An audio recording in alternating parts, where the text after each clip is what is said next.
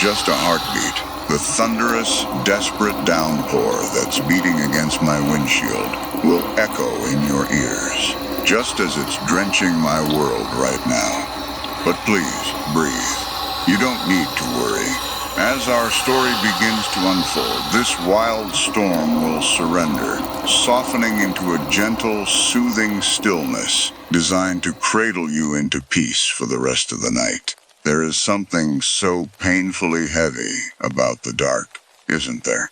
The night has a cruel, quiet way of amplifying our deepest anxieties, taking every tiny, lingering ache and making it feel agonizingly fragile under the cover of shadow.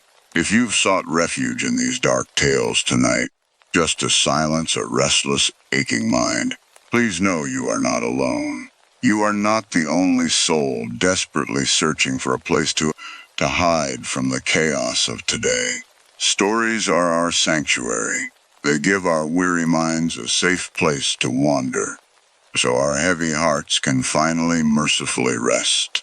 I'm Deb, and this is Shadowed Slumber. Before we step any deeper into the shadows together, please take a fleeting second to subscribe, leave a like, and share your story in the comments. I'd love to know what brought your tired heart here tonight. Truly, your support means the absolute world to this channel. You are safe now. You are warm, cherished, and protected right where you are. Now, close your eyes and let yourself softly drift away as the tale unfolds. Before you close your eyes tonight, this one comes from a woman who spent 11 years opening a bridge for boats, and one night learned it had been opening for something else the whole time. She asked me to just call it what she calls it. I ran the Corliss Street swing bridge for 11 years before I understood it wasn't only mine to run. It's a small bridge, if you've never seen one like it. Not the kind that lifts straight up on towers, the kind you see in postcards. A swing bridge pivots, one long steel span turning on a central pier like a gate, opening a channel wide enough for a fishing boat or a lobster tender to pass through, then swinging back to lock with the roadway on either side. Corliss Street's version was built in 1911 to connect the mainland to Averley Point, which back then was mostly net menders and boat sheds and about 40 houses, and by the time I got the job it was still mostly that, plus a marina, plus the ferry dock where Denise Fahey ran the 615 and the 940 back and forth to the mainland for the people who worked jobs Averley Point didn't have. I got hired at 26 because I'd grown up 3 streets from the bridge house, and I could read a tide table before I could drive. And because the previous tender, a man named Alton Rook, had a stroke in his sleep and never came back to work. And the town needed somebody who already knew the schedule cold. I took the overnight shift because it paid better and because I liked the quiet of it. 11 at night to 7 in the morning, mostly nothing happening, a handful of boats moving through on the tide. Homework to do back when I was finishing my associate's degree by mail, and later, once Milo started coming, homework to help with instead. Milo was Denise Fahey's son. He was 8 when he started showing up, sitting on the bench inside the bridge house with a backpack and a thermos of hot chocolate his mother packed him, waiting out the 3 hours between when his after-school sitter's shift ended and when his mother's ferry brought her home on the 940. Denise worked days on the mainland, and the last ferry back didn't run until 9:40, and the sitter couldn't stay past 6. So for 3 hours, 4 nights a week, Milo did his homework in my bridge house instead of an empty apartment. And I liked having him there. He was quiet and a little strange in the specific way smart, lonely kids are strange, and he liked numbers, and he liked my bridge log, and somewhere around the third or fourth month he started keeping his own count in the margins of his math homework. How many times I'd opened the span that shift, what boat, what time. He called it his other homework. I never told him to stop. That's the ordinary part. I want you to have that first, because everything after it happened inside that same ordinary shape. The same bench, the same thermos, the same 940 ferry. And I think that's part of what made it so hard to see coming. Nothing about it looked like a different kind of night. It looked exactly like every night I'd already had 400 times. The first thing I noticed, and the thing I noticed least, was the counter. The bridge house has an electromechanical counter mounted above the control panel, original to a 1962 hydraulic retrofit. It ticks forward by 1 digit every time the span completes a full open and close cycle. And once a year, the Harbor Authority comes and reads it for their maintenance logs. It had always stuck a little on the rollover from 9 to 0. A half-second hesitation before the wheel caught, and I'd gotten into the habit of tapping the housing with 2 fingers to settle it. The same reflexive gesture you'd use to get a stuck elevator button to commit. I'd been doing that tap for years. I didn't think about it any more than I thought about breathing. What I started to notice sometime that October was that some mornings the number was 1 higher than it should have been. I kept a manual log, too. Every tender does, alongside the mechanical counter. Because the counter can't tell you why a boat came through. Just that one did. I'd log the boat name, the time sometimes, the captain if I knew them. And there were nights, maybe once a week at first, where my manual log had 6 entries, and the mechanical counter read 7. My first thought was corrosion. It's a coastal steel bridge over salt water, and everything electrical on it eventually pays a tax to the salt air. Relays pit, contacts arc, a counter solenoid can double fire on a bad connection, and nobody notices for years, because who checks a number that only goes up? I mentioned it to the Harbor Authority's maintenance contractor, a guy named Perry Dunmore, who'd serviced that bridge for 20 years. And he nodded like I'd told him the sun had come up, said salt does that to everything eventually, and scheduled a relay swap for the following month. I believed him. It was a good, boring, mechanical answer, and boring answers are the ones that are usually true. Then the relay got replaced in November. Brand new part. Perry signed off on it himself, and the count was still coming up wrong 2 weeks later. I want to be honest about how long it took me to actually worry about it, because I think that's the part people skip when they tell a story like this. They make themselves sound sharper than they were. I didn't worry. I was irritated. A wrong number on a bridge counter is an annoyance, a thing you write a memo about, not a thing that keeps you up at night, especially when the alternative, that something was opening a several 100-ton steel bridge without me, was so plainly impossible that my mind didn't even offer it up as a real option. I assumed a second bad relay. I assumed my own log had an error in it. Some night I'd forgotten to write down a boat, because Milo needed help with a fraction, and I'd let the entry slide. I assumed anything human-shaped before I assumed anything else. What actually made me pay attention wasn't the number. It was the smell. Averley Point sits over a mud flat that goes nearly dry at low tide, and every tender who's worked there will tell you the same thing. The smell off that mud at low water is distinctive. A low, sulfurous green-black smell, and it's strongest right around the tide's lowest point and fades as the water comes back in. I'd smelled it thousands of times. What started happening? That same October, on the nights the counter came up wrong, was that the smell would come up strong at 2 in the morning, regardless of where the actual tide was running. Sometimes at full high water, when there should have been nothing on that flat but 8 feet of clean channel, and it would sit there in the bridge house for maybe 10 minutes, and then go, like a window had opened somewhere and shut again.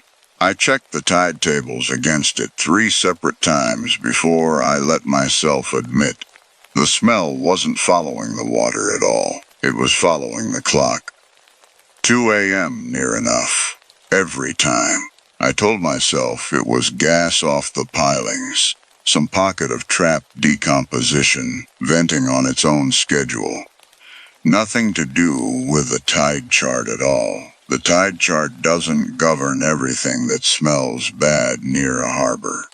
And that held up for a while too. The way a reasonable sounding wrong answer will hold up right until you run out of new evidence for it to explain away. I didn't tell Milo about any of it. There wasn't anything to tell. A counter with a bad relay. A smell with a bad explanation. Nothing a kid needed cluttering up his homework time.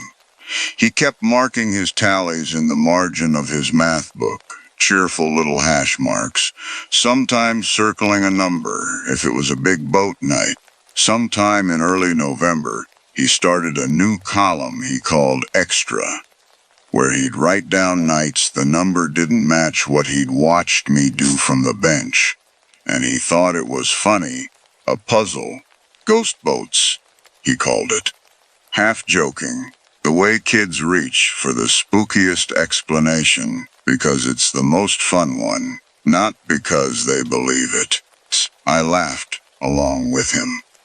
I want that on the record, because it matters later that I let an 8-year-old name the thing before I would let myself. The groove on the railing I'd noticed for years without noticing it.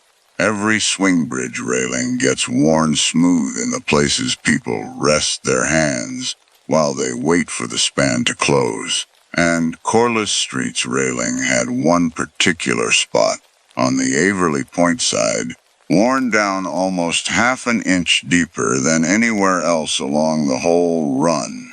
A shallow, hand-shaped dish in the paint and the steel beneath it, at a height that hit an adult somewhere around the ribs, but hit Milo at 8, right at chest height, like it had been made for someone his size.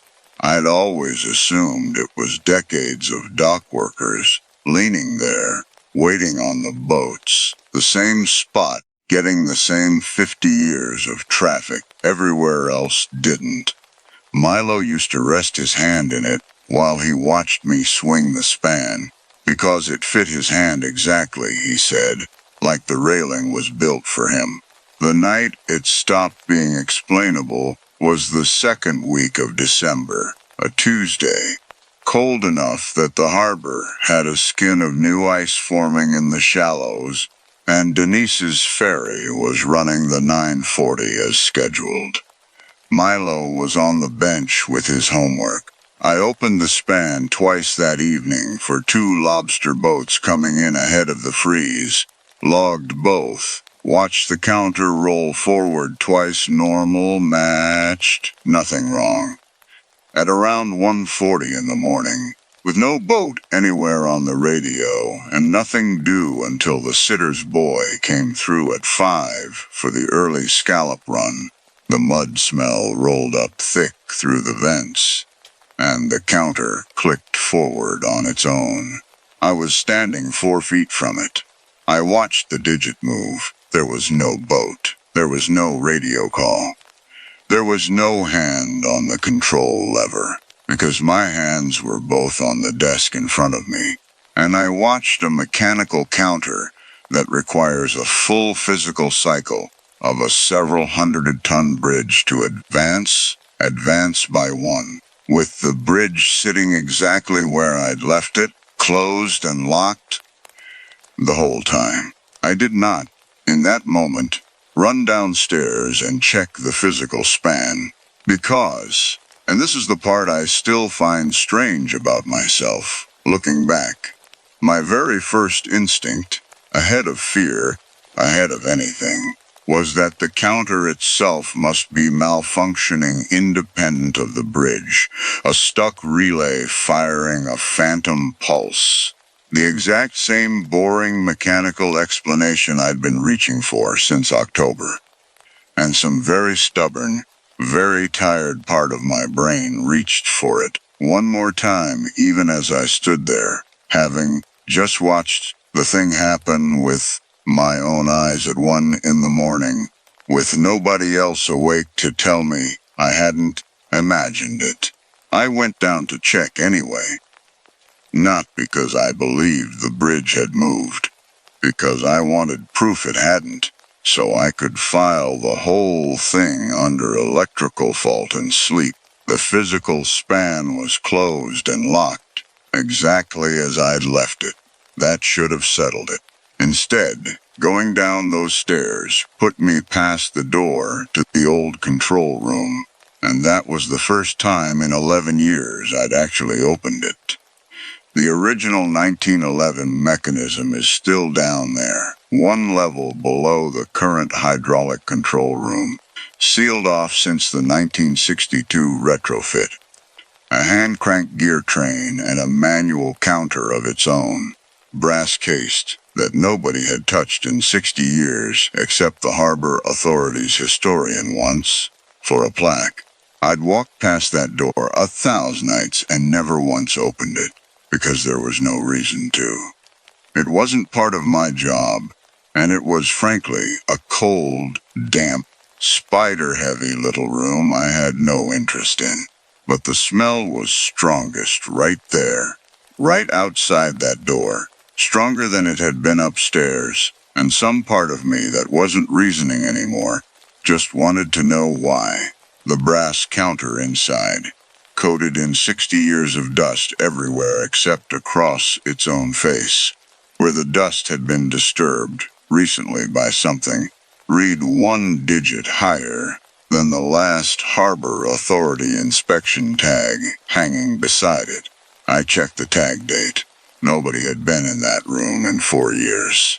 There was a log book down there, too, on a shelf built into the wall, leather-bound, water-damaged along one edge, the kind that predates the manual log I kept upstairs by decades. I didn't read it that night.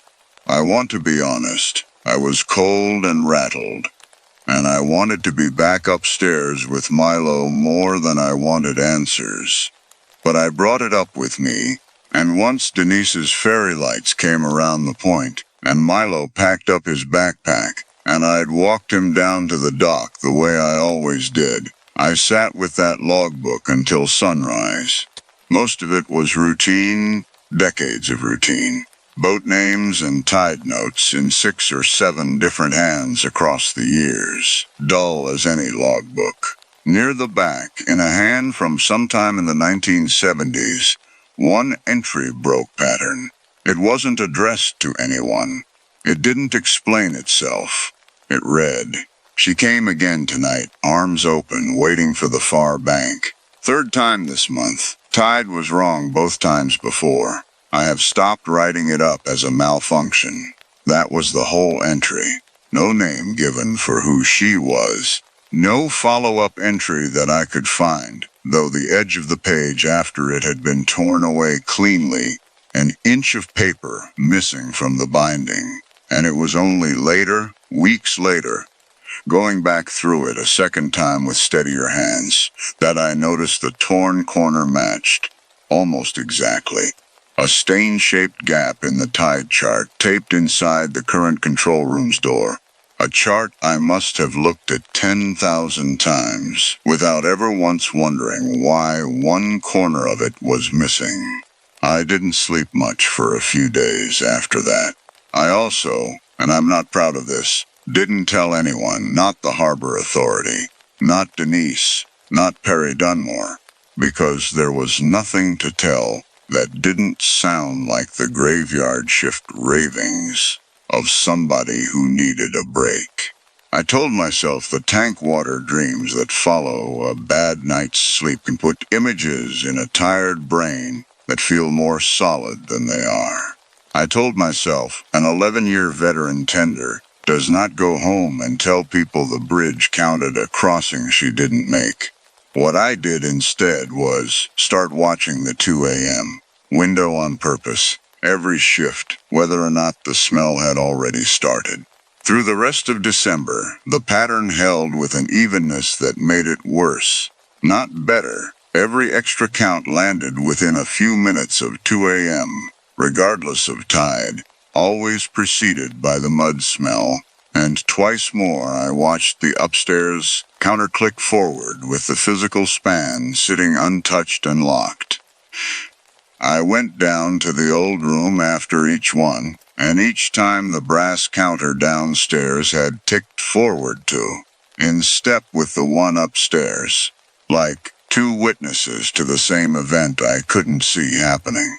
I started keeping my own private log of it, separate from the official one, dates and times and nothing else, because writing a thing down is still the closest I know how to get to feeling like I have some hold on it. Milo noticed I'd started acting differently before I noticed I was doing it.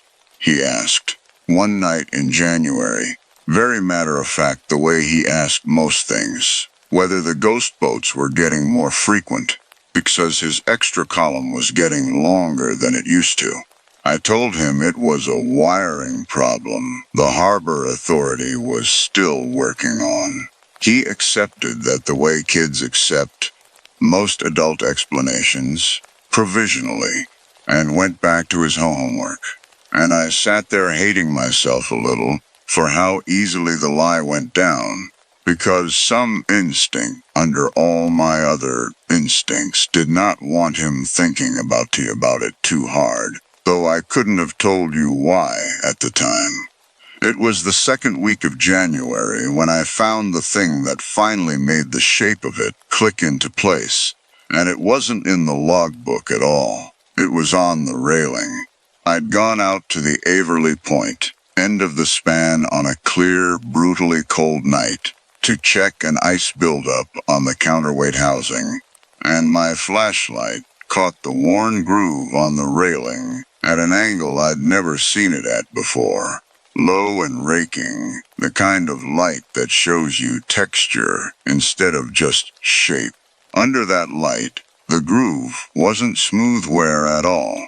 It was 5 distinct, overlapping handprints, pressed into the old paint layer beneath decades of newer paint, each one slightly different in size, as if the same spot had been gripped hard by different hands across different years, always at that same chest height, always facing the same direction, out toward the far bank, toward the mainland side, the direction the span opens away from. I stood there a long time doing the arithmetic I didn't want to do. Alton Rook had run that bridge for over 30 years before me. Before him, records only went back so far, but the logbook downstairs went back to 1911. 11 years, 30-some years, and however many tenders before that. A chest-height groove worn into a railing facing the far bank would have to have been made by someone standing there, gripping it over and over for a very long time. Or by several someones over a very long time, standing in the exact same place. I went back through the old logbook a third time that week, slower, and found 2 more short, unexplained entries in 2 different older hands. Decades apart, both using almost the same words. Arms open, waiting, once even facing the water instead of facing the bank.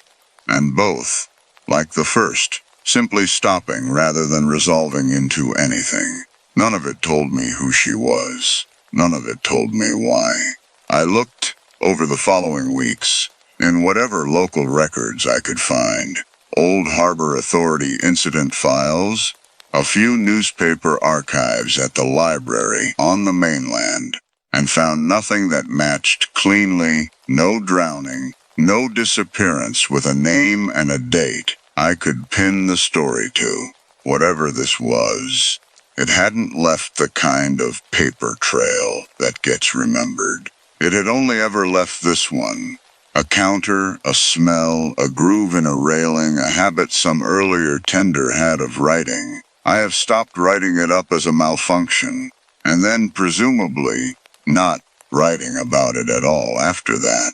I don't know why she comes. I don't know if she's waiting to reach the far bank, or waiting for the bridge to open the way it opens for a boat, or something else entirely that doesn't map onto either of those.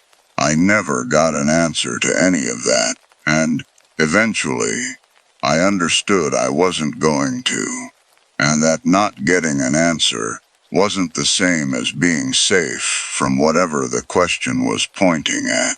What I did understand slowly, with a kind of dread that built rather than struck, was the shape of the 2 a.m. window itself. It wasn't random. Extra counts didn't happen on nights I opened the bridge 0 times, or 4 times. They happened, almost without exception, on nights I'd open the span an odd number of times before 2 a.m. 3 boats, not 2, 5, not 4, as if something was tracking the running total and correcting it. Evening and unevenness only it could see, adding its own crossing to bring the tally back to whatever number it needed the night to land on. The last Tuesday in January, I'd logged 3 boats by 1:30. Denise's ferry was running late. Mainland fog, 20 extra minutes on the crossing, which happened maybe twice a winter, and never bothered anyone. And Milo was still on the bench at 1:45, tired, half asleep over his homework, waiting on a ferry that for once wasn't going to make the 9:40.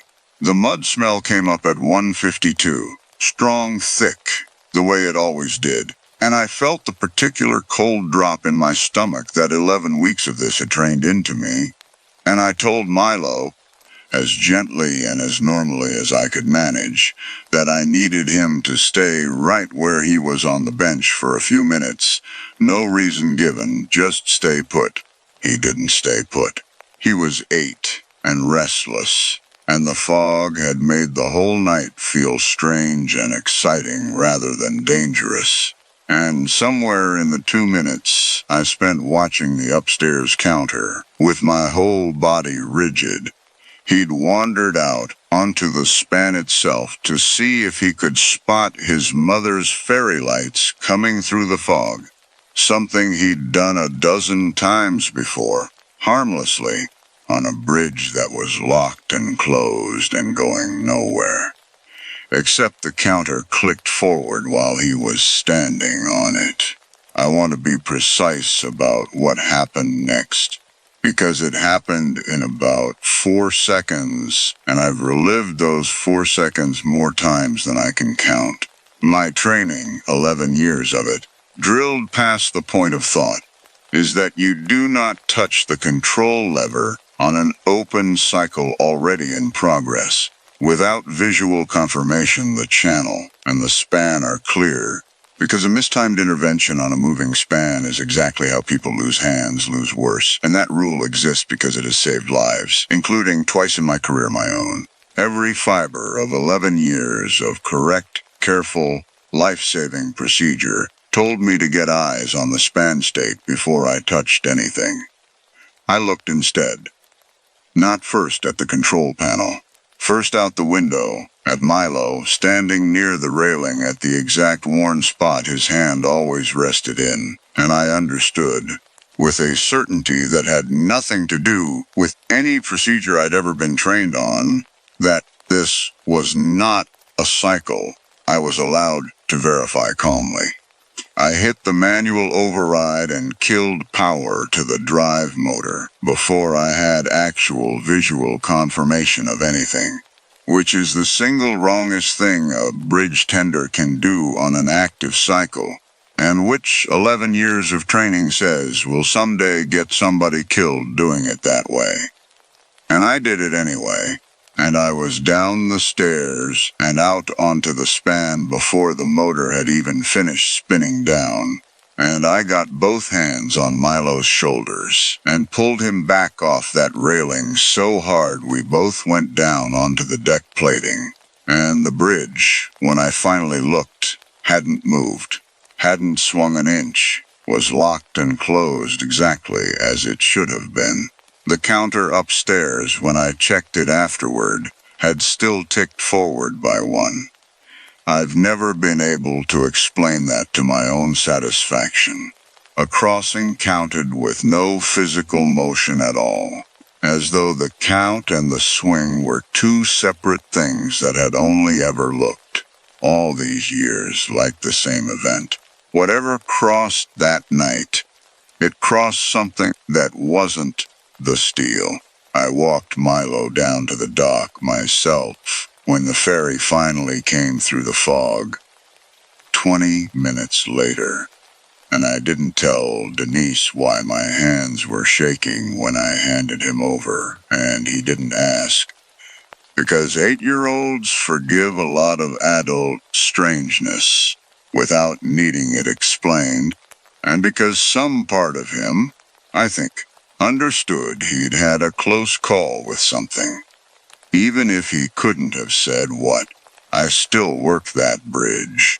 I never told the harbor authority, never told Perry, never told anyone who'd have had a reasonable professional obligation to write it up as something other than faulty wiring, because I genuinely don't know what I'd be reporting, and because some instinct in me, the same one that kept an 8-year-old's homework margins from ever holding the real shape of what extra meant, didn't want it written down anywhere it could be, found and followed by somebody else the way I'd found and followed that old logbook. Milo's 12 now, too old for the bench most nights, but I still walk down to meet the 940 myself, instead of trusting the bridge to hold while I wait. And I've never told his mother why, and some nights, not often, not on any schedule I've been able to chart the way I once charted a smell against a tide table. I hear the old brass counter downstairs click forward once, on its own, in a room nobody else has any reason to enter, and I don't go check it anymore. I already know what it'll say. I just don't go down and confirm the number.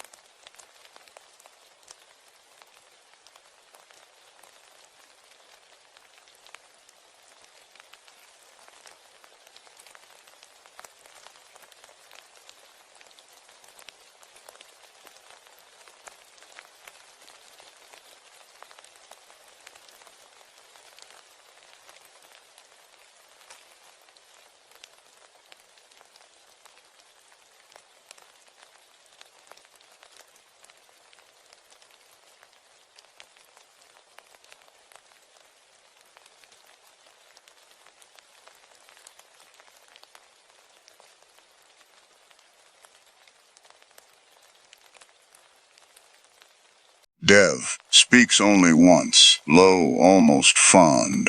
Get comfortable. Close your eyes. What follows are true, and none of them are finished. Story 1. I tuned pianos for 11 years before I ever touched the one at Camp Kittatuck. And I want to say up front that nothing about the instrument itself was wrong. It was a 1962 Baldwin upright, donated sometime in the 70s, kept in the dining hall, where 300 kids ate breakfast every summer.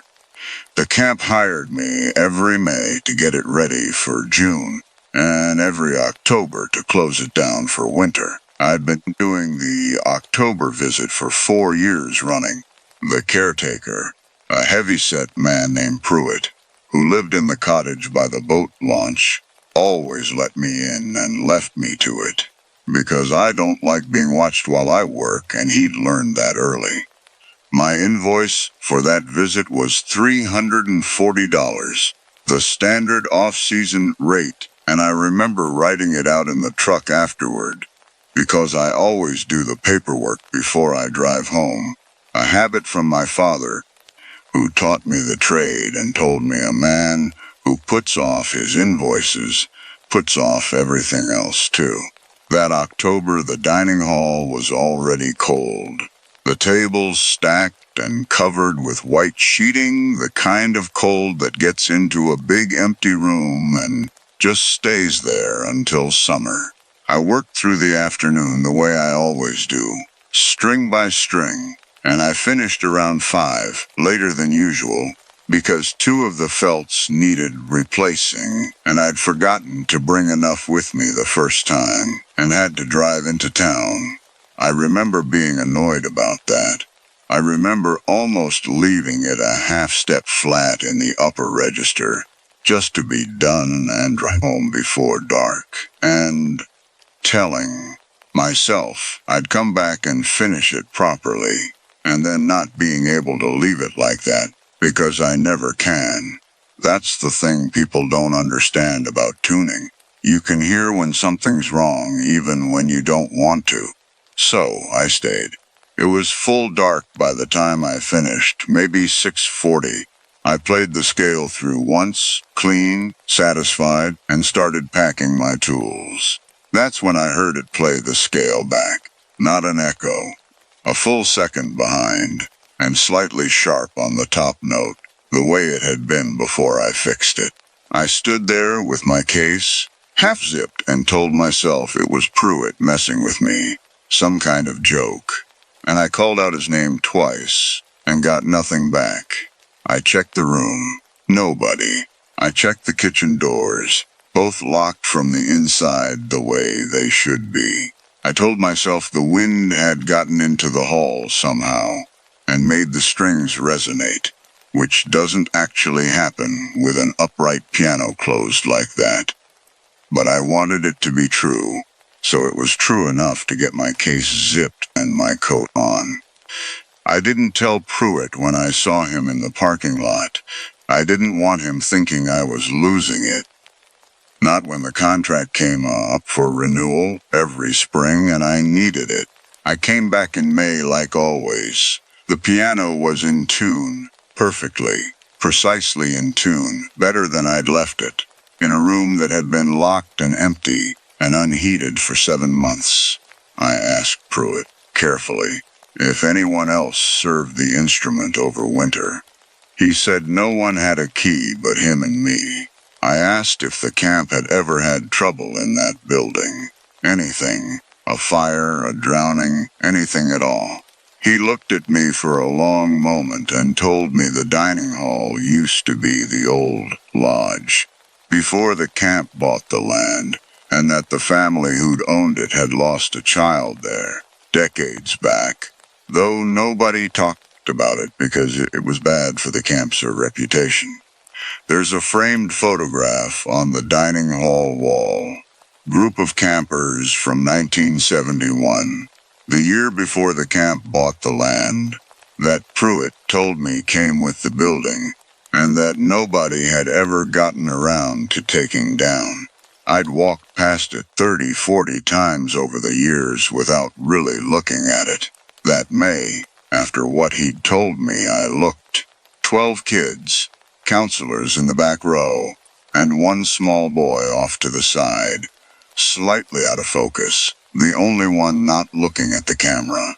I asked Pruitt if he knew which one it was. He said he didn't know, and didn't want to know, and asked me please not to bring it up again. I didn't. But I noticed that August, when I came through for a mid-season check I don't normally do. A key had stuck, nothing more. An easy fix. That the photograph had been moved 4 inches to the left on the wall, the nail hole from its old position still visible, dust outline still showing where the frame used to sit. Pruitt swore he hadn't touched it. Neither had the summer staff, who wouldn't have known or cared to. I still tune that piano every May and every October.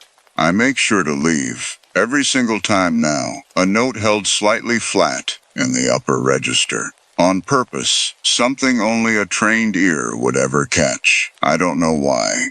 I just know I don't want it perfect when I'm not the one who left it that way, and I don't look at that photograph anymore. Not directly, not even when I know exactly where on the wall it's hanging.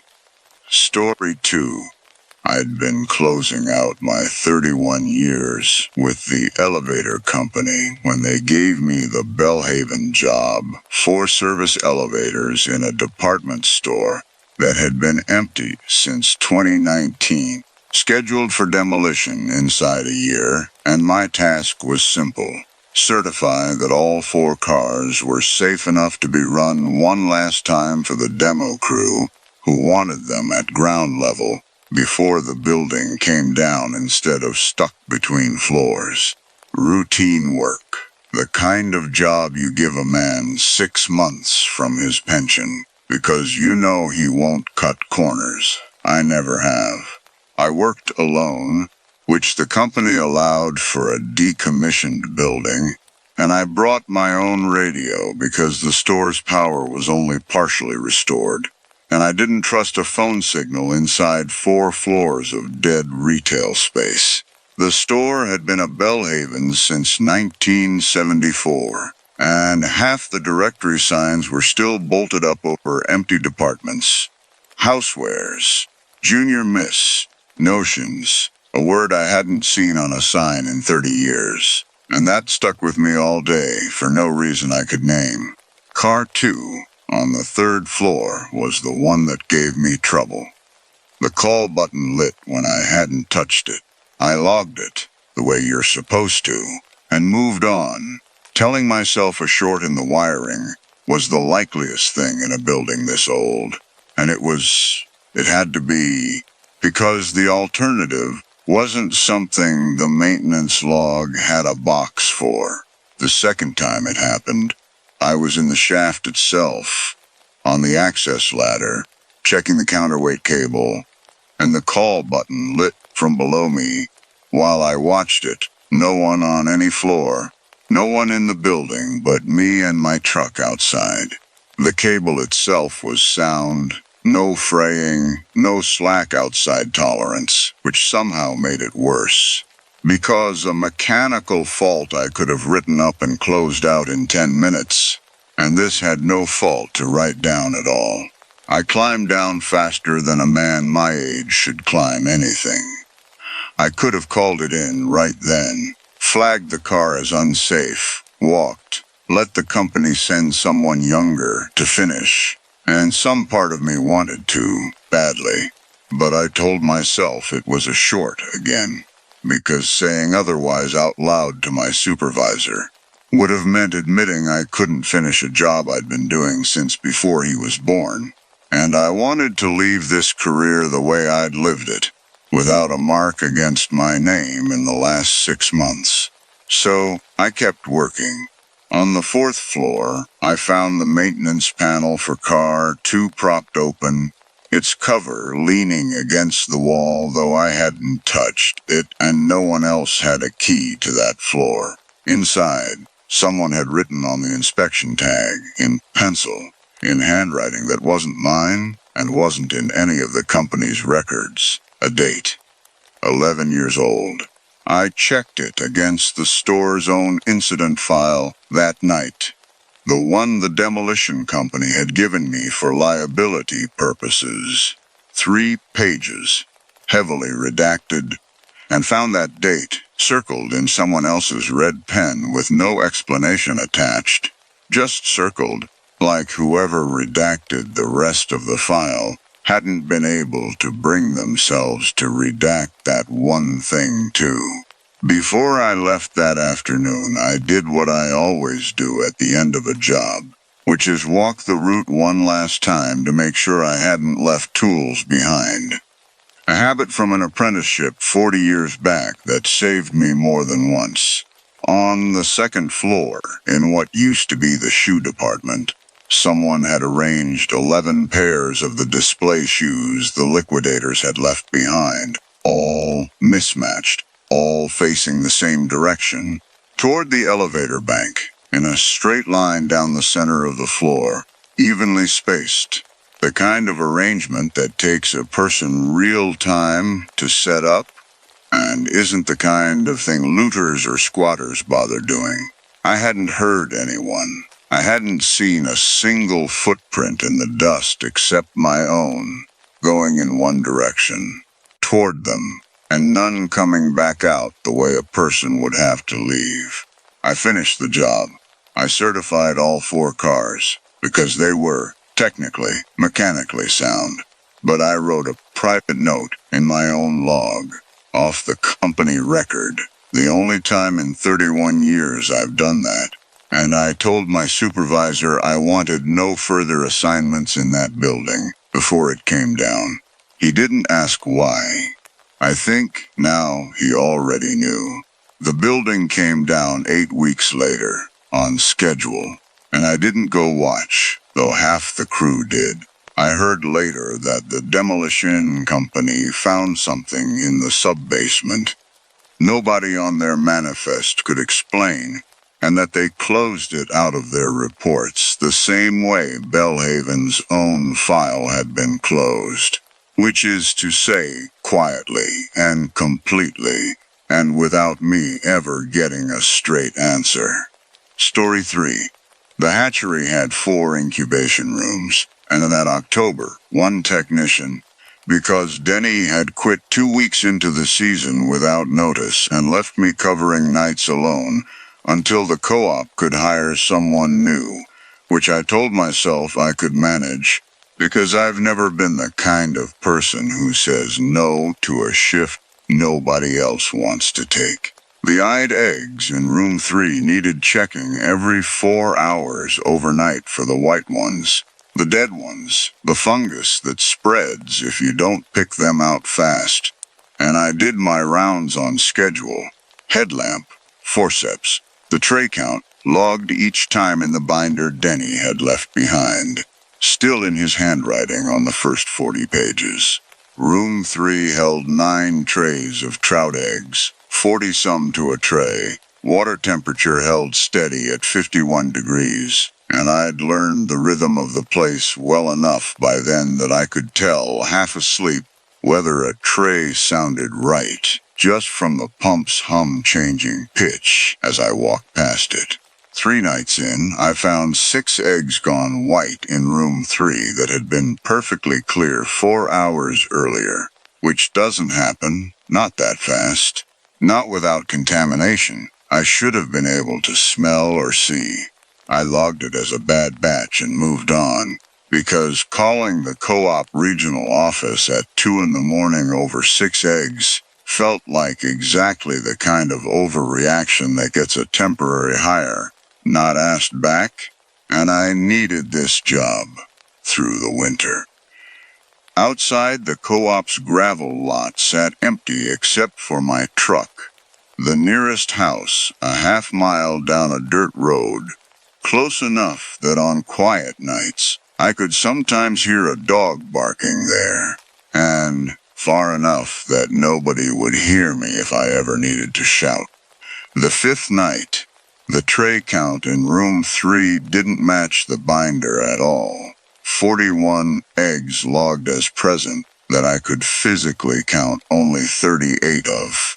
In a locked room I held the only key to.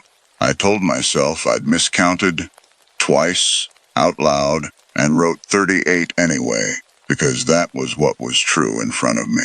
On the seventh night, I found Denny's handwriting on a page I hadn't turned to yet, 3 weeks ahead of where the binder should have been. A tray count for a night that hadn't happened yet, in numbers that matched exactly what I would count 4 hours later.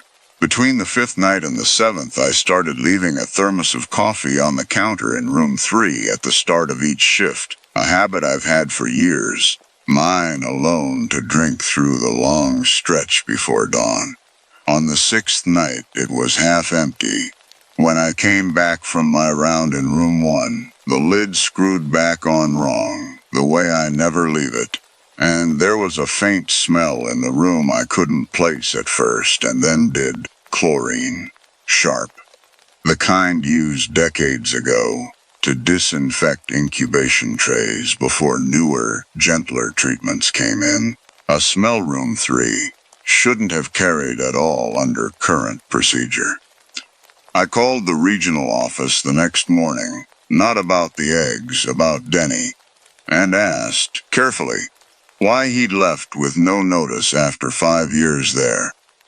The woman on the phone went quiet for long enough that I understood the co-op had asked its staff not to discuss it, and then she said only that room 3 had a documented contamination event in 2003, before her time, and that Denny's grandfather had worked the hatchery back then too. She wouldn't say what the contamination had been, only that the co-op had lost the entire broodstock that year and rebuilt from eggs shipped in from a hatchery 2 states over, and that Denny's grandfather had been the one to find them and had never worked another overnight shift in room 3 again for the rest of his career. I still work the night shift. I've stopped reading ahead in the binder. Some pages now I turn to and simply don't write anything at all, because there are numbers already there in ink I recognize as my own from nights I haven't had yet. Story 4. I picked up the overnight shift at the county dispatch center because Marlene's mother was in the hospital and somebody had to cover, and 13 years on console had taught me to trust what I heard on a line more than what a caller told me, which is a good instinct for the job, and a bad one for a night like the one we had that November, 60-mile winds, and half the county's cell towers down, calls dropping mid-sentence. Dispatchers doubled up on every console because we were short-staffed the way we'd been short-staffed for 2 budget cycles running. By midnight, we'd already logged 41 calls, down trees mostly, 1 structure fire out past the mill, and I'd fallen into the rhythm you get on a bad night, headset sweat damp, coffee gone cold twice. The kind of night where you stop hearing your own voice as separate from the job. Around 1 a.m., I took a call from a woman on Route 9 saying someone was in her house, and behind her, faint, I heard what sounded like her own voice, calmer, further from the phone, saying the exact same words she was saying to me, a half-second delayed, like a bad recording playing under the real one.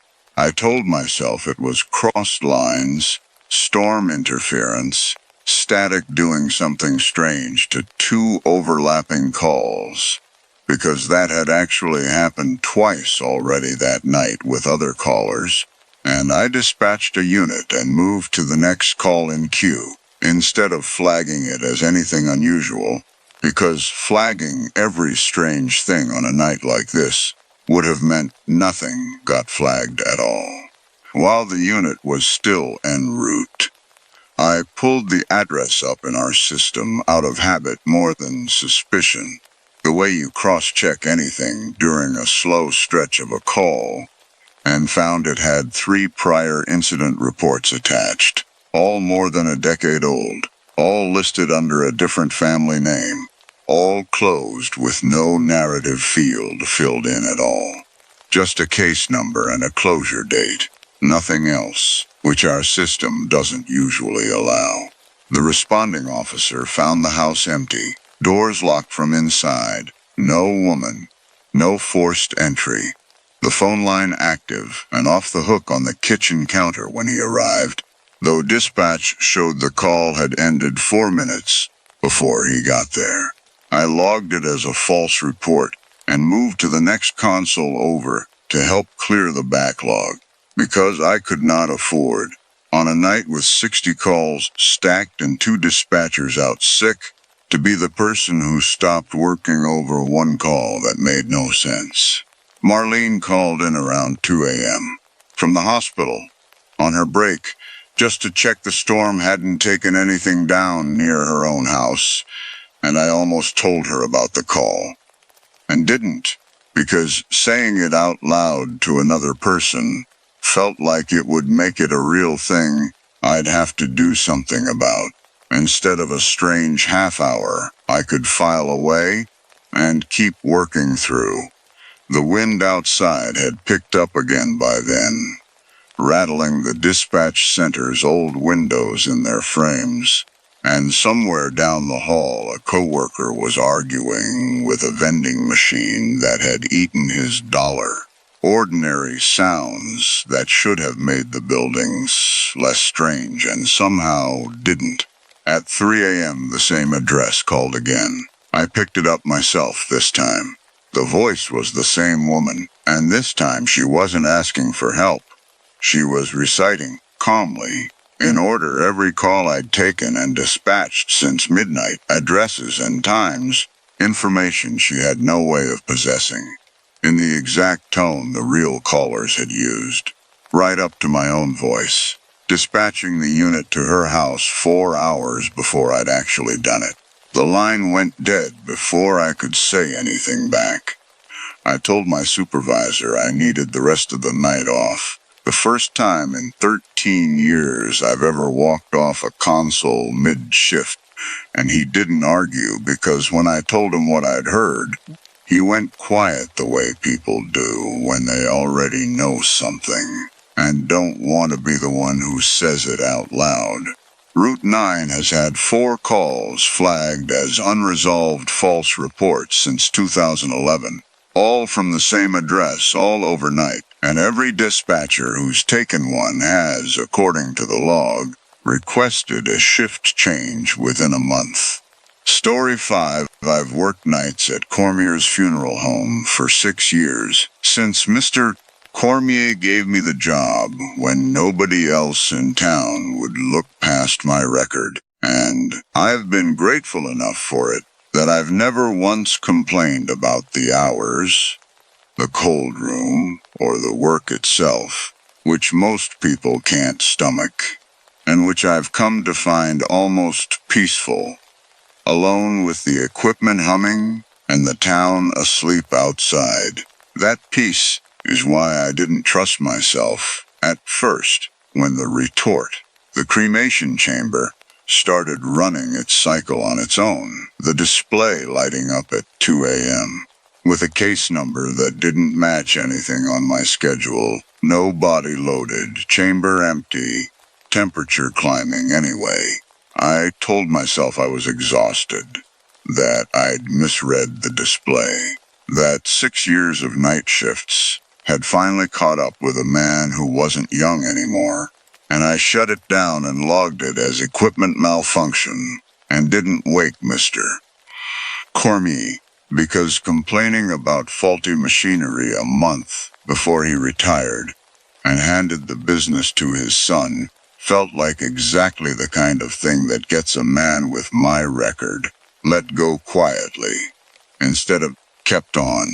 The second time it happened, I did something I'm not proud of, which is that I went looking quietly through the storage room where unclaimed remains are kept, container by container, checking labels against the case number on the display, telling myself I was only being thorough, not admitting to myself what I was actually hoping I wouldn't find.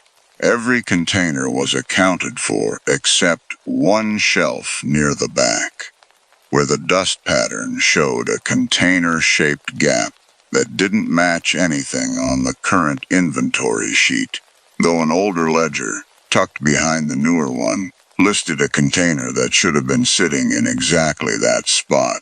It happened 4 more times over 2 weeks, always the same case number, a number I finally looked up in the logbooks going back before my time and found attached to a name, a young man, cremated in 1998, whose family had never come to collect the remains which, by law and by Mr. Cormier's own account, were still somewhere on the property, unclaimed, 26 years later. I asked him about it directly, the only time in 6 years I've pushed him on anything, and he told me, quietly, that the family had asked him never to speak of the circumstances, and that he'd honored that for a quarter of a century, and intended to keep honoring it even now, with his son about to take over a business built partly on things left unsaid. He looked older telling me that than I'd ever seen him look, and he asked me, quietly, please, not to bring it up again. And I haven't, not once. Not even the night his son found me, standing in the cold room at 3 in the morning and asked, gently, if I was all right. I stopped fighting the display after that. When it lights up now with that case number, I don't shut it down anymore. I stand in the cold room, and I watch the temperature climb on an empty chamber until it finishes its cycle on its own. And I sign the log the way I sign every other cycle, because some nights the only decent thing a man in my position can do is bear witness to a thing nobody else will name, and go home, and come back the next night, and do it again. My wife asks sometimes why I still take the night shift after everything, why I don't ask Mr. Cormier's son for days instead now that he's running things, and I tell her the truth, which is that I don't think the shift would let me go even if I asked. Not until whatever's owed on that shelf near the back gets paid. And I'd rather be the one standing there when it does than leave that to somebody who wouldn't understand what they were looking at. Hey, still up. I figured you would be. This is Deb. Let's get into it. Mara Voss found the first wrong face on a Tuesday in a glass plate negative dated November of 1911, and she almost didn't stop scrolling past it. Almost. The woman in the photograph was standing at the back of a parlor full of mourners, veil pulled down over her face, hands folded in front of her the way you'd fold them at a funeral. Nothing strange about that. What was strange was that Mara had scanned this exact pose 4 negatives ago, in a sitting dated 1974, different family, different casket, different room in the same building. She was 11 days into a 30-day contract with the Innsmere Historical Society, digitizing the photographic archive of Cassidy and Son's funeral parlor before the building went to a demolition crew in the spring. 11 years she'd worked with glass plate negatives, cracked ones, silvered ones, plates so fogged with age you had to guess at what they'd once shown. And in that time, she had trained herself out of jumping at coincidence. Faces repeated, veils repeated. Grief had a uniform, and photographers photographed it the same way for 100 years running. She pulled the 2 plates up side by side on her monitor anyway, because that was the kind of archivist she was.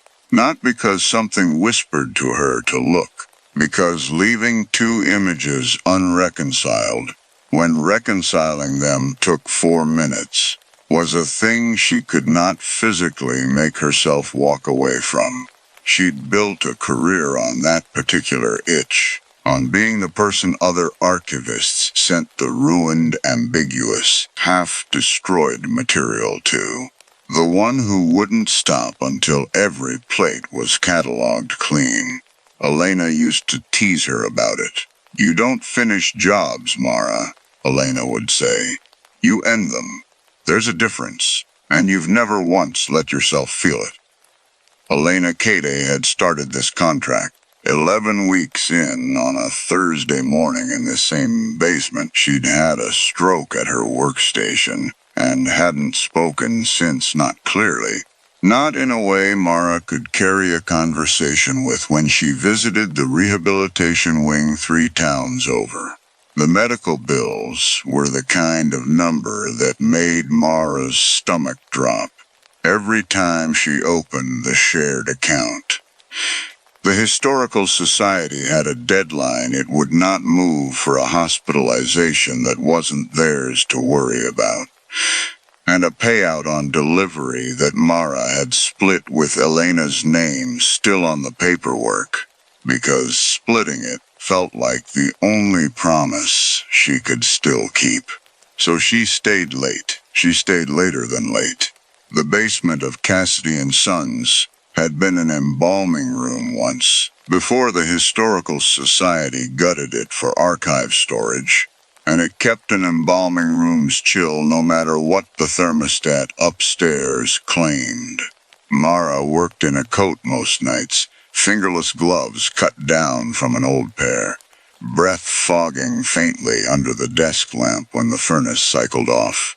The pipes clicked when the heat came back, a sound like knuckles rapping tile, and she'd stopped noticing it around day 4. At 11 days in, at nearly 1 in the morning, she zoomed in on the Veiled Woman in 1911 and the Veiled Woman in 1974, and found that they were, pixel for pixel, wearing the same dress, same collar, same button count, same odd puckering at the left shoulder where the fabric had been taken in by hand. She logged it as a costume anomaly, reused mourning attire, possible funeral home rental stock, note for provenance file, because that was a real thing photo archives sometimes turned up. Families too poor to buy black, borrowing from a drawer the parlor kept for exactly that purpose. She photographed her own monitor for her working notes, propping her phone against the desk lamp and snapping the shot without really thinking about it. The same reflex she'd repeated 10,000 times across 11 years. Documentation was not optional. Documentation was the whole job. If you didn't record the anomaly the moment you saw it, you'd second guess whether you'd seen it at all by morning. And Mara had learned a long time ago not to trust her morning self over her 1 a.m. self on matters like this. She went back through the archive with a reused costume theory in her head, expecting to find the Veiled Woman 2 or 3 more times, tops. She found her in 19 sittings.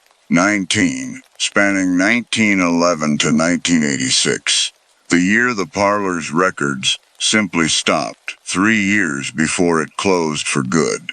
Different families, different rooms, the same still hands folded the same exact way in every frame, as though the pose had been taught rather than assumed.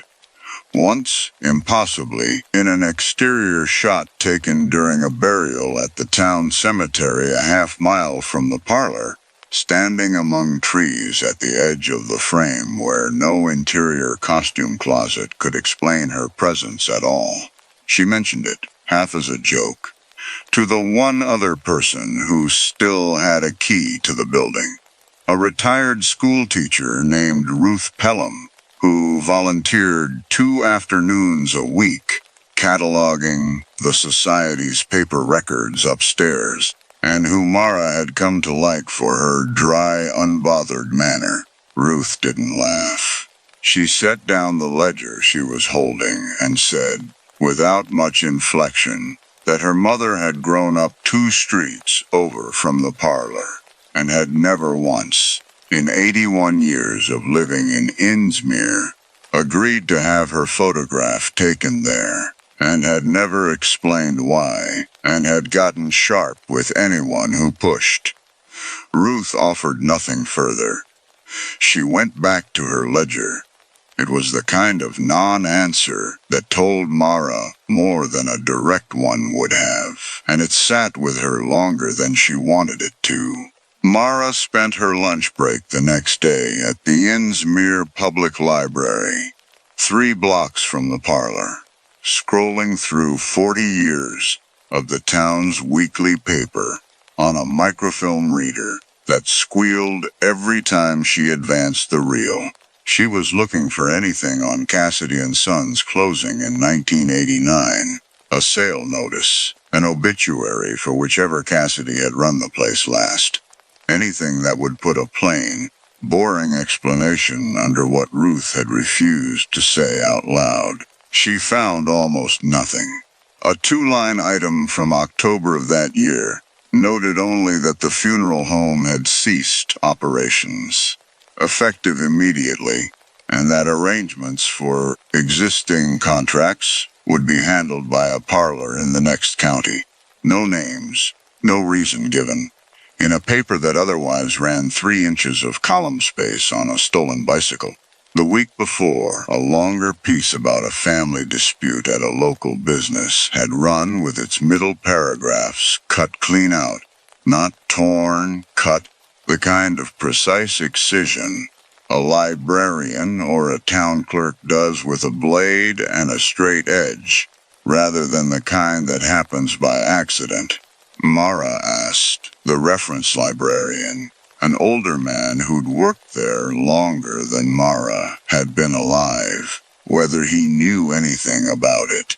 He looked at the real number on her printout for a long moment before he told her, without quite meeting her eyes, that some of the town's older microfilm had gotten damaged in a basement flood years back, and that was likely all it was. He did not ask which parlor she meant. She hadn't told him. The cabinet turned up on day 14. It was in the corner behind a shelf of client ledgers. She hadn't needed to move until then. A squat oak thing with a keyed lock, long since rusted solid. And when she finally forced it with a screwdriver from the parlor's old maintenance kit, she found 11 glass plates inside, wrapped in tissue gone the color of weak tea, brittle enough that one corner crumbled at her touch. Undeveloped, every one of them, in a building where every other plate had been developed and printed decades ago, and catalogued into the parlor's own records.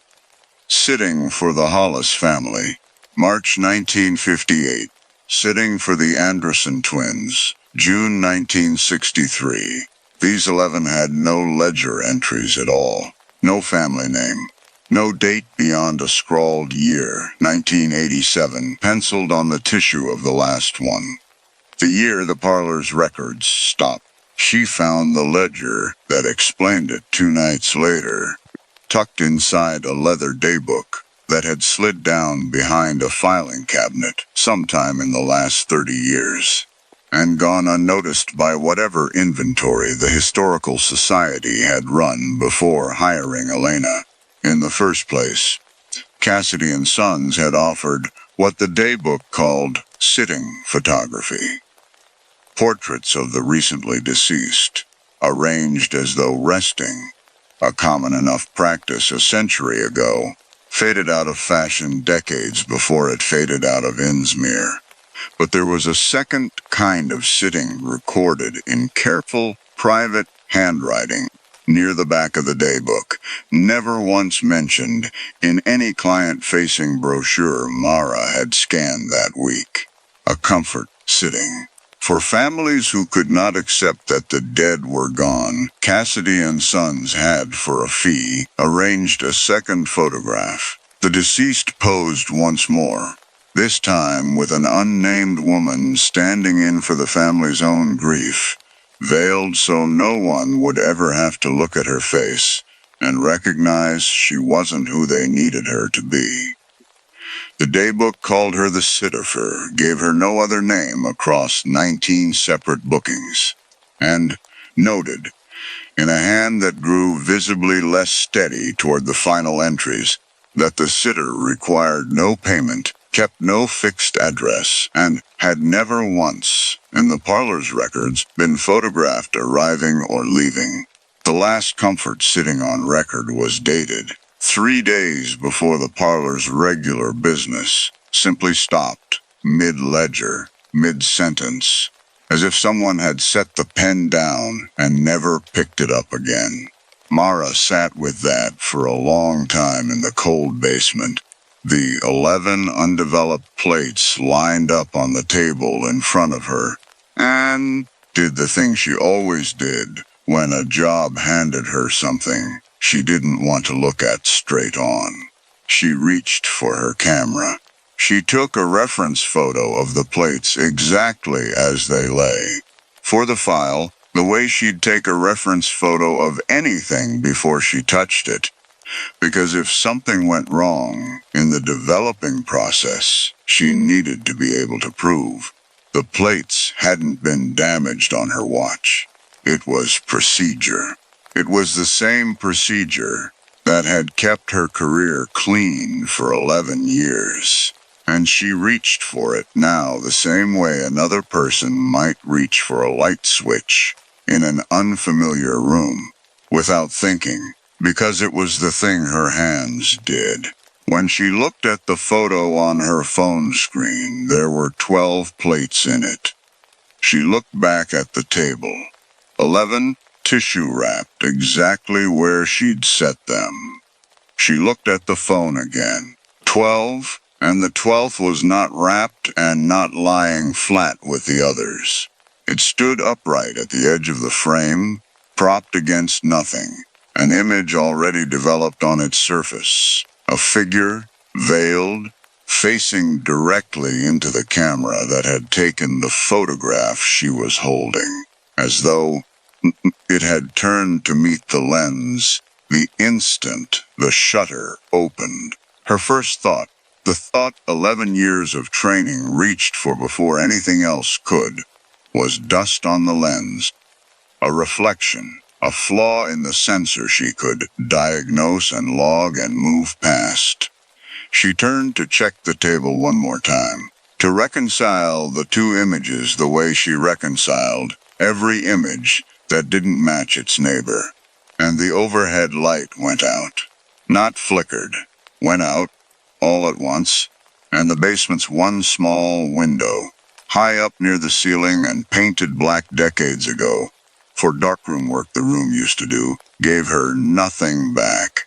She had a flashlight in her bag out of habit, old buildings and old wiring being what they were, and she got it into her hand and swept it across the table before her mind had fully caught up with what her hands were doing.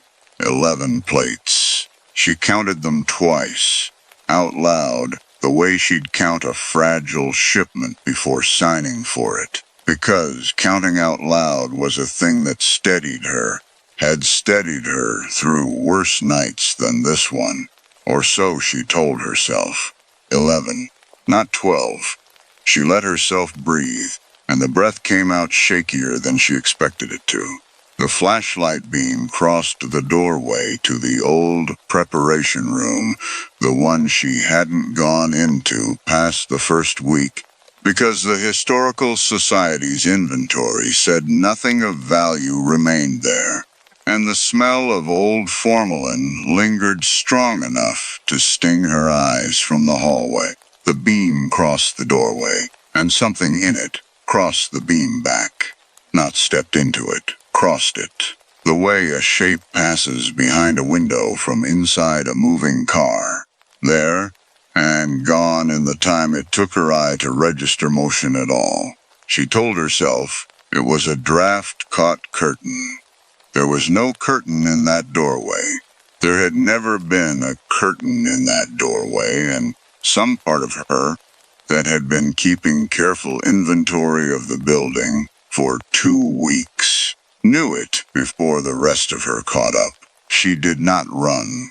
This was, she would think about later, the detail she couldn't forgive herself for. The thing 11 years of professional discipline had trained so deep into her that even here, it fired before fear could. She raised her phone and photographed the empty doorway, because if something had moved there, she needed the frame. She needed proof, one way or the other. She could not let an unresolved image sit in her own head unreconciled any more than she could let one sit unreconciled in an archive. And some stubborn, exhausted part of her still believed, even now, that a clear photograph would settle this, the way a clear photograph settled everything else in her working life. The photograph showed the doorway, empty, exactly as her eyes told her it was, and standing directly behind her own shoulder, close enough that in a normal photograph, you would have felt breath on your neck at that range, was the veiled woman, turned not toward the camera this time, but toward Mara, close enough that the weave of the veil was visible, a fine dark mesh, and beneath it, Mara made herself look at the screen for exactly as long as it took to understand there was no face doing the looking back. Not darkness, not disfigurement, simply nothing arranged in the shape a face should occupy. The way a name on a form gets left blank because no one thought to fill it in. She spun around. The room behind her was empty. The flashlight beam swept it twice and found nothing but shelving, ledgers, the closed cabinet, the 11 plates on the table exactly as she'd left them, and the preparation room doorway standing dark and still and entirely unremarkable, the kind of ordinary that felt, in that moment, like the worst thing in the room. She thought, with the particular clarity that comes right before a person does something they will not be able to explain afterward, about the daybook entry, about a woman who stood in for grief, because grief could not stand to look at absence directly, about 100 years of families who needed someone, anyone, filling a shape in a photograph, so the shape of what was missing didn't have to be looked at head on.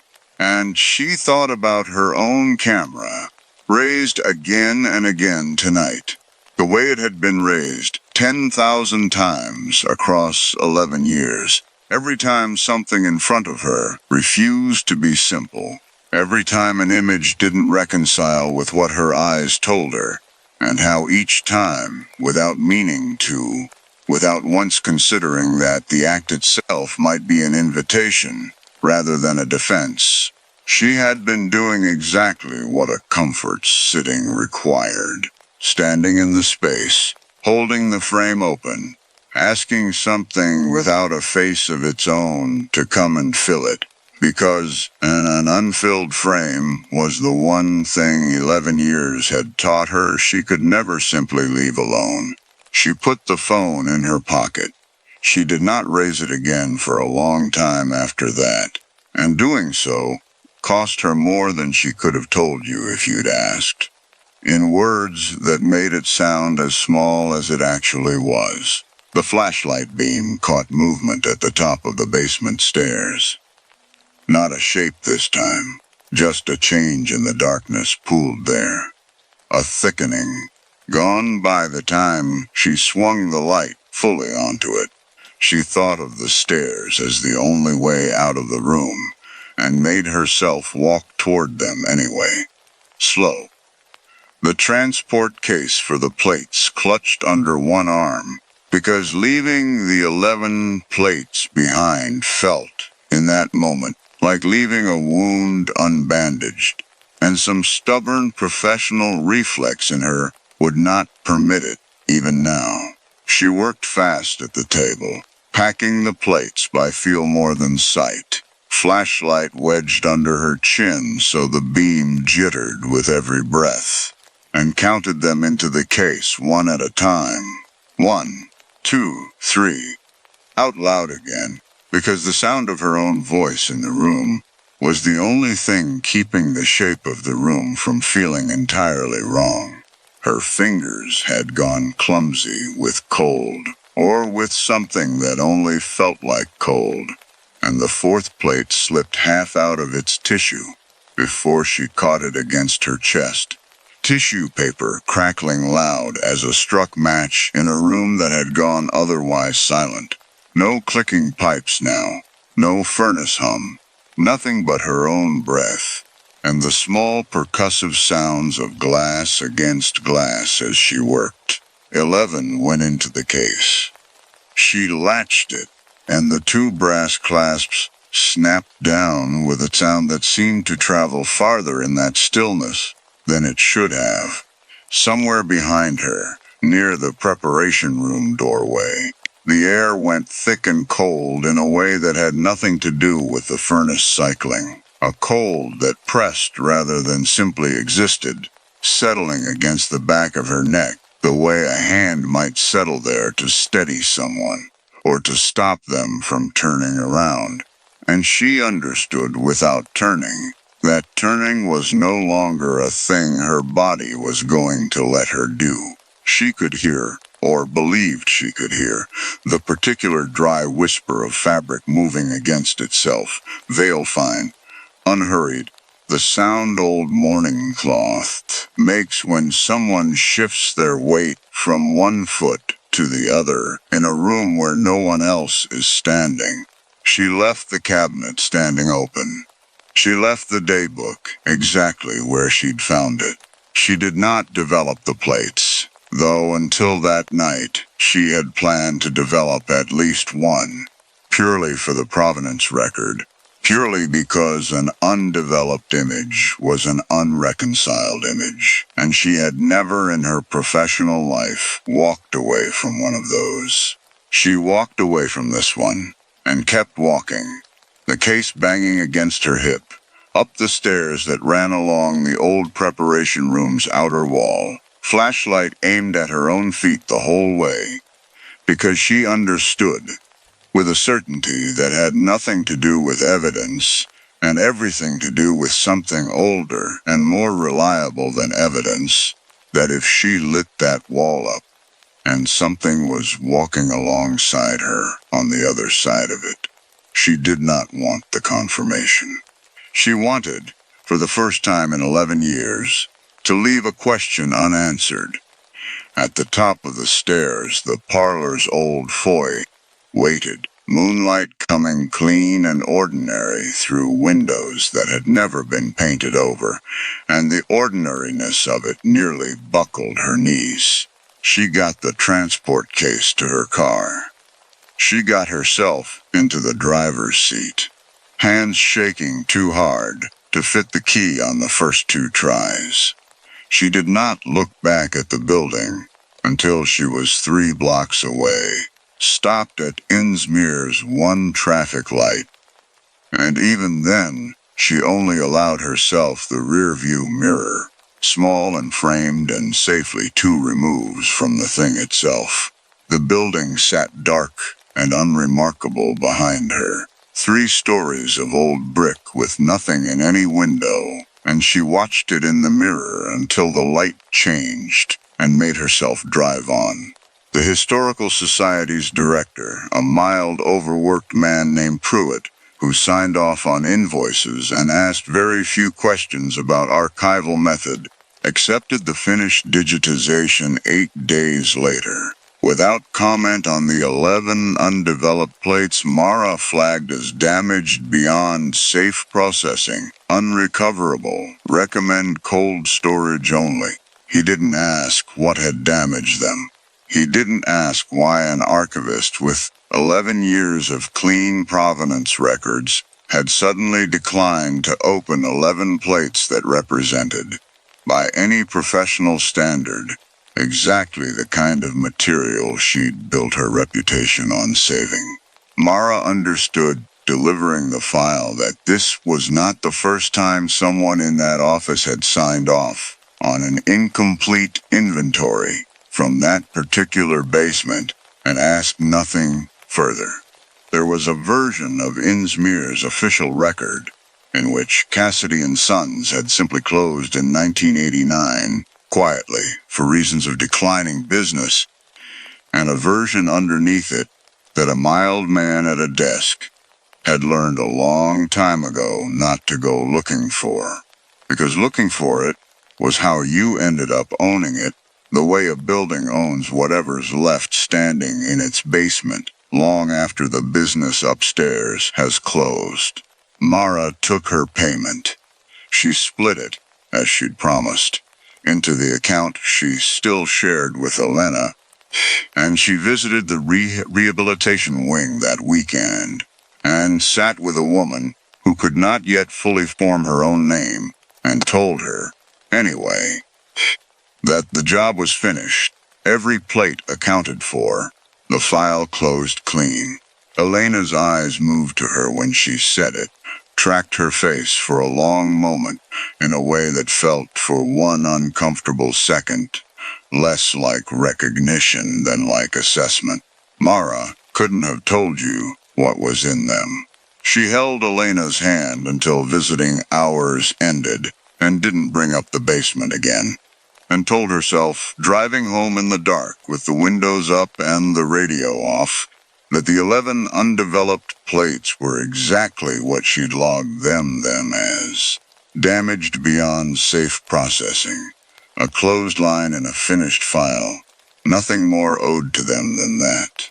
She called the Historical Society once more, a month later, to ask, in a voice she worked hard to keep light, whether the cold storage plates had been cataloged into permanent holdings or simply boxed and shelved.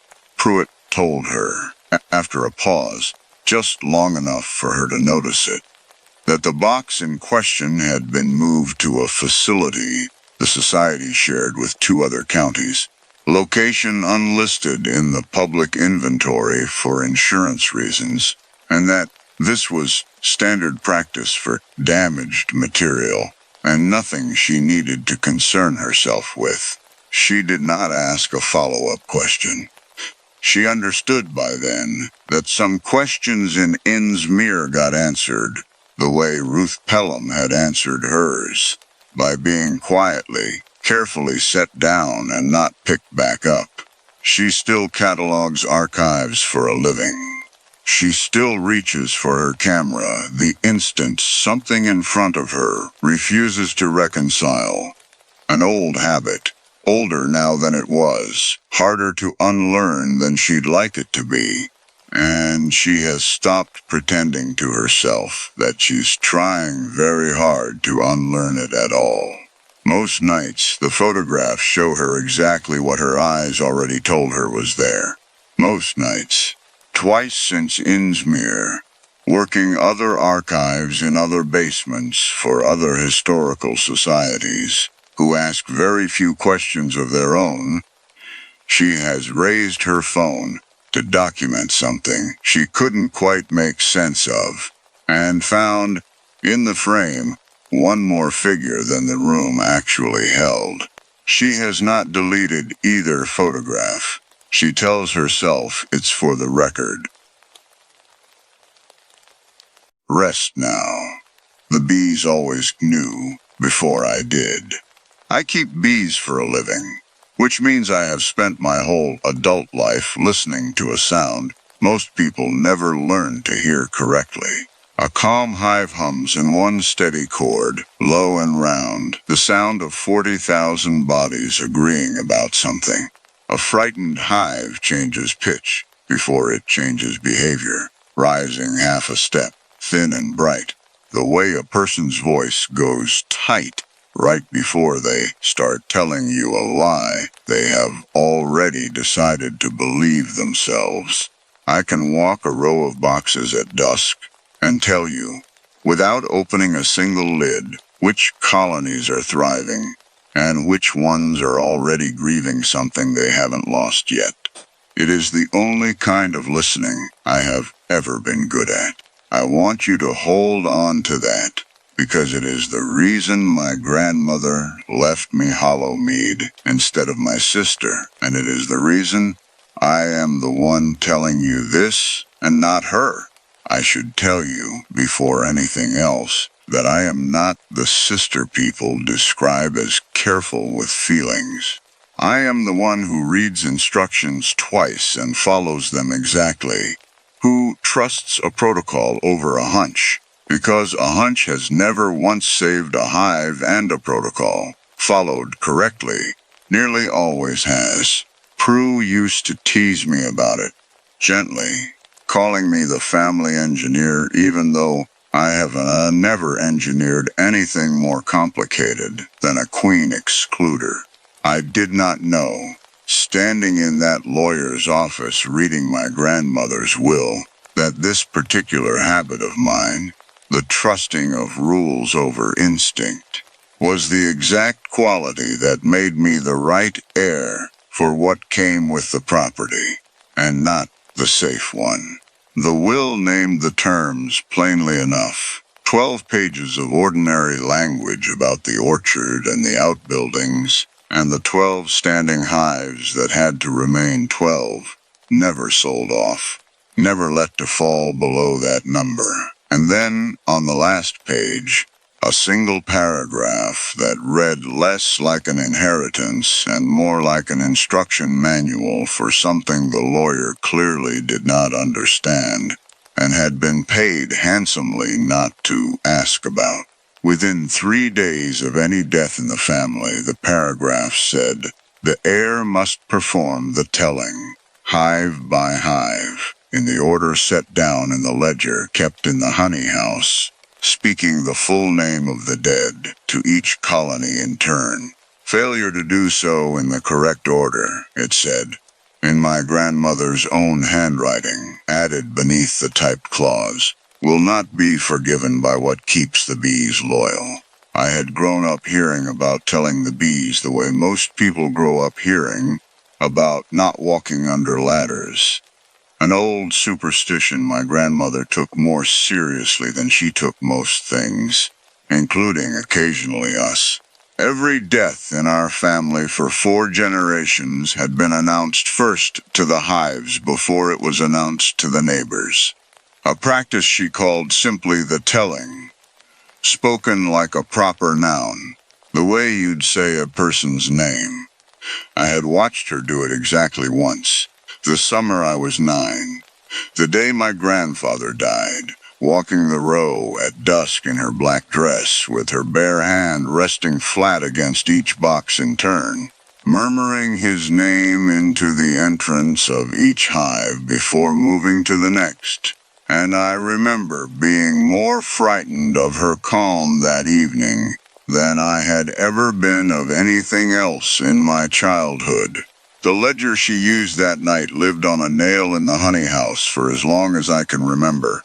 A slim leather book gone soft and dark at the corners from 60 years of handling. And I had walked past it 1,000 times as a girl, without once opening it, the way you walk past any old, ordinary object in a house that has always simply been there. She died in March, quietly, in her sleep, in the same bed she had slept in for 60 years. And I performed the telling myself 2 days later, because the will required it, and because some part of me, the part that has always trusted a hive's opinion over almost anyone's, did not want to find out what happened if I didn't. I walked the row at dusk exactly as I remembered her doing it, reading the order from the honey house ledger, a slim leather book with 60 years of hive numbers in her handwriting, and, before that, in a hand I did not recognize, presumably her own mother's. I spoke Vera Ashworth's name to 12 hives in the order the ledger specified, and by the time I reached the 12th box, the light was almost gone, and my voice had gone hoarse in a way that had nothing to do with grief. And I told myself, walking back to the house, that I had done what was asked of me, and that would be the end of it.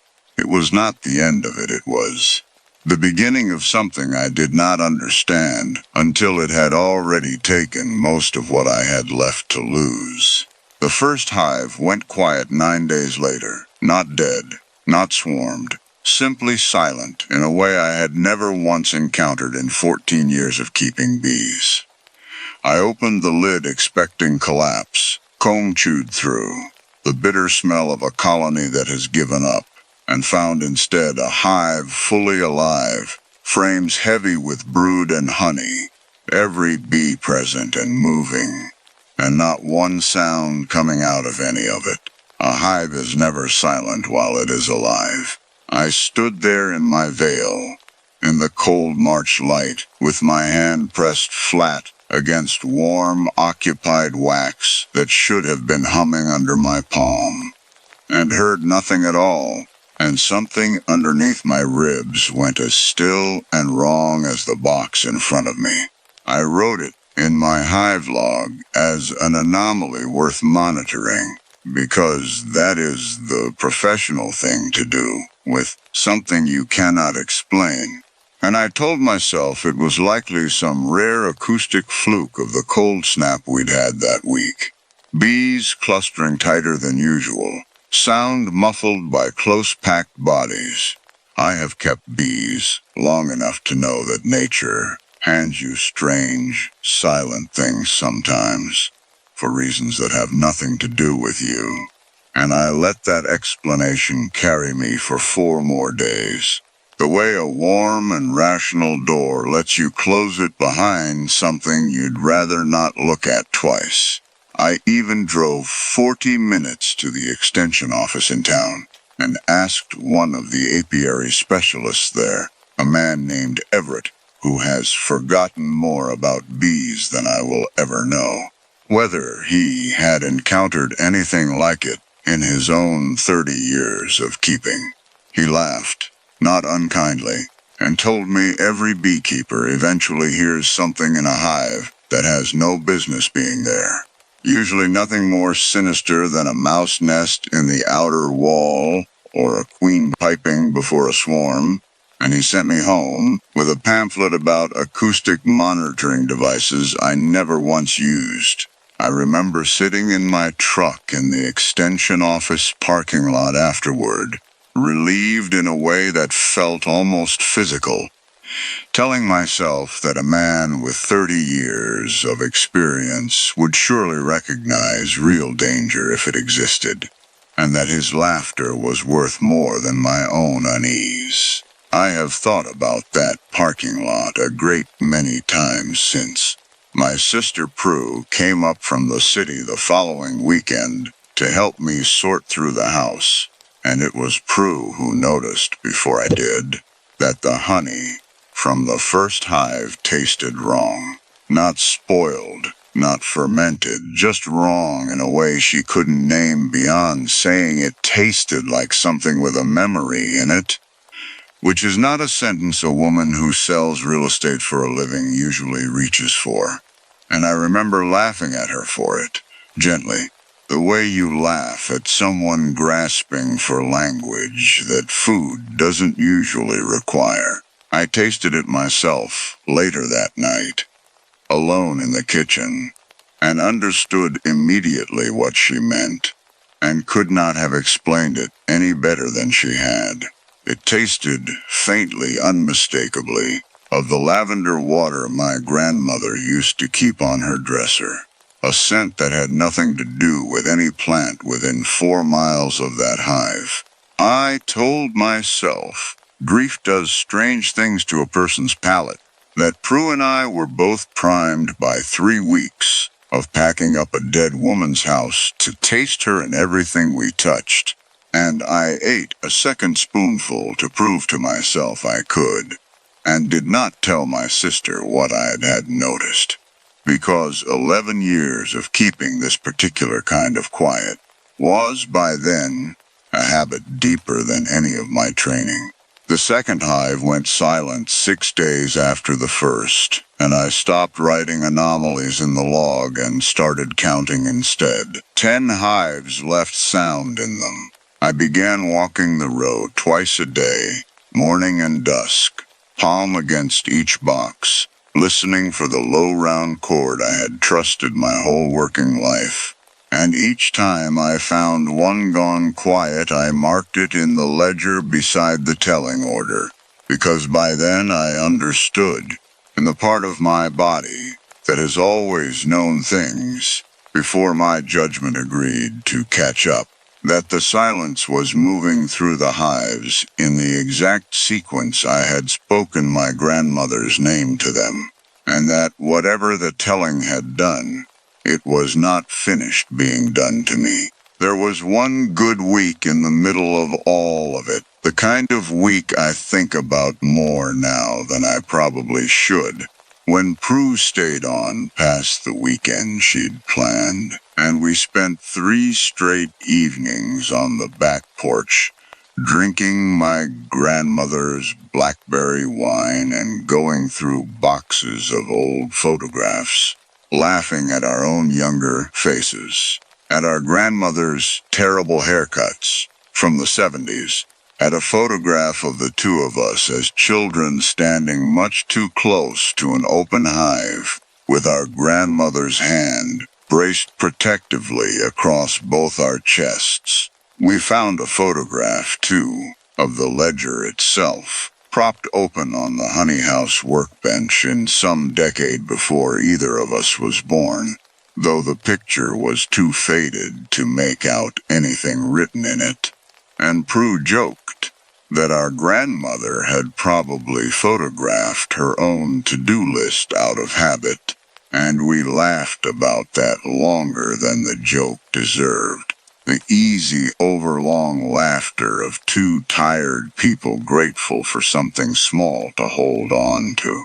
Prue fell asleep on the porch swing that last night, with her head against my shoulder, and I sat very still for almost an hour, rather than wake her, watching the orchard go dark around us. And for that hour, I did not think about hive counts or silence or ledgers at all. I have held on to that hour harder than almost any other memory I own. By the time 6 hives had gone quiet, my own hands had started doing something I did not want to name. A fine tremor, barely visible, present only when I reached for the smoker or lifted a frame. The same tremor I remembered, watching move through my grandmother's hands in the last 2 years of her life, back when we all still called it simply getting older. I began wearing gloves I didn't need, not for the bees' protection, but so that Prue would not see what my hands were starting to do on their own. At night, lying awake listening to the orchard's uneven hum through the open window, I found myself counting backward from 12, the way you'd count sheep, except what I was counting were hives. And each time I reached the number of boxes that had gone silent, I made myself start over from 12 again, as though beginning the count fresh could undo what the count itself was telling me. The 7th hive was the one that broke something open in me that I could not talk myself back out of. I opened the lid, expecting the by now familiar silence, and instead heard, faint and threaded, underneath the ordinary hum of a hive that had not yet gone, 4 notes of a lullaby my grandmother used to hum while she worked the row, coming up out of the comb itself, from 40,000 throats that have no business knowing any human tune at all. The smell that came up with it was hers too, exactly hers. Lavender water, laid over the ordinary hive smell of warm wax and ripening honey, a scent I would have known blind in a room full of strangers. Close enough that I found myself checking my own coat sleeve for it afterward, certain some of it had rubbed off on me and followed me back to the house. I stood there with the lid half off in the cold, and understood, finally, completely, that the telling had not simply announced my grandmother's death, to the hives. It had moved her into them, one box at a time, in the exact order the ledger specified, and there were 5 boxes left on that list still waiting their turn, and I had no way of knowing what would be left of her, or of the 12 hives, once every box on that list had gone quiet and then found its voice again. I did the thing that felt, that night, like the single most responsible decision available to me. I have spent my whole professional life trusting emergency intervention over sentiment. Ever since the year I lost 2 failing colonies because I could not bring myself to combine them, out of some soft, useless loyalty to keeping my grandmother's original queen line pure in both boxes rather than merged into one.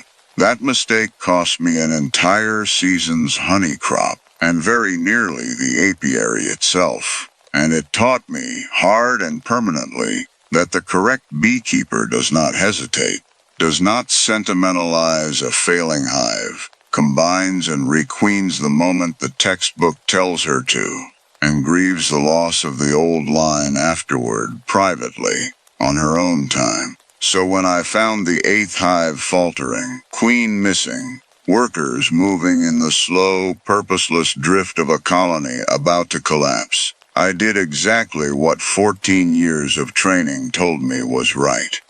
I requeened it that same evening, transferring a strong young queen from the last fully humming hive in the row, following the introduction protocol to the letter, cage and candy plug, and 3 full days of enforced acceptance, because a hasty requeening kills the new queen and a careful one saves the colony, and I have never in my career done it carelessly.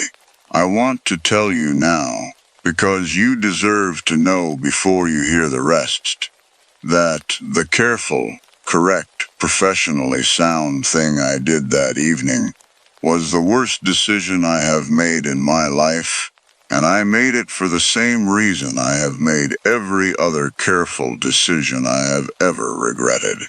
Because doing the textbook right thing felt safer than sitting with a fear I could not chart. What I did not understand, moving that healthy queen into the 8th hive, was that I was not saving a failing colony. I was consolidating the telling's whole remaining sequence into a single living line, the way you'd fold 5 envelopes into one, folding my grandmother's borrowed voice and whatever names still waited to be spoken into the one hive strong enough to carry all of it at once. The moment I sealed that lid, the low round cord I had trusted my whole working life came back into every quiet box on the property at the same time, all 10 of them, humming together in a single unbroken chord, 2 perfectly matched, to be 10 separate colonies agreeing on anything at all. Prue found me on the porch an hour later, still in my gloves, and asked gently whether I was all right, and I told her I was tired, which was true, and I did not tell her that the hum coming across the orchard in the dark sounded now unmistakably like more than one voice. She left 3 days after that, back to the city, back to her life, and called me every evening that week, the way she always had. And on the 4th evening, her voice on the phone had a thinness in it I recognized before I let myself admit I recognized it.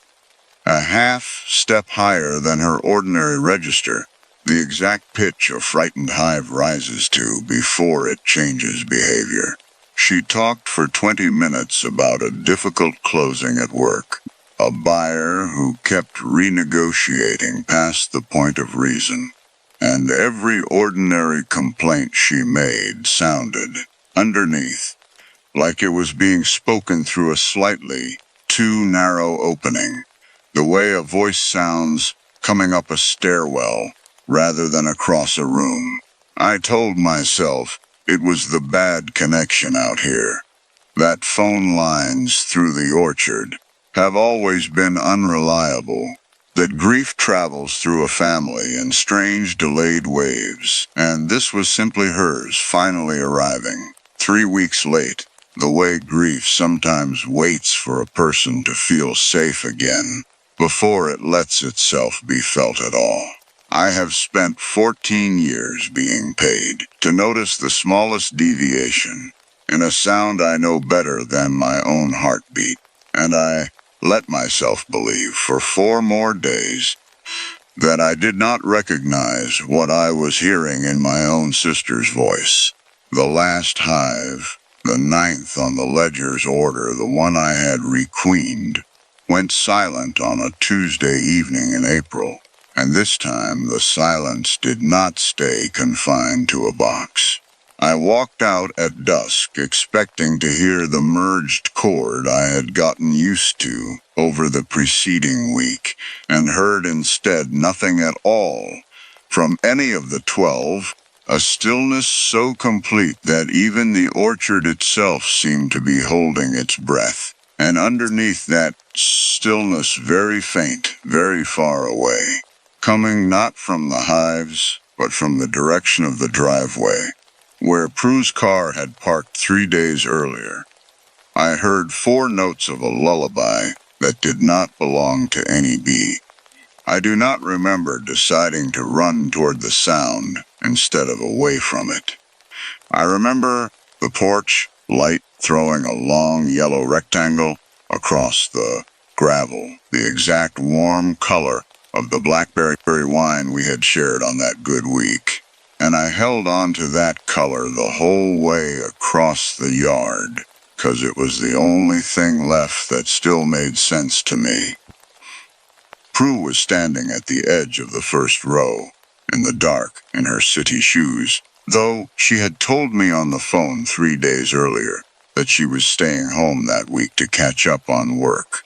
She turned toward me when I called her name, and smiled, and it was entirely her face, entirely her voice when she answered me, asking whether I'd finally finished with the honey harvest, and it was only when she reached out to take my hand, the way she has taken my hand in every orchard of our shared childhood, that I felt it. Her palm buzzing, faint and constant, the way a hive box buzzes when you rest your hand flat against warm, occupied wax. I did not pull away fast enough. I want to tell you I pulled away at all.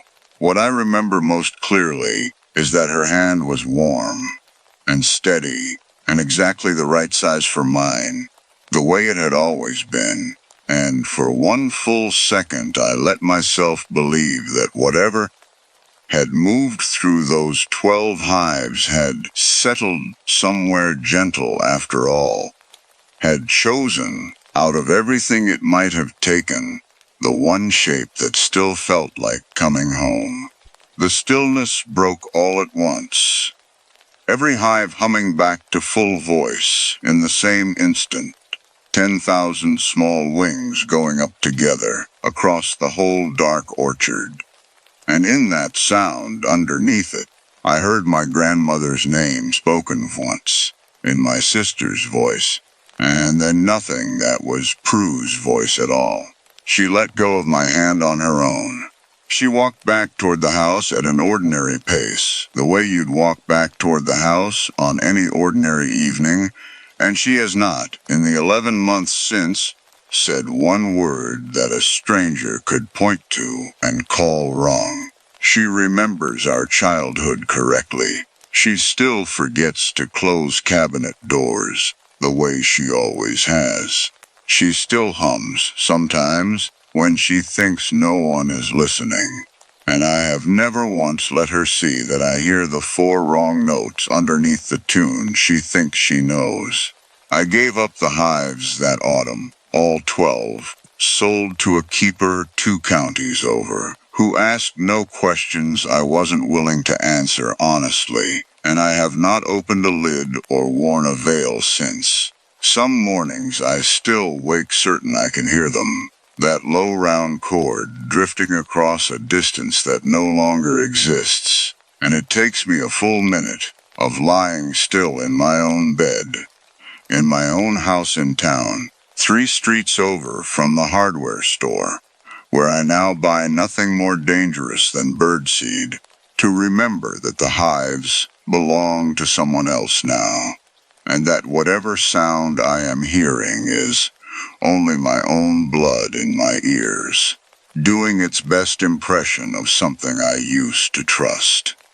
I think about the 8th hive most nights, the requeening I did with such careful, correct precision, following every rule I have ever trusted more than I trusted my own fear, and how the mistake I spent my whole career being trained out of, the soft, useless mistake of hesitating, of refusing to combine what should have been left separate, was in fact the one instinct that might have saved her if I had only let it slow me down one evening longer. My grandmother taught me to trust the textbook over sentiment, and she was right about bees for 60 years, and wrong in the end about the one thing that mattered more than any hive she ever kept. I go to Prue's house every Sunday now. I hold her hand at the door the way I always have, and it is warm and steady and exactly the right size for mine. And most of the time, that is enough to let me stay for dinner and leave without saying anything I cannot take back. She asked me once, over coffee, why I never talk about the bees anymore, and I told her I had simply lost interest, which she accepted the way she accepts most things I tell her now, easily, without the faintest hesitation, in a voice that has never once, in 11 months, sounded anything less than entirely her own. I watch her stir sugar into that coffee the exact way she always has. 3 slow turns and a tap against the rim, and some part of me still hopes, uselessly, that habits this small and this old could not possibly be worn by anything that wasn't truly her underneath them. I have not yet worked out how to stop going. I have not yet worked out what it would mean if I did. Corinne Ashby was 40 minutes into her relief shift at the Ash Grove Hydroelectric Station when the flow gauge for Unit 4 came alive on her board, and Unit 4 had been dry since 1971. She'd worked the plant for 12 years, 6 of them as safety officer, and she knew the board the way she knew her own hands, which needles moved on their own and which ones you had to worry about. The control room at that hour had its own particular quiet. The low electrical hum of the operating units running steady under the floor. The smell of hot dust off the old transformers. Coffee gone bitter in the pot nobody had refilled since the day shift left. Unit 4's gauge did not move on its own. It couldn't. The penstock feeding it had been drained and sealed decades before Corinne was born. The turbine hall, behind it locked and logged as decommissioned, no water anywhere near enough to make that needle so much as twitch. She tapped the glass out of pure reflex, the old operator's habit that never actually fixed anything, and the needle held steady at a flow reading that would have meant the gate behind it was open and moving 40,000 gallons a minute through a pipe that hadn't carried water since Nixon was in office. She logged it, the way she logged everything, in the tidy block print she'd used on every incident report for 12 years. Unit 4 Flow Gauge. Anomalous reading, likely sensor fault. Flag for maintenance. And would have left it exactly there, a line item for the morning crew, if Dale hadn't gone quiet on the radio 9 minutes later. She'd come in that night to cover for Dale Renfro, the plant's senior night operator, 22 years on the board, and the kind of steady, unshakable presence that made a graveyard shift feel less like a graveyard. The one who kept a spare pair of gloves in his locker for whoever forgot theirs. Who'd trained half the current crew personally. Who Corinne had never once, in 6 years of overlapping shifts, seen rattled by anything the plant could throw at him. Dale had gone quiet on the radio at 11:40, mid-sentence, mid-routine equipment round, the kind of silence that in most jobs meant a dead battery, and in this one meant someone drove out at midnight to check. Corinne drove out. Plant protocol was specific about that. Any operator missing radio contact for more than 15 minutes got a personal check by the relief officer before anyone escalated to emergency services. Because Ash Grove sat 40 minutes from the nearest hospital, and false alarms cost the utility money it didn't like spending twice a year. She had followed that protocol without a second thought for 12 years. She followed it that night too, and would spend a long time afterward turning over exactly why that particular piece of paper had been written the way it was, and by whom, and how long ago. Dale's truck was still in the lot. Driver's door unlocked. Thermos of coffee gone cold on the seat. Half a sandwich still wrapped on the dash, like a man who'd meant to come right back. His flashlight lay in the gravel 10 feet from the maintenance entrance to the old turbine hall, still switched on, beam pointed at nothing, batteries burning down uselessly into the dark. The lot itself was empty otherwise, the plant's operating side lit up bright and mundane 100 yards off. Close enough that Corinne could hear the ordinary hum of the working units and feel, absurdly, how little that hum reached this end of the property. Corinne picked up Dale's flashlight and clipped it to her belt beside her own. She radioed the front gate to log that she was going in after him, per protocol, and got static back. The kind of static that told her the hall's thick concrete was already eating her signal the way it always did down there. Nothing unusual in that, and she told herself that twice before she believed it once. The Unit 4 turbine hall had been sealed off from the operating side of the plant for longer than Corinne had worked there, accessible only through a service door that required a key she'd been issued on her first week and had used exactly never. She used it that night. The door swung into a stairwell smelling of standing, water and rust, a smell with weight to it, the particular mineral heaviness of a place that had been wet for a very long time. Even though every record she'd ever seen, the pipe had been bone dry since before her mother was in high school. The walls here were unpainted concrete, sweating faintly under her flashlight, and the handrail was cold enough to sting her palm through her glove. Her flashlight found the stairs, and she went down them slow, calling Dale's name every third or fourth step. Her voice flattening out fast in the enclosed concrete the way voices do in places built to carry the roar of machinery, and nothing softer.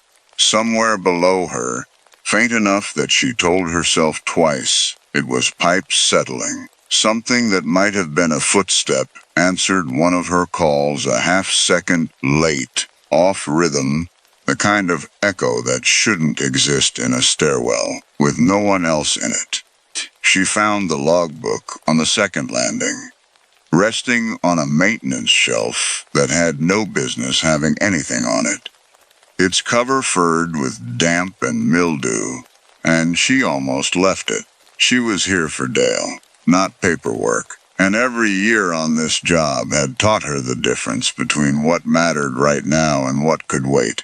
But the itch to know what it was, exactly, and why it was here, exactly, was strong enough that she opened it standing in the stairwell, flashlight in her teeth.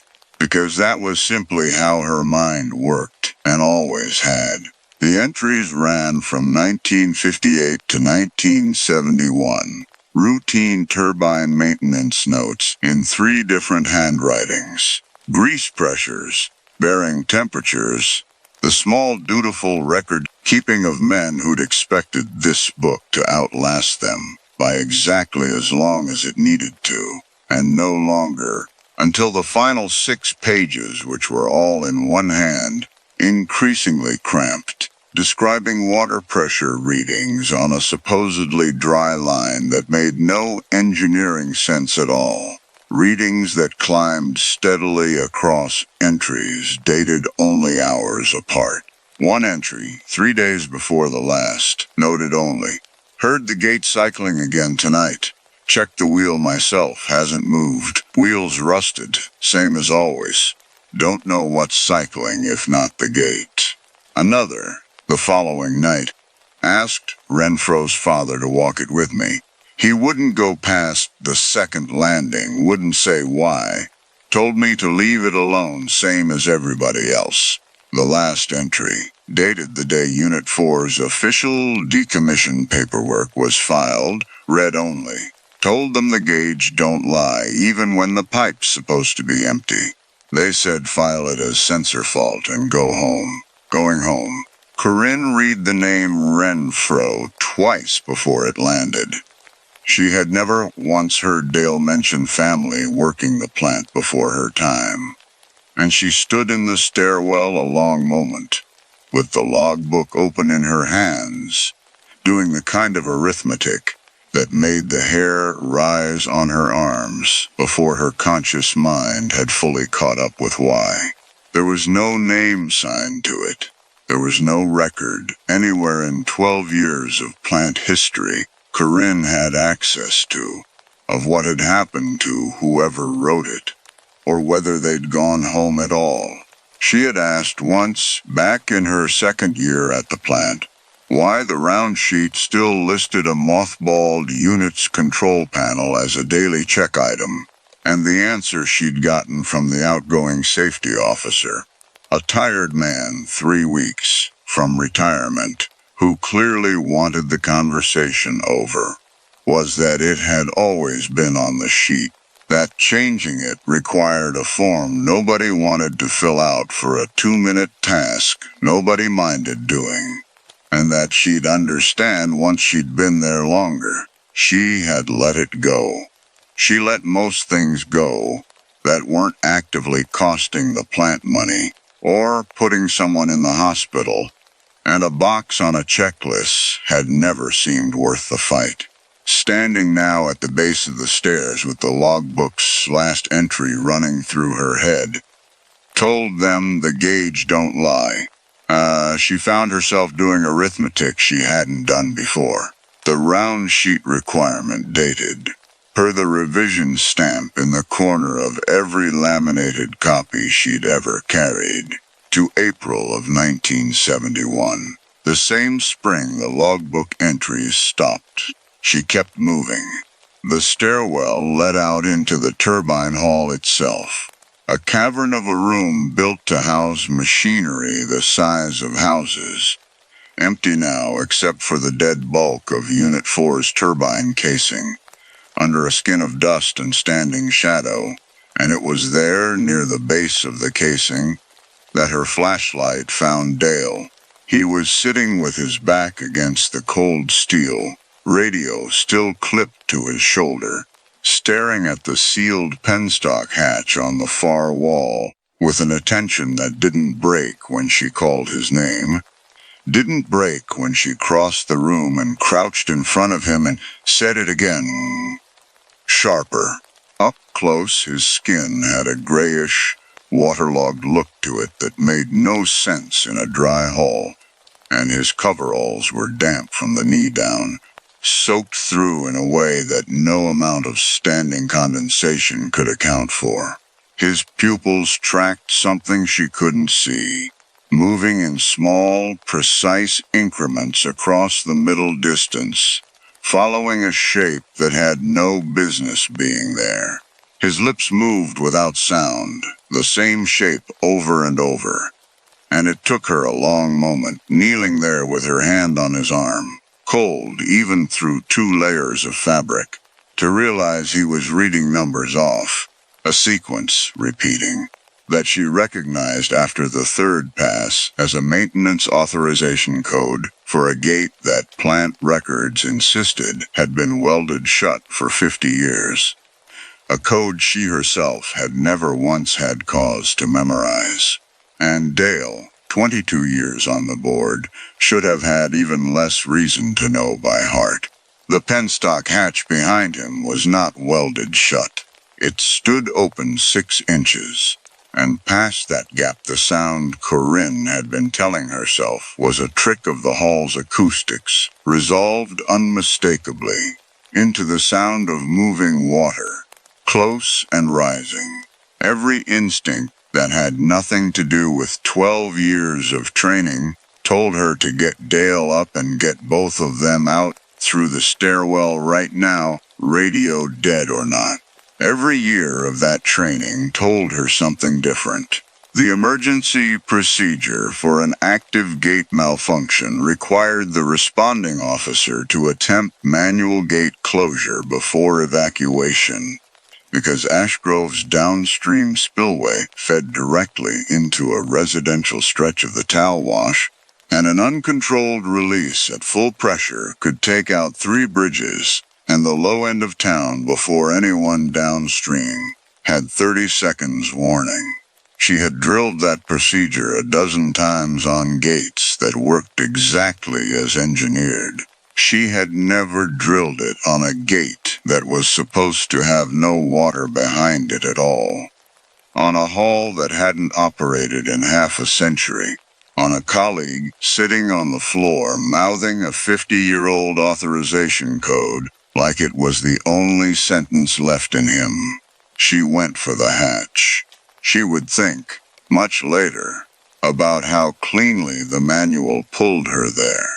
How the procedure she trusted, the one she'd followed without a single deviation for 12 clean years, walked her step by step directly toward the thing every unshaped animal instinct in her body was screaming to get away from, and how a manual that had been reprinted and reissued and initialed by 3 different safety directors across 5 decades had never once been amended to say, "Do not attempt this alone.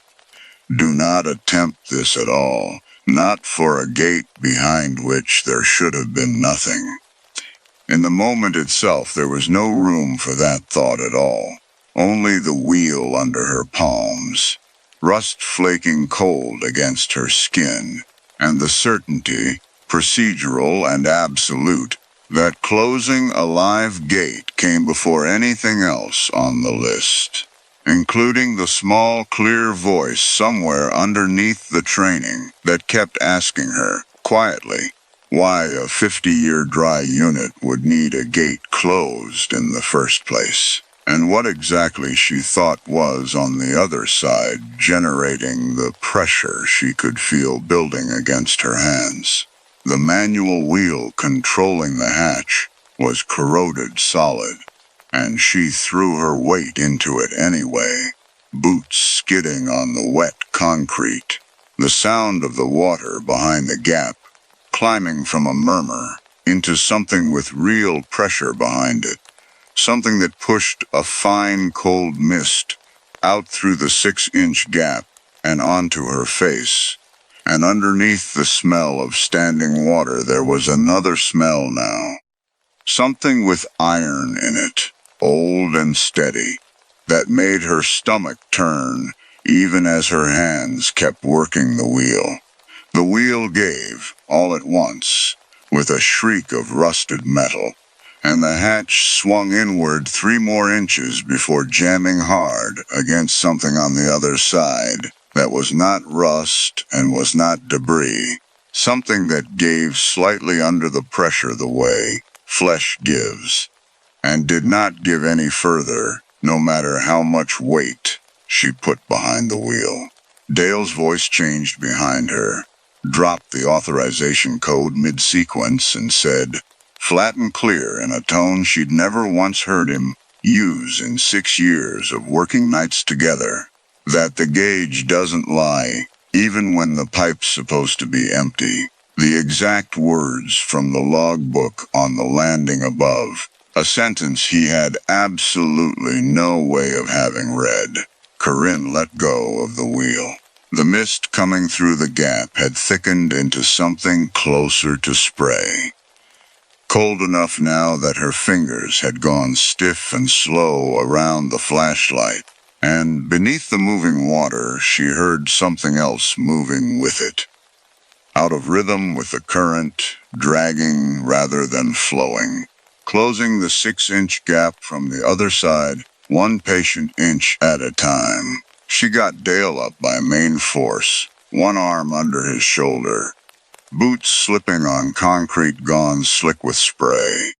And he came without resisting and without helping either, dead weight with working legs, his free hand dragging limp against the wet floor as she hauled him toward the stairwell with her back to the hatch the whole way. Because some old, useless, overridden piece of her training still would not let her turn a colleague's collapse into a chase, still insisted on the calm, procedural walkout over the run, right up until the sound behind them changed pitch.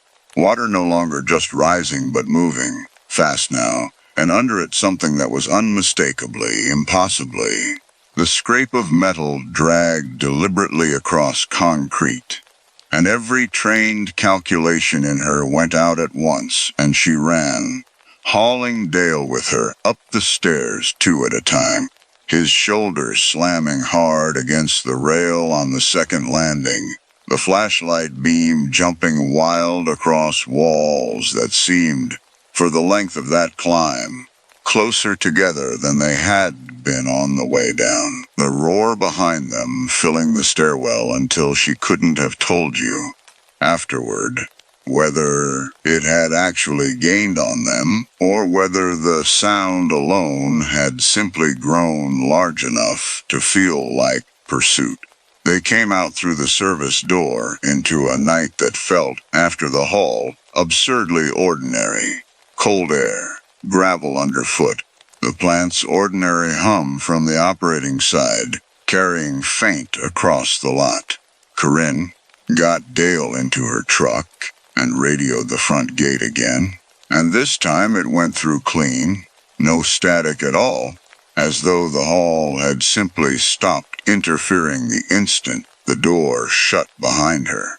Dale came back to himself somewhere on the drive to the hospital, slow and confused, blinking against the dashboard lights like a man surfacing from deep water. He asked her twice why his knees were soaked through. He asked her what time it was, and when she told him, he went quiet for the better part of a mile, staring out at the dark tree line sliding past, before he said, in a voice still thick with whatever had held him, that he remembered checking the seals on Unit 4's mothballed control panel, a routine task on his round sheet that had been on every operator's round sheet since before either of them worked there.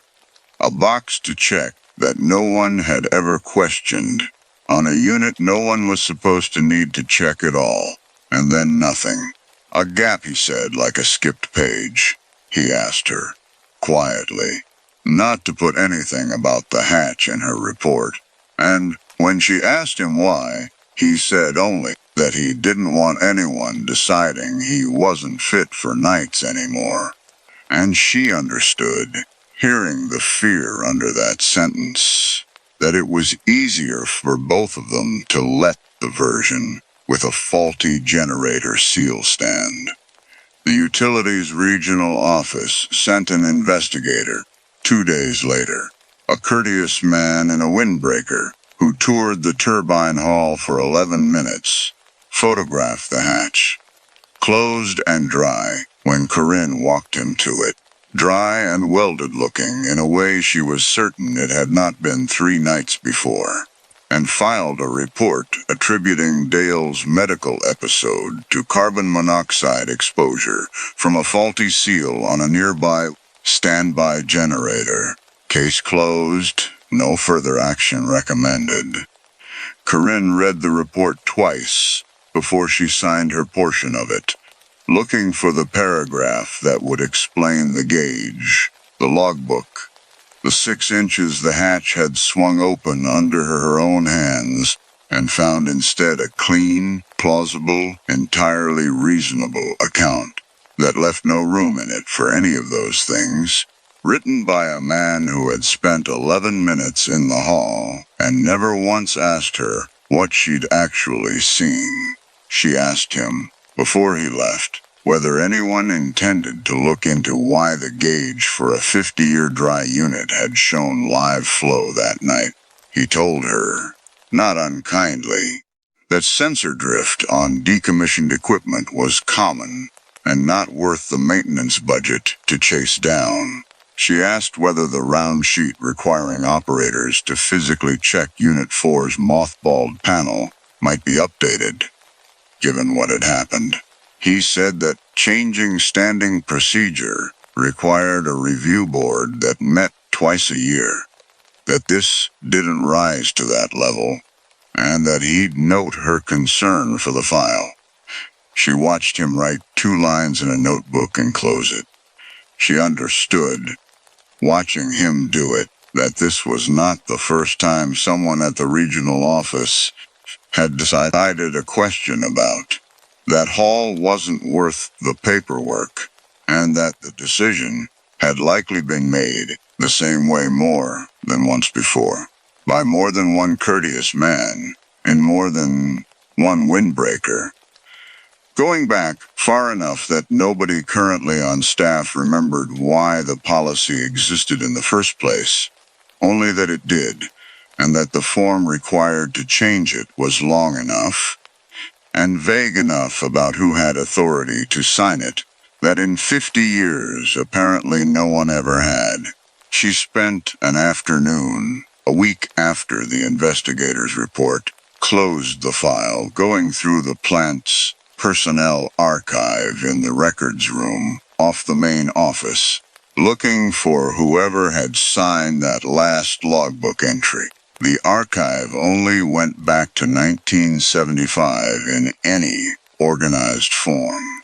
Everything before that, the clerk told her, apologetic, had supposedly been lost in a records office relocation sometime in the 80s. Boxes that never made the move. An explanation offered with the same flat, well-worn ease as the librarian's basement flood story. Corinne half remembered a friend at another utility once complaining about the kind of explanation institutions kept in reserve for exactly this purpose. She asked whether the plant kept any record of workplace incidents predating 1975.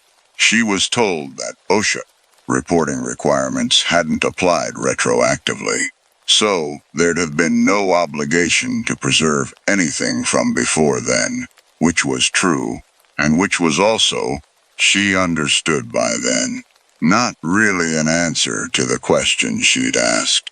She left the records room without a name, without a date of death or a date of transfer, or any scrap of paper, confirming that a person had once stood where she'd stood and written what she'd read, and she found that the absence itself sat heavier with her than a name would have. Corinne still works the board at Ashgrove.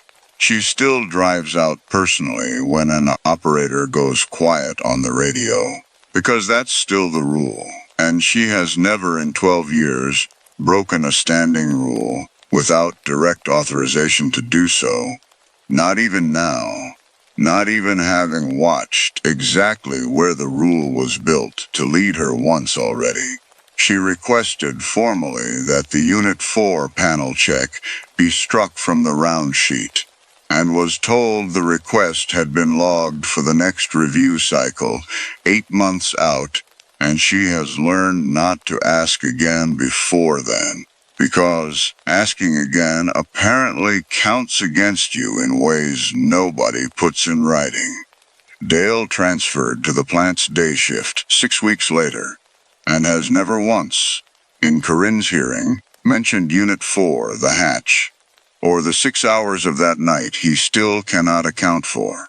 They still work together sometimes, on shift changeovers, and he is careful, in a way she notices and has decided not to comment on, never to be the one who walks her out to her truck when the lot is dark. Twice since then, on quiet stretches of the graveyard shift, Corinne has watched the flow gauge for Unit 4 twitch. Not climb, not hold steady, just twitch. The way a needle does when something on the other end shifts its weight from one foot to the other and settles back down.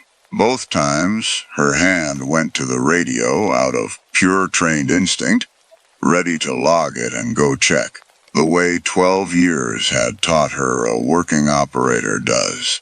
Both times, she made herself write sensor drift, per standing procedure, in the tidy block print she'd used on every incident report of her career, and made herself stay in her chair until the needle went still, and did not walk down to check. She tells herself that not checking is the part of the job she's finally learned to do right. Some nights, watching the needle settle, she almost believes it. Other nights, sitting alone in the hum of the control room, with the plant's operating units running steady under the floor, she catches herself doing arithmetic she wishes she'd let go of. How long the round sheet has stayed unrevised. How many operators before her walked that stairwell on protocol alone. How carefully something patient enough to wait 50 years might learn to make a rule book do its work for it. And she goes back to her board, and logs what needs logging, and waits, the way the job has always required her to wait, for whatever comes next to come through the proper channel first.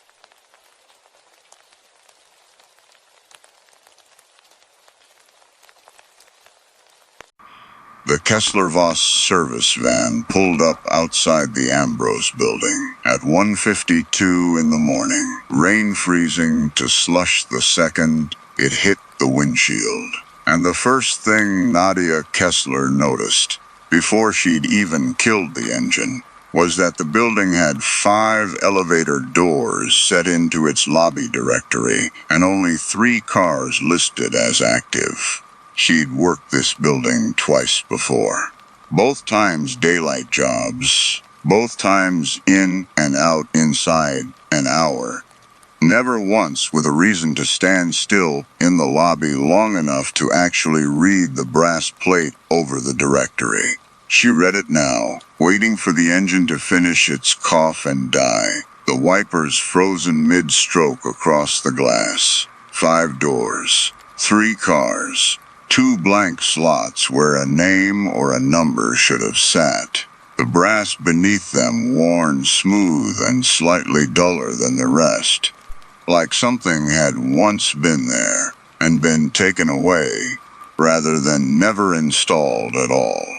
She grabbed her bag off the passenger seat and went in through the revolving door, which stuck twice before it let her through.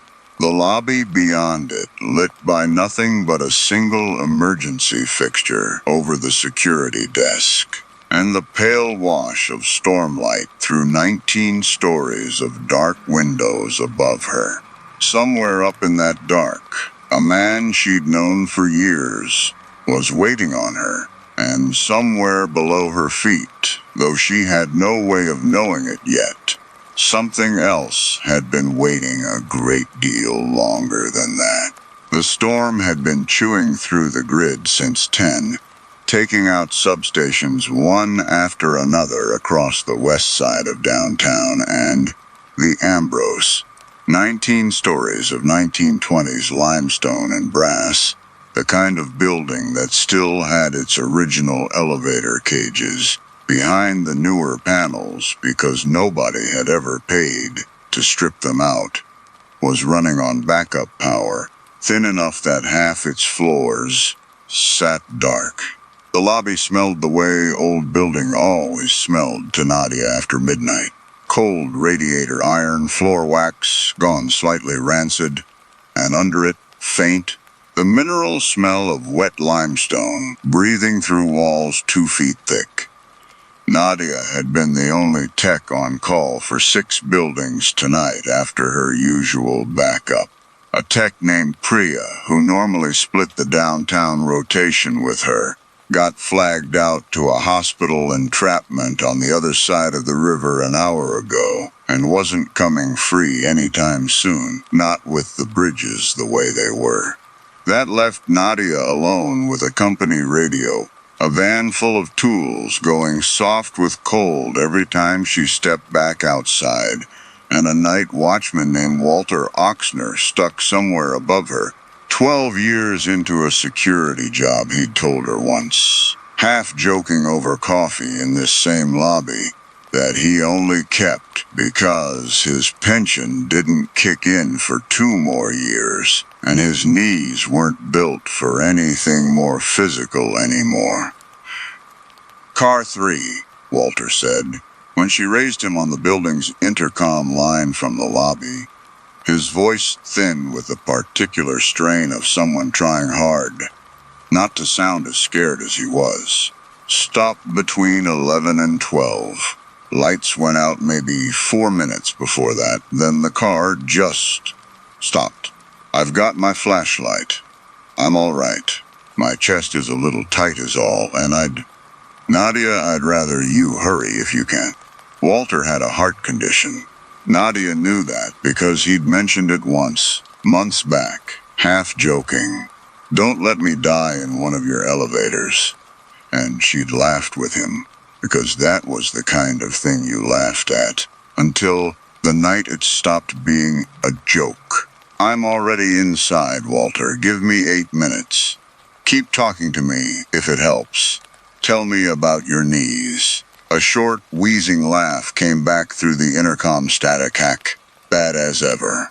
Worse in weather like this. Cold gets into them somewhere around the 2nd floor and doesn't leave till June. You didn't need to know that. I like knowing it. Means you're still breathing well enough to complain. I'll try to keep complaining then. She meant it. The 8 minutes. And she meant the rest of it, too. Every technician who lasted more than a year in this job learned fast that the person on the other end of a stuck car needed a voice as much as they needed a rescue, and Nadia had gotten good over the years at being both at once. She'd have meant it even if the lobby directory hadn't been sitting there behind her, backlit by emergency lighting, quietly listing a 4th car she had never once serviced, ridden, or heard mentioned in 6 years of contracts with this building. Nadia went by the schematic. That was the whole shape of how she worked. Had been since a bad afternoon 4 years back when she'd trusted a gut feeling over a wiring diagram on a hydraulic lift in a parking garage. Sure, in her bones that a line had been capped when the diagram, if she'd actually stopped and read it, would have told her otherwise. She'd put her hand where instinct said was safe. She'd kept both fingers on that hand in the end, but only just. 6 stitches and a permanent numb patch along one knuckle that still ached before rain. Since then, she trusted paper over nerves, every time without exception, and had told herself so often that it stopped feeling like a rule and started feeling like a fact about the world. Paper didn't get tired. Paper didn't flinch at a bad sound in the dark. Paper didn't panic 3 floors up with a bad heart. You pulled the schematic. You read what the building actually was, instead of what your nerves were telling you it might be. and you worked the problem that was actually in front of you, not the one your gut was inventing. So, when she got down to the sub-basement junction room to trace the power feed for car 3, taking the freight stairs 2 flights below street level into air that dropped 10 degrees colder with every landing, and the old brass-framed schematic bolted to the wall, original to the building, hand-drafted in an engineer's careful ink, the kind every pre-war high-rise still kept because ripping it out counted as destroying a historical fixture, and the owners had never once cared enough to fight the preservation board over it. Showed her a 4th shaft running the full height of the building, from lobby to sub-basement.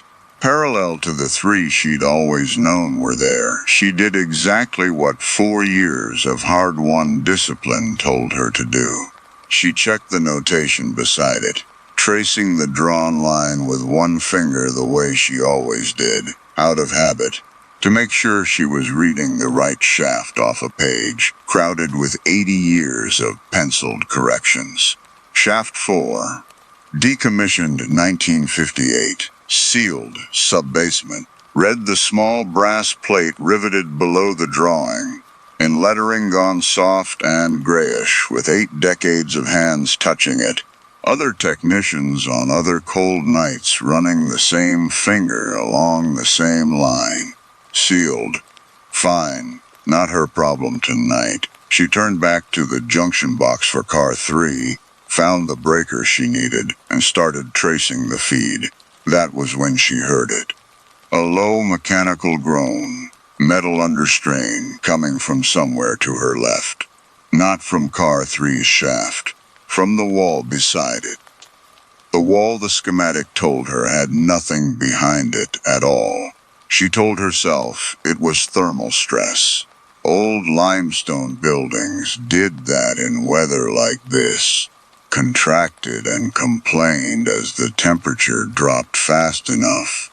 Joints and beams, settling with a groan that could sound, if you let your imagination run, almost like something alive shifting its weight. She told herself that for the length of exactly one more groan, longer this time, with a faint metallic squeal riding under it that thermal stress in dead stone did not produce, no matter how cold the night got. And then she made herself stop telling herself things and looked instead. The sub-basement was low-ceilinged, strung with conduit and old iron pipe lagged in decades of peeling insulation, lit by a single caged bulb that buzzed at a frequency just under hearing. There was a door in the far wall she had walked past twice already tonight without registering it as a door at all. Painted the same flat gray as the rest of the room, no handle, just a keyed panel, gone rusted at the seams and streaked pale where moisture had worked its way down from somewhere above. Shaft 4 access, said a plate above it, in the same soft worn lettering as the schematic upstairs. Below that, in newer paint, blockier, somebody decades ago had stenciled "Do Not Open," capped. The letters gone chalky and thin with age, but still legible enough to read from 10 feet away. The groan came a third time while she stood there, closer to a shriek now at its peak. The sound of old metal under a tension it hadn't held in a long time, and this time she felt it as much as heard it. A faint vibration traveling up through the concrete floor and into the soles of her boots. There and gone in under 2 seconds. Nadia had 8 minutes, 6 now, and a man with a bad heart 3 floors up in the dark. She had absolutely no reason to open that door. She found the maintenance log instead of opening the door, because opening the door was not on the schematic, and the log at least might be. It sat wedged on a shelf above the junction box. A black 3-ring binder gone soft and swollen at the spine. 40 years of the building's mechanical history packed inside it. in a dozen different hands, carbon copy work orders, yellowed to the color of weak tea. A decade of them per inch of shelf space. She flipped through it fast, one eye on the clock running down in her head, past routine cable inspections and motor replacements, and a whole page devoted to a 1974 dispute over who was responsible for a broken governor switch, until she found the entry for 1958, faster than she should have, near the very front of a section that looked otherwise untouched, like the page had been waiting for somebody to open it back to exactly that spot. Car 4, Operator J. Vance, manual override during outage, 3:14:58. Operator did not respond to hoistway call following storm-related power loss. Car found empty at sub-basement level, doors sealed shut from interior. Shaft cap per building owner's instruction rather than repaired. No further incidents logged. R. Halloran, chief engineer, that was all of it. 4 sentences, level and clinical. The handwriting of a man who had clearly written 1,000 entries, just like it, and had no idea this one would ever be read again by anyone. No names beyond the one. No accusation, no growing list, nothing that read like anything other than exactly what it was. A bad night from decades before Nadia was born, logged, filed, and quietly built over, rather than properly explained. Nadia read it twice, felt the cold of the sub-basement settle somewhere under her collarbone that had nothing to do with the actual temperature of the room, and closed the binder more carefully than she'd opened it. The way you'd close a door on a room you weren't sure you wanted to be finished with. Behind the gray door, the groan came again, longer, and underneath it now, unmistakably, the whine of an old cable drum, turning under its own weight with nothing driving it. Every instinct Nadia had told her, plainly and immediately, that whatever was moving behind that door mattered more right now than a stuck elevator car 11 floors up. It was closer. It was louder. It was, by every measure her body understood, more urgent. She overruled it. That was the trained, disciplined, hard-won part of her, the part that trusted paper over nerves. And it told her, correctly, by every rule she'd ever been taught, by 4 years of proof that instinct without evidence had already cost her most of the feeling in one finger, that a sealed, decommissioned shaft with no power rooted to it could not possibly be the actual emergency tonight. Walter was the emergency. A real man with a real heart condition, 3 floors up in real and worsening danger, was the job standing in front of her. The job she had a schematic and a work order and a whole career's worth of discipline pointing her toward, and whatever was making noise behind a capped door, built specifically to keep it exactly where it was, could wait until morning, until daylight, until someone whose actual job this was could come look at it properly, with backup, with time, with none of the things Nadia had tonight. She stood in that sub-basement a full 30 seconds longer than she should have anyway, torn between the 2 pulls in a way that scared her more than the sound itself had. One hand actually raised toward the rusted panel before she caught herself and made herself turn, walk back to Car 3's junction box, and finish tracing the feed like the book told her to. It was, by any professional measure, the correct decision. It was also, she would come to understand much later, nearly the wrong one. Because the minutes she'd lost deciding were minutes Walter didn't have to spare. And somewhere above her, unheard, alone in a dead car in the dark, His breathing had already started to go thin and fast, in a way that had nothing at all to do with fear. She worked Car 3's junction box with the gray door at her back the whole time, close enough that she could still hear the drum turning behind it in slow, deliberate revolutions, a sound she made herself file under storm noise. And nothing else, no matter how little it actually resembled storm noise the longer she listened to it. Her hands did the job on muscle memory alone, tracing the feed, isolating the breaker, prepping the manual release line for what she already suspected she was going to need, while some other part of her stayed fixed on that door the way you stay fixed on a bruise, unable to stop checking whether it still hurts. Twice she caught herself with a wrench, stopped halfway to a bolt, listening instead of working, and had to physically shake herself back into the job. She reached him by intercom again at the 6-minute mark, and his voice had changed. Flatter, more effortful, each sentence broken into smaller pieces than before, with a wet catch at the end of every breath she didn't like the sound of at all.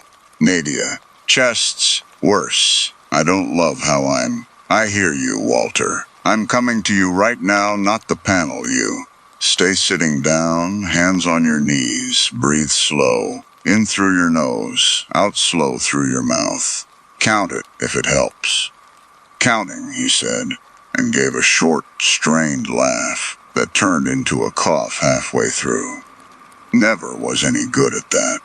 My wife used to say, I couldn't count to 10 without losing my place somewhere around 6. She left the junction room at a dead run, tool bag banging hard against her hip with every stride, taking the emergency stairwell 2 steps at a time in the dark, one hand skating along the cold railing to keep her footing on treads slick with condensation, the crank handle for the manual hoist release already gripped in her free hand, because there was no time left to debate whether she'd need it. Behind her, faint and then fading floor by floor as she climbed, she could still hear it. The drum in shaft 4, turning, slow and patient, with a rhythm to it now that hadn't been there before, like something taking up slack in a line left alone for 66 years, and in no particular hurry, now that it had finally begun to move, content almost to let her get where she was going first. By the 9th floor landing, her lungs were burning, and her own pulse had climbed loud enough to compete with the sound behind her, and she made herself stop noticing it, made herself think about Walter's breathing instead of her own, about 6 inches of cable slack and a crank handle rated for a car half this one's age. Car 3 sat wedged between floors, its cab lights dead. Walter's flashlight beamed the only light in the shaft when she got the hoistway door on 11 pried open with the flat end of her bar, metal shrieking against metal. Enough to see him slumped against the back wall of the cab, one hand pressed flat against his chest, his flashlight rolling loose on the floor by his feet, and throwing a long, unsteady wedge of light up across the ceiling. Walter, look at me. I need you to look at me. He did, slow, like it cost him something, and something in his face, when their eyes finally met, told her exactly how frightened he'd actually been the whole time he'd been working so hard to keep his voice level for her sake, over the intercom. Not going anywhere, he managed. Promise. Good. Hold on to that. She worked the manual release the way she'd been trained to. The way the book said to. Hand over hand on a crank, built for arms stronger than hers. Her shoulders screaming by the 4th full turn, the cable groaning under the strain of a car that hadn't moved an inch on its own power in over an hour, sweat going cold, and then freezing against her back in a stairwell with no working heat at all. The car shuddered, held, shuddered again, and then finally lurched downward 6 inches and settled hard, level, with the 11th floor landing. She got the doors open with the pry bar in both hands and every ounce of leverage she had left in her arms metal grinding. And Walter came out of that car on his own feet, unsteady, gray around the mouth, gripping the doorframe, and then her arm hard enough to leave a mark that would still be there 2 days later, but on his own feet, breathing, talking, alive. She got him seated on the landing, with his back against the wall and his knees up, kept 2 fingers on his wrist, counting his pulse without telling him that was what she was doing, and talked him through slow breaths for the 4 minutes it took her to raise the radio downstairs long enough to catch a signal clean through the storm. An ambulance crew that had been staged 2 blocks over for exactly this kind of night was already rolling before she'd even finished giving the address, and Walter gripped her hand the entire time they waited, not saying much, just holding on, the way a person holds on to something after they've come very close to letting go of everything. Walter spent 2 nights in the hospital and came back to work 3 weeks later with a stent and a story he told anyone who'd listen. About the night the elevator mechanic pulled him out of a dead car with her bare hands, more or less, in the worst storm anyone downtown could remember. He shook her hand at the front desk the day he came back, held on to it a beat longer than a handshake usually runs, and told her she didn't owe him anything, but that he owed her his whole rest of his life, which she waved off the way she waved off most things people said to her when they were trying too hard to be grateful.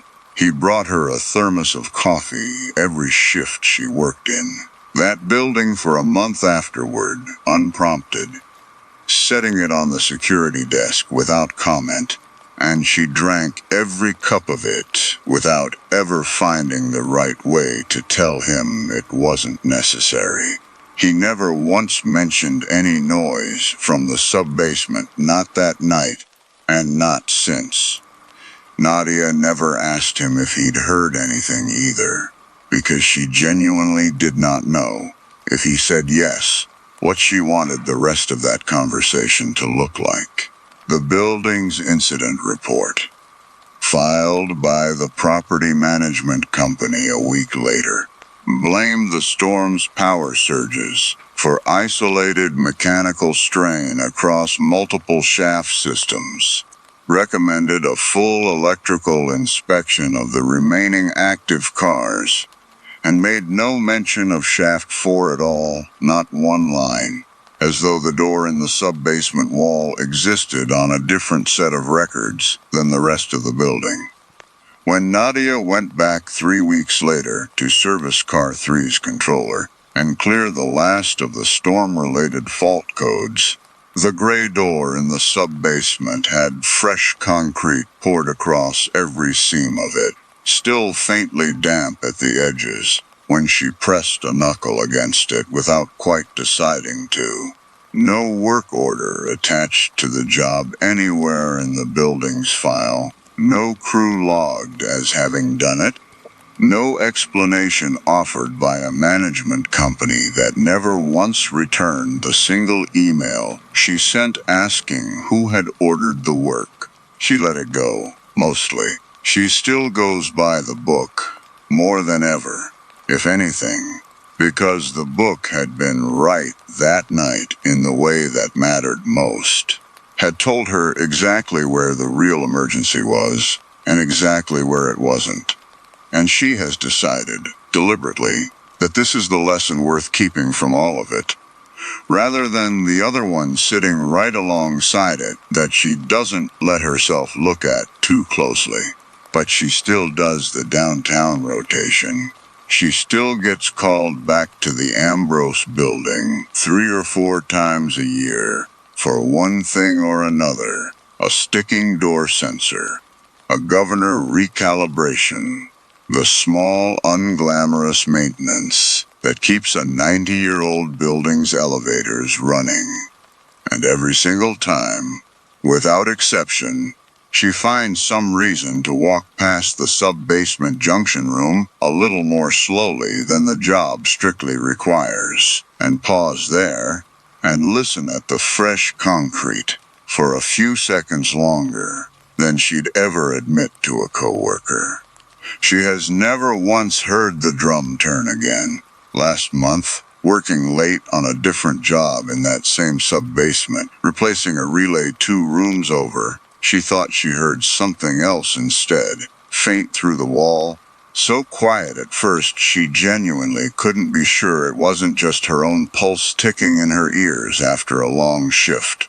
A soft, even tapping.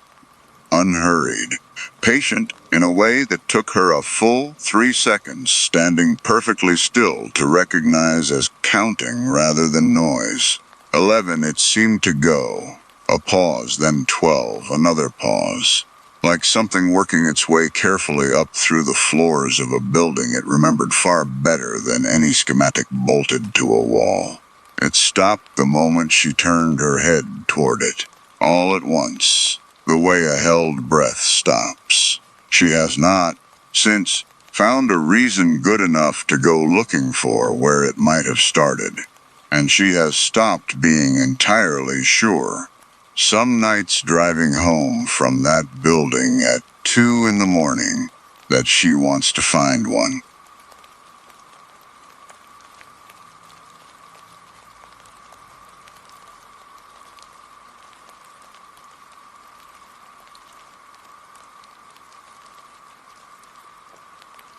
Naomi Castellan had coached open water swimming for 11 years, the last 5 of them specializing in a narrow, strange discipline that most competitive pools had no use for.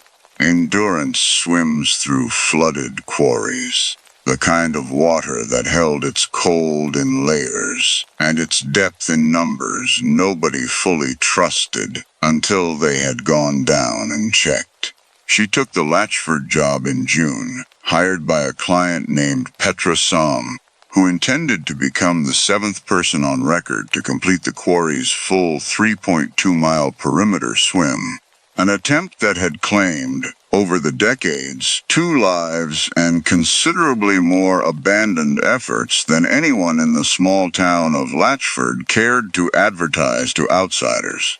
Naomi's role was simple in principle: to pace Petra's training swims from a support kayak, monitor her stroke and her time, and, on the days Naomi swam alongside her rather than paddling, to share the specific cold that made the quarry different from every other body of water she had trained in.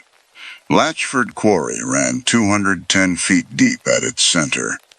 An old granite pit flooded decades ago when the mining company abandoned it, the water a color somewhere between green and nothing, clear near the surface and swallowing all visibility past 30 feet, cold enough even in July that a swimmer without a wetsuit lost fine motor control within 40 minutes. She began testing the pattern deliberately in July. In the careful, methodical way her coaching background had trained her to test Petra, had found Naomi through a small, dedicated network of open water endurance swimmers who traded coach recommendations the way climbers traded beta on difficult routes, word of mouth carrying more weight than any certification.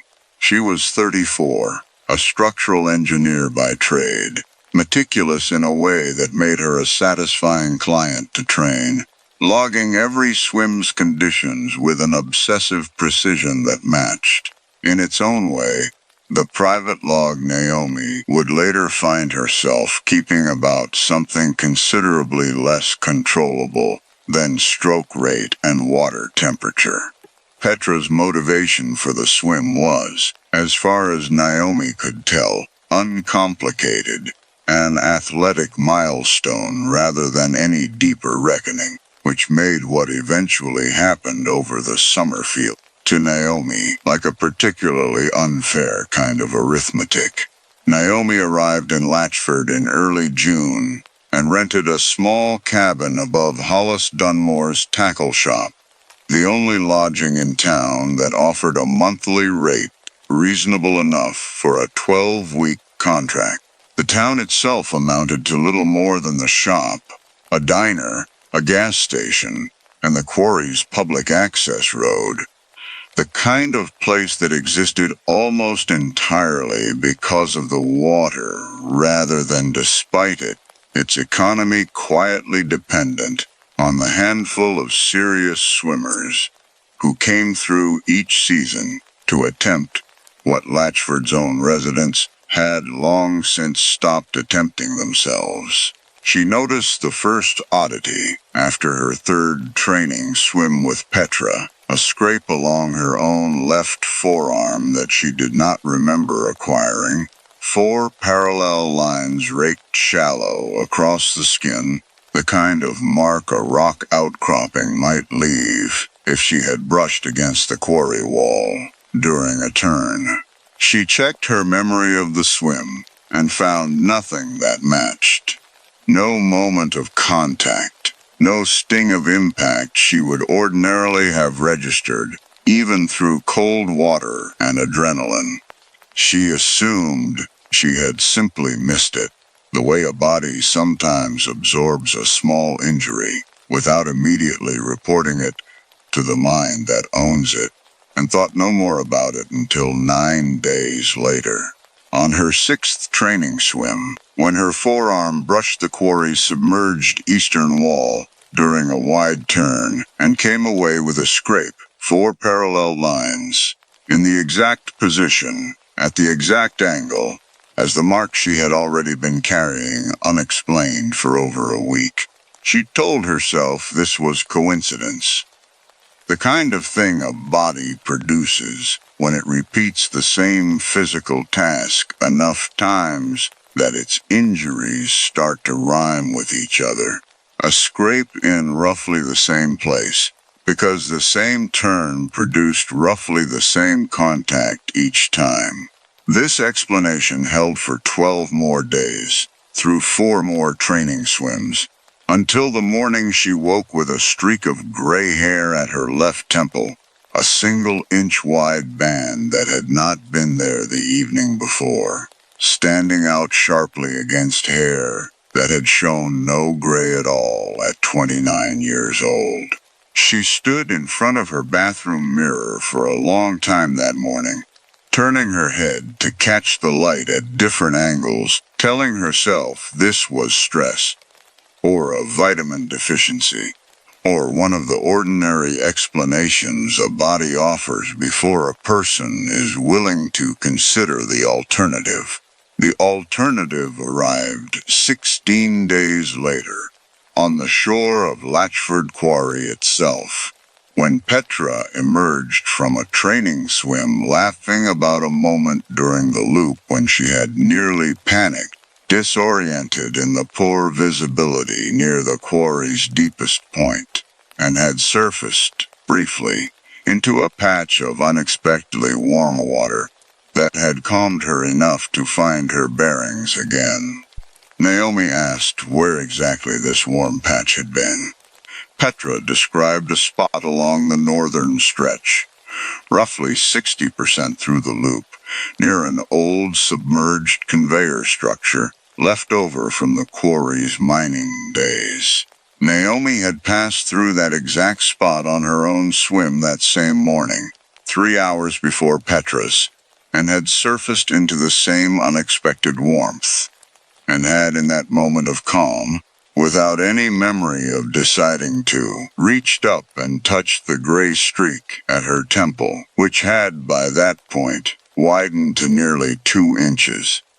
She began keeping a private log after that, The kind of documentation her training had taught her to keep for clients, but had never occurred to her to keep for herself, noting each training swim's date, duration, and any physical change she noticed afterward that she could not account for through ordinary training wear. The pattern, once she had 6 weeks of entries to examine together, was difficult to keep dismissing as coincidence.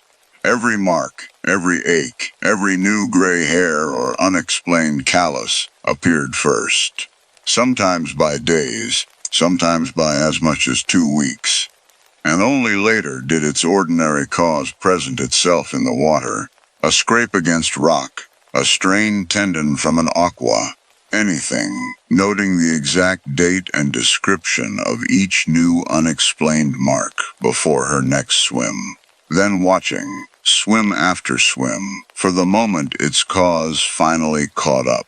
A tender spot on her right shoulder blade in the second week of July preceded, by 9 days, a collision with a submerged branch near the quarry's southern inlet that Petra herself witnessed and apologized for, having drifted too close during a paired drill.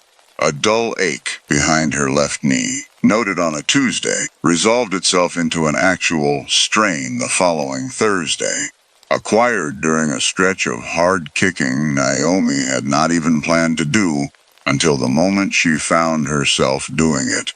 Some small, unexamined decision in the water that felt, in hindsight, less like her own choice and more like her body simply catching up to something it had already logged as inevitable. By early August, she had stopped needing to convince herself the pattern was real, and had begun instead trying to determine its rules, testing whether the borrowed injuries tracked with her own effort in the water or with Petra's. Whether swimming shorter, easier sessions produced correspondingly smaller depths, a hypothesis that collapsed the week she skipped 2 full training days for a scheduling conflict and woke on the third morning with a fresh bruise blooming across her hip, regardless, dark and tender, with no swim at all to explain it, only the quarry's own accounting continuing, apparently, whether or not she was in the water to participate in it directly. She raised this with Hollis Dunmore, the elderly man who ran the tackle shop overlooking the quarry's public access point, and had, by his own account, watched every serious attempt at the perimeter swim for the last 40 years. Hollis did not seem surprised by her description, listening with the specific patience of a man being told something he already expected to hear. Eventually, he said the quarry had a reputation locally, rarely discussed with outsiders, for what the old miners who had worked the pit before it flooded used to call borrowing forward, a tendency the water seemed to have, for reasons nobody in Latchford had ever explained to his satisfaction, of letting a body's future arrive slightly ahead of the events that were supposed to cause it, as though the quarry kept its own separate accounting of time that ran, for swimmers especially, faster than the accounting everyone else lived by. He told her about a woman named Delphine Corsair, the quarry's most famous fatality, who had attempted the perimeter swim 22 years earlier and had been pulled from the water. On her final attempt, already showing the physical wear of a woman decades older than the 31 years she had actually lived, her joints locked with an arthritis that had no business appearing that severely in someone her age, her hair fully gray, her hands marked with the specific spotting of advanced age, all of it. According to the coroner's report, Hollis had read himself back when it still circulated locally, before the family had it sealed, present on her body, before whatever had actually killed her in the water had finished happening. He said the working theory among people who had lived near the quarry long enough to develop theories was that Delphine's body had simply borrowed too far forward, accumulated more of her own future than her actual remaining lifespan could absorb, and that the water, having taken the loan, had eventually needed to collect on it all at once. Hollis went further than Naomi expected him to. Once he had decided the conversation was worth having honestly, he said Delphine had not swum alone that final season, that she had trained, much like Petra, with a support coach, a local man named Foss Renner, who had guided 3 previous successful attempts before Delphine's, and had, by Hollis's own recollection, seemed entirely ordinary right up until the week of her death, and entirely different afterward, aged in a way the town had quietly attributed to grief, until Foss himself, 4 years later, dropped dead of what the same coroner's office termed a cardiac event consistent with a man twice his actual age. Hollis said he had never been able to decide whether Foss's death proved the theory or simply coincided with it, the way any story a small town tells itself long enough eventually accumulates details that feel like confirmation, regardless of whether they actually are. Naomi asked whether the quarry's more recent successful swimmers, the 6 finishers before Petra, had employed coaches of their own, and whether any of those coaches had reported anything resembling what she herself had begun documenting.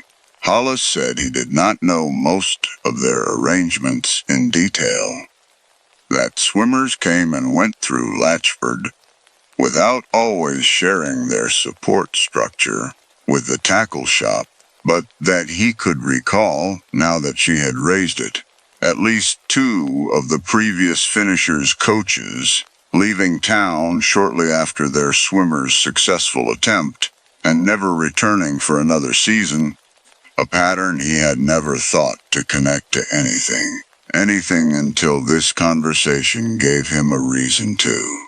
Naomi asked whether this meant everyone who swam Latchford Quarry eventually ran the same risk, or whether Delphine Corsair had done something specific to trigger a debt the rest of the quarry's swimmers had somehow avoided.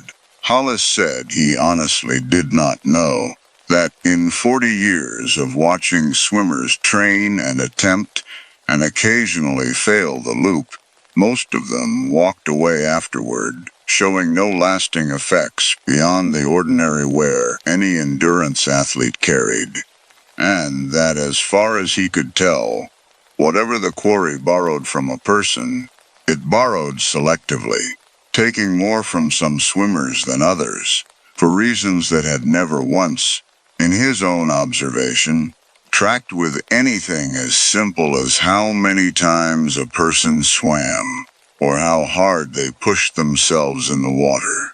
She considered, seriously, ending her involvement with Petra's training, walking away from the contract and the quarry both before whatever pattern she had documented over 6 weeks accelerated into something closer to Delphine Corsair's fate. She drafted the message to Petra twice and deleted it both times, telling herself, in the moments after deleting it, that she was overreacting to a string of coincidences a rational person would attribute to stress and overtraining, rather than a haunted body of water, quietly withdrawing years from her future to spend on injuries that had not happened yet. This explanation felt thinner each time she offered it to herself, though it remained, for several more weeks, the explanation she chose to act on. Part of what kept her from walking away, she admitted to herself only much later, was the simple, unglamorous fact of the contract itself. A 12-week commitment she had already been paid half of, with a reputation in the small endurance swimming community that would not survive an unexplained withdrawal from a client 6 weeks before a scheduled attempt. She told herself she would finish the contract and never take another job at Latchford again, a compromise that felt, at the time, like a reasonable middle path between abandoning a paying client and continuing to feed whatever the quarry was slowly taking from her. She would think about that compromise often in the months that followed, turning it over the way she now turned over her own hands each morning, wondering whether a more decisive person might have found a way to protect herself that did not require finishing what she had started. August brought the worst of it. 3 more unexplained marks in as many weeks. A persistent ringing in her left ear that arrived a full 11 days before a training swim in which Petra, swimming close beside her, kicked water directly into that same ear hard enough to leave it aching for a day.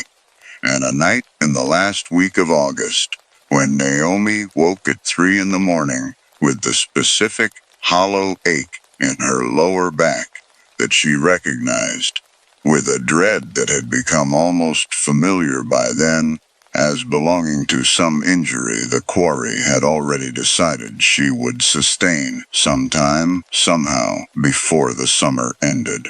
Petra's attempt was scheduled for the 3rd Saturday of September. The water still warm enough at that point in the season to make the crossing survivable without a full wetsuit, a condition the quarry's informal rules considered essential to a legitimate attempt. Naomi paced her from the kayak rather than swimming alongside, a decision made partly out of professional caution and partly, she admitted to herself only much later, out of a growing dread she had stopped being able to fully separate from ordinary pre-event nerves. Petra completed the loop in 2 hours and 51 minutes, becoming the quarry's 7th confirmed finisher, and emerged from the water triumphant, exhausted, and, as far as Naomi could tell watching her climb onto the dock, entirely unchanged. No gray hair, no unexplained marks, nothing that suggested the quarry had taken anything from her at all. It was that night, back at her rented cabin above the tackle shop, that Naomi understood, with a specific cold clarity that had nothing to do with the quarry's actual temperature, where the borrowed time had actually been going. She stood in front of the same bathroom mirror where she had first noticed the gray streak 3 months earlier, and cataloged, item by item, everything the summer had cost her that Petra's own body had never once had to pay. The streak at her temple had widened to a full 4 inches. Her hands, when she flexed them, carried a stiffness in the knuckles that had no business belonging to a 29-year-old body. A cluster of fine lines had settled at the corners of her eyes, sometime in August, arriving, she now understood. In the same week, Petra had nearly gone hypothermic during a long training swim that Naomi, pacing from the kayak, had somehow felt in her own joints before Petra ever surfaced to describe the cold. She sat on the edge of the bathtub for a long time that night, running through the summer's log entries in her head the way she had once run through swim splits, and arrived slowly at an understanding she did not want but could no longer avoid. The quarry had never been interested in taking anything from Petra at all. Petra was the swimmer, the one whose future accomplishment justified the debt, but Naomi was the one who had actually stood closest to the water. For 12 straight weeks, coaching, pacing, testing conditions before every session, present at the quarry's edge, far more consistently, and far more intimately than the client whose name would appear on the record board. She understood, sitting there, that the quarry had simply chosen the more convenient creditor, the coach rather than the swimmer, the person whose body was available for collection every single day rather than the person who showed up 3 times a week for scheduled sessions. She called Petra the following morning to offer her congratulations properly, having managed only a distracted embrace on the dock the previous evening, and said nothing about the gray streak now covering nearly a quarter of her scalp. Nothing about the stiffness in her hands that made holding the phone itself an effort she had to consciously push through. Petra thanked her warmly, mentioned she had already begun researching her next challenge, a different quarry 2 states over, with a reputation nearly as formidable as Latchford's, and asked, with the easy confidence of someone who had emerged from the summer entirely unmarked, whether Naomi might be available to coach that attempt as well. Naomi told her she would think about it. She has not returned to Latchford Quarry since that September, and has, so far, declined 2 more coaching contracts for endurance swims at similarly old, similarly deep bodies of water, unable to shake the specific, unprovable suspicion that whatever the quarry borrowed against a swimmer's future, it preferred, when given the choice, to collect from whoever stood closest to the water without actually needing to finish the swim themselves. She checks her hands most mornings now, out of a habit she cannot make herself stop, looking for whatever the summer has decided, in whatever accounting the quarry still keeps somewhere beneath 210 feet of cold, dark water to collect next.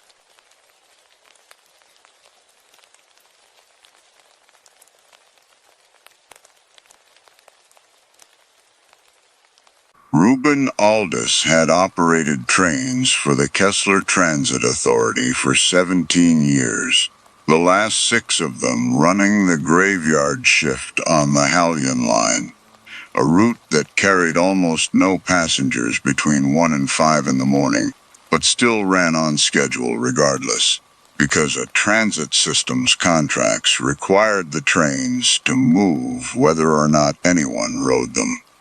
He had trained on 3 different lines before settling into the graveyard rotation, and had come to prefer it for the specific solitude it offered. Long stretches of tunnel with nobody in the cars behind him, but the occasional insomniac or shift worker. The city's ordinary noise reduced to the rhythmic clatter of his own train against rail he had memorized so thoroughly he could have run the route with his eyes closed. The Halcyon line passed through 14 active stations and 1 that had been decommissioned in 1974. A station called Cabot Street that the Transit Authority had sealed rather than demolished cheaper, according to the official reasoning Reuben had once read in an old maintenance memo, to simply close the platform and let the trains run through without stopping, than to fill in a tunnel section that far beneath the surrounding buildings. Every operator on the Halcyon line learned, during training, the same 2 rules regarding Cabot Street, delivered without elaboration by whichever senior conductor happened to be assigned to a new hire's orientation run. Do not stop at Cabot Street under any circumstances. If the train stops there anyway, do not open the doors. Reuben had asked, during his own training 17 years earlier, why these rules existed, and had received the same answer every new operator apparently received. a shrug and a comment that the station's platform had structural issues that made stopping there a safety liability, an explanation that satisfied him for most of his career. The way official-sounding explanations tend to satisfy people who have no particular reason to doubt them. He had passed through Cabot Street thousands of times over 17 years without incident, the dark platform sliding by his window at speed, briefly lit by his train's own headlights and nothing else. Empty tile and a rusted sign whose lettering had faded past legibility, sometime in the decades since anyone had last needed to read it. He had, over those 17 years, developed a private habit he never mentioned to anyone, a slight tightening of his hands on the controls every time his train approached the tunnel section leading into Cabot Street, an involuntary bracing he attributed, when he thought about it at all, to nothing more than the accumulated weight of a rule repeated often enough that a body learned to respect it even without understanding why. He passed through the station at full speed on every run, watching the dark platform for the 2 or 3 seconds it remained visible, and had, in 17 years, never once seen anything on it worth reporting.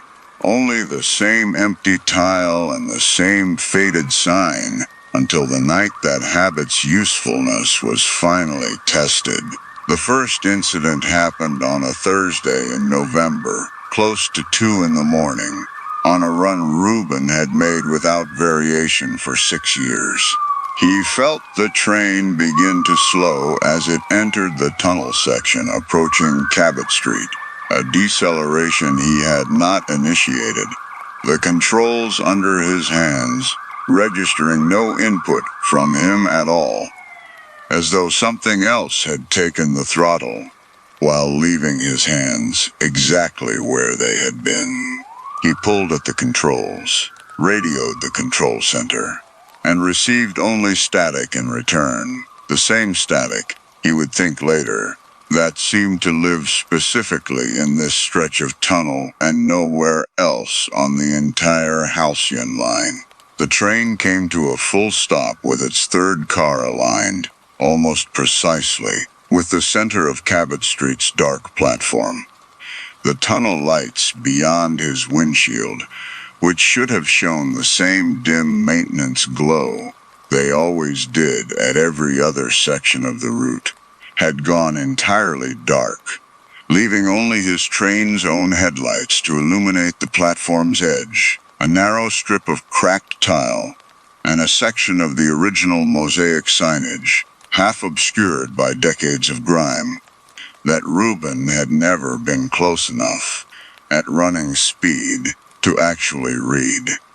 He found himself reading it now, without wanting to, the letters spelling out a station name he already knew, the mundane familiarity of it somehow worse, in that moment, than if the sign had shown something stranger. He sat in the operator's cab for what his watch told him afterward was only 4 minutes, though it felt considerably longer, following the second of his training's 2 rules with a discipline that surprised him even as he practiced it. Hands folded in his lap, eyes forward, doors sealed. He heard, at some point during those 4 minutes, a sound from somewhere behind him in the empty cars, not quite footsteps, more a kind of shifting weight. The sound a platform makes when someone steps onto it after standing still for a long time, except the sound seemed to originate inside the train itself rather than on the platform beyond the closed doors. The train resumed moving on its own at the 4-minute mark, the controls returning to his hands as abruptly as they had left.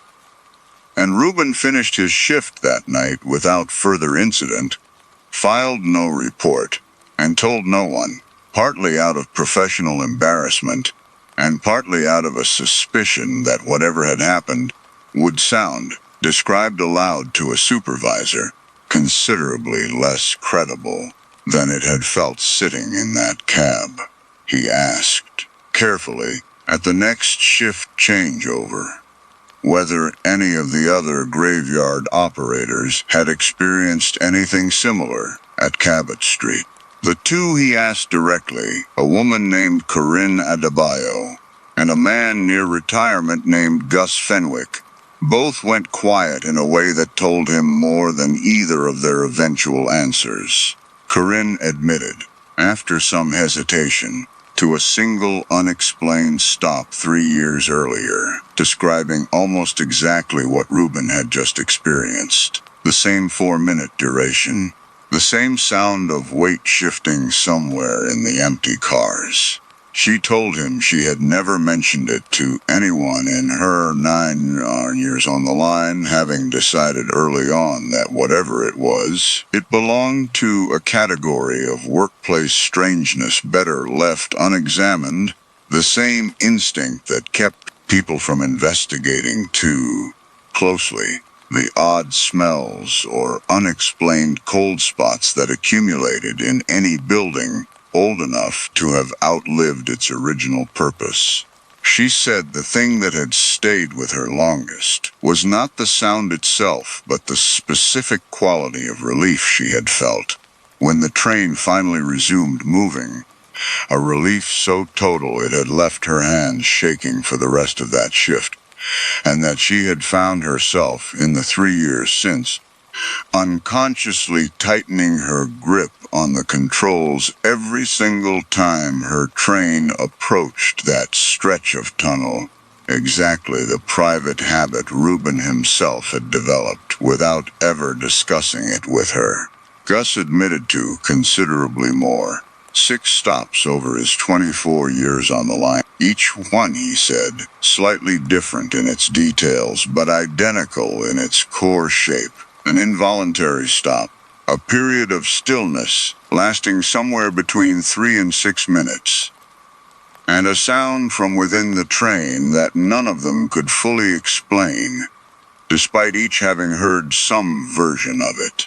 Gus told him something the training orientation had never included, delivered in the low, practical tone of a man passing along information he considered essential rather than remarkable. He said the 2 rules Reuben had learned as safety liability boilerplate were, in his own 24 years of experience, considerably more literal than the transit authority's official explanation suggested, and that the actual danger at Cabot Street had nothing to do with structural instability and everything to do with whatever the sealed station had become since 1974, something the tunnel's darkness seemed to concentrate rather than simply house. Patient in a way that made the stopping itself less alarming, in Gus's estimation, than what might happen to an operator foolish enough to open the doors during one of these involuntary stops. Gus described his own 6 stops with a specificity that suggested he had turned them over in his memory many times, cataloging their small variations the way Reuben had begun, without quite meaning to, cataloging his own single experience. He said no 2 stops ever lasted exactly the same duration, ranging, across his 24 years, from as brief as 90 seconds to as long as 9 minutes, and that the sounds accompanying each stop had grown steadily less ambiguous over the decades, the earliest incidents in his career producing only faint, easily dismissed noises, the more recent ones considerably more deliberate, more clearly the sound of something moving through the train with purpose rather than simply settling. He said he had stopped several years back, trying to guess what determined a stop's length or its intensity, having found no pattern that held up against the next incident, and had settled instead into simply enduring each one as it came. The same discipline he had passed along to every new operator he trained. Reuben asked whether Gus knew of anyone who had actually opened the doors. Gus was quiet for a long moment, then said there had been an operator before his own time, a man named Desmond Prue, whose name Reuben recognized only vaguely from an old commendation plaque in the depot's break room, the kind of plaque nobody read closely enough to notice it commemorated a man who had died on the job, rather than simply served with distinction. Gus said the official record listed Desmond's death as a mechanical accident during a routine maintenance stop, but that the operators who had worked alongside him at the time understood it differently. That Desmond had grown curious enough, after his own repeated involuntary stops at Cabot Street, to open the doors during one of them, and had been found at the end of that shift in his operator's cab, physically unharmed but changed in some way none of the surviving accounts fully specified, changed enough that he never returned to work and died less than a year later, of causes the family had kept private. Gus added one further detail, offered almost as an afterthought, that had stayed with Reuben longer than anything else in the conversation. He said Desmond had not been alone in his cab when the stop that followed his door-opening incident occurred, that a trainee riding along for observation that night had witnessed the aftermath firsthand and had described Desmond, in the moments right after the doors closed again, sitting perfectly still with his eyes open, appearing to listen to something only he could hear. A stillness the trainee said lasted the rest of that shift, and, as far as anyone could tell, a considerable portion of the year that followed, right up until his death. The second incident happened for Reuben on a night in December. Heavier this time, the train stopping not for 4 minutes, but for what his watch confirmed as 11, the longest stop any of the graveyard operators he had spoken to could recall. He followed the rules exactly as before, hands folded, eyes forward, doors sealed, and heard, this time considerably more than a single shift of weight. He heard distinctly footsteps moving the length of the train's interior, unhurried, methodical, pausing at what sounded like each set of doors in turn, as though something were checking, car by car, whether any of them had been left open. He counted the pauses, without meaning to, the way a mind under sufficient stress reaches. For any structure it can impose on an experience it cannot otherwise control, and reached 6 distinct stops before the sound arrived at the doors nearest his own cab, matching, he would realize only later, the exact number of cars on his train that night. The cold in the cab had deepened noticeably somewhere around the third pause, a specific, focused chill that seemed to settle around the back of his neck, rather than filling the space evenly, and he found himself, despite every instinct telling him to remain still, unable to stop his breathing from growing shallow and audible in the sealed quiet of the cab. He heard, near the end of the 11 minutes, a sound at the door closest to his own cab, a soft, deliberate knock, 2 taps against the glass, followed by a silence that felt, to Reuben, considerably more expectant than the silence that had preceded it. The knock repeated once more, slightly harder, and Reuben understood, in that moment, with a clarity that felt almost like relief, that whatever waited on the other side of that door was not testing the lock so much as waiting for him, specifically, to decide something. an invitation extended with a patience that made refusing it feel. For the first time in his 17 years of following an unexplained rule, like an active choice rather than simple compliance, he did not turn to look. He would tell himself, in the weeks that followed, that this restraint was the single most important decision he had made in 17 years of operating trains, more important than any safety certification or emergency protocol he had ever been required to memorize. The train resumed its normal operation at the 11-minute mark, the cold receding from the back of his neck as abruptly as it had settled there, and Reuben finished his shift with his hands shaking too badly to properly log his end-of-route paperwork. A fact the overnight supervisor noted without comment, assuming, as people generally did about graveyard shift workers, that exhaustion alone accounted for it. He requested a transfer off the Halcyon line the following week, citing personal reasons rather than anything specific, and was reassigned, after a 6-week wait, to a daytime route on a different line entirely, one with no decommissioned stations and no history, as far as he had been able to determine before requesting the move, of involuntary stops or unexplained sounds. He believed, for the better part of a year, that this transfer had resolved the matter entirely, that whatever governed Cabot Street's peculiar hold on the Halcyon Line's graveyard operators had released its claim on him the moment he stopped driving that particular route through that particular stretch of tunnel. The first several months of the transfer felt, to Reuben, like a genuine recovery. The ordinary daylight bustle of his new route, a welcome contrast to the graveyard silence he had spent 6 years growing accustomed to.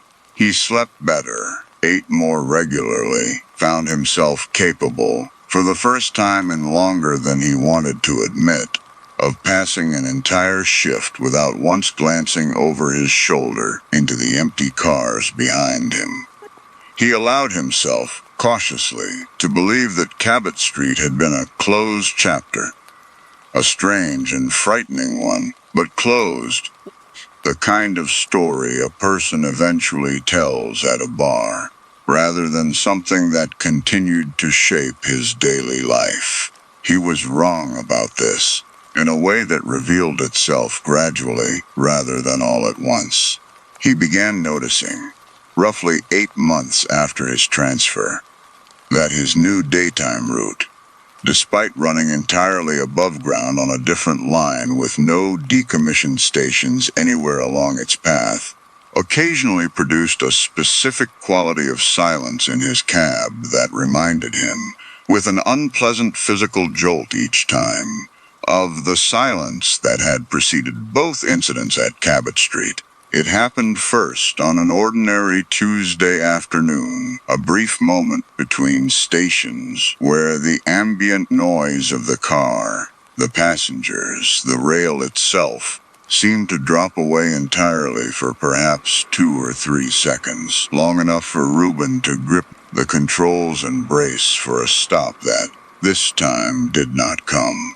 It happened again 3 weeks later, then twice the following month, the silences growing marginally longer each time, never quite long enough to produce a full stop, but long enough that Reuben had begun to suspect, with a dread he had not yet found anyone willing to discuss the matter with him about, that whatever had marked him during those 2 nights on the Halcyon line had not released him at all, only changed the terms of its patience. He tried once to raise the subject with a new colleague on his daytime route, a younger operator who had never worked the Halcyon line and had no context for what Reuben was describing, and watched the young man's polite confusion curdle. Gradually, into the same careful distance Reuben himself had once shown toward operators who spoke too openly about things a transit authority preferred to explain away as structural liabilities. He did not raise the subject again. He has instead begun, in recent weeks, keeping his own private log of the silences, their dates, their duration, the specific stations nearest to where each one occurred, a document he keeps for reasons he cannot fully articulate, even to himself. Except that Gus Fenwick, in 24 years of tracking his own 6 incidents, had never once found a pattern that held, and Reuben suspects, without wanting to, that he is simply waiting, in whatever accounting governs these things, for a stretch of silence long enough to finish whatever it started that December night. 2 taps against a door he had been wise enough, so far, not to open.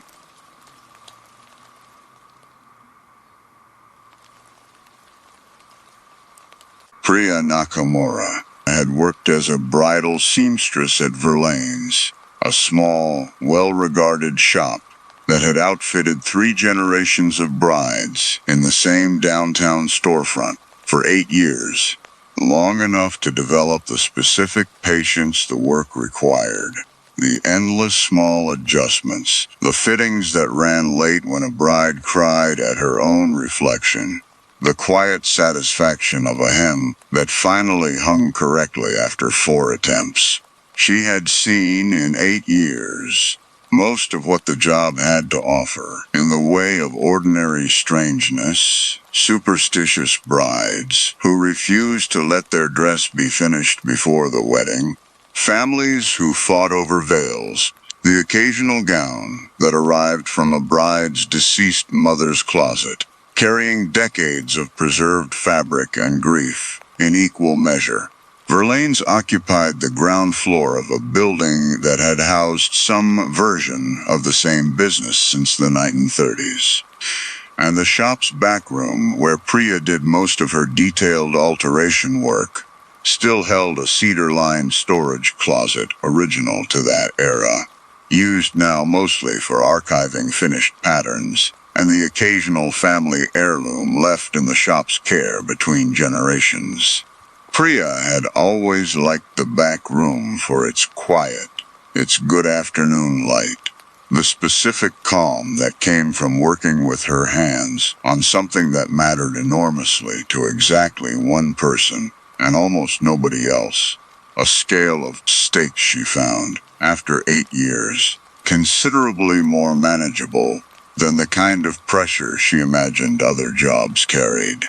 The gown that arrived in October was different from the beginning, though Priya would not fully understand how different until several weeks into the alteration. It belonged to a bride named Elise Corbin, who brought it in not as a new purchase but as an heirloom, a dress that had, according to Elise, been worn by 4 women in her family across 3 generations, each of them making minor alterations to fit their own frame before passing it forward to whichever female relative married next.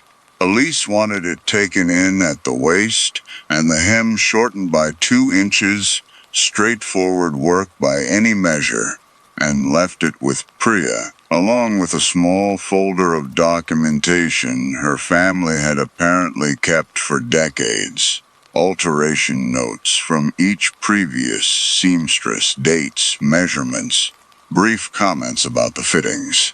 Priya read through the folder that evening, a habit she had developed over the years, useful for understanding how a garment had been constructed and where its structural weak points might already exist after repeated alterations.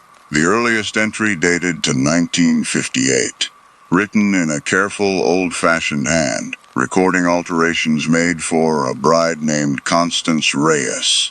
The notes were unremarkable for the first 2 pages, standard measurements, standard adjustments, until Priya reached a margin note. near the bottom of the 1958 entry, that gave her the first small chill of what would become, over the following weeks, a considerably larger unease. The seamstress had written, almost as an aside, that the dress fit Constance more easily than any garment she had worked on that year, as though the fabric had been waiting specifically for this particular bride's measurements, and that Constance herself had commented, during the final fitting, that she felt she had worn the dress before, despite it being newly commissioned for her wedding that same season. The second entry, dated 1979, alterations made for a bride named Delphine Reyes Alvarez, Constance's daughter, included a similar note, this one considerably less offhand.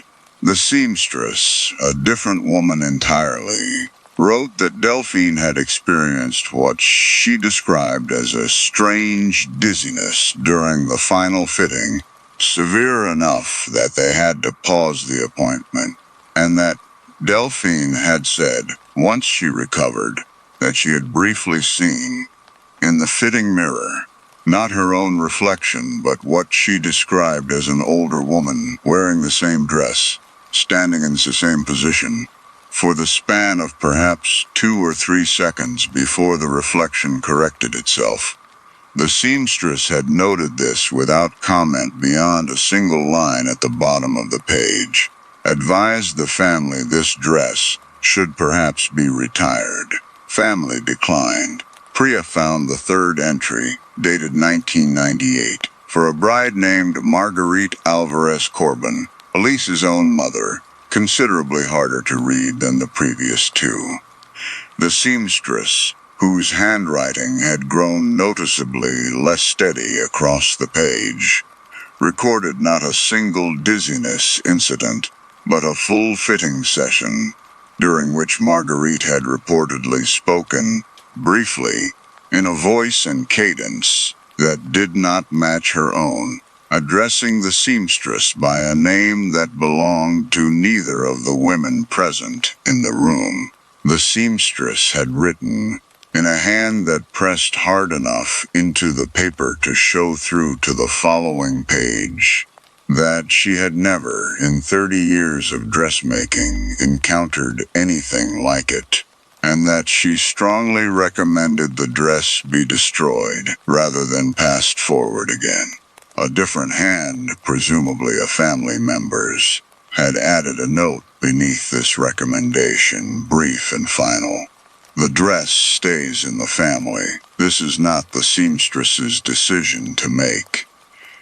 Priya sat with the folder closed in her lap for a long while after finishing the third entry, running through the practical explanations available to her, that these were simply old stories embellished across decades of family retelling, that a nervous bride's dizziness and an overworked seamstress's imagination had, over 40 years, calcified into something that read, on paper, considerably stranger than whatever had actually happened in those fitting rooms.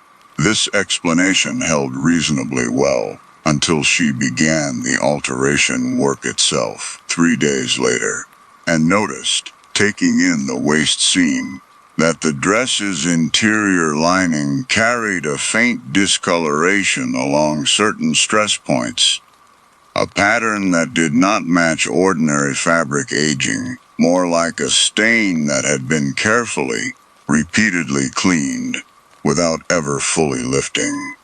Always in roughly the same places, as though whatever had caused it kept happening, in the same spots across each of the dress's previous wearers. She examined the discoloration more closely under the back room's good afternoon light, tracing its outline with a gloved finger, the way she might assess any structural weakness before deciding how to proceed with an alteration. The marks clustered most heavily along the bodice's interior seam, just beneath where a wearer's ribs would sit, and a second, fainter cluster ran along the inside of the left sleeve, both patterns consistent enough across what should have been 4 entirely separate alteration histories that Priya found herself, despite her best efforts at professional detachment, unable to attribute them to simple coincidence. She photographed the marks for her own records, a habit left over from her training, and noted, cross-referencing against the folder's dates, that each documented incident of dizziness or strange behavior during a fitting had occurred within days of alteration work being done in exactly these 2 locations. She proceeded with the alteration anyway, professional obligation outweighing whatever unease the folder had produced, and scheduled Elise's fitting for the following week. In the days before the appointment, Priya found herself returning to the folder more often than she wanted to admit, rereading the 1998 entry in particular, the one involving Elise's own mother, searching for some detail she might have missed on her first pass that would either confirm or dispel the growing suspicion that the dress's strangeness was not confined to isolated incidents, but had somehow accumulated across its decades of use, each new bride absorbing some small residue left behind by the ones who had worn it before her. The fitting itself passed without incident for the first 20 minutes, Elise standing patiently while Priya pinned the newly taken-in waist, chatting easily about wedding logistics in the way most brides did during a routine appointment. It was during the final adjustment, checking the hem's new length against Elise's shoes, that Priya noticed Elise had gone quiet, her reflection in the 3-way fitting mirror holding an expression Priya could not immediately place, distant, unfocused, the specific stillness of someone whose attention had shifted somewhere the room could not follow. Priya asked if she was all right. Elise did not answer immediately, and when she did, her voice carried a flatness that did not match the easy, chatty tone she had used throughout the rest of the appointment. And she said, without any apparent awareness that anything about the statement was unusual, that this fitting reminded her of a different one a long time ago, though she could not seem to place when or where. She asked Priya, still in that same flat, distant voice, whether the hem had always been pinned this way. A question that made no sense given this was the dress's first fitting under Priya's care, and then blinked, seemingly returning to herself all at once, and apologized, laughing it off as exhaustion from wedding planning, with no memory, as far as Priya could tell from her immediate, embarrassed recovery, of having said anything strange at all. Priya glanced, in the moment before Elise fully returned to herself, at the 3-way mirror's side panel, angled in a way that caught a sliver of the room. Priya's own direct line of sight could not, and saw, for what she would later tell herself was surely no more than a trick of the afternoon light. Through the back room's window, a second outline standing just behind Elise's own reflection, close enough to seem almost overlapping with it, gone by the time Priya blinked, and looked again, leaving only Elise, fully present again, laughing at her own momentary distraction, and asking whether the hem still needed more pins.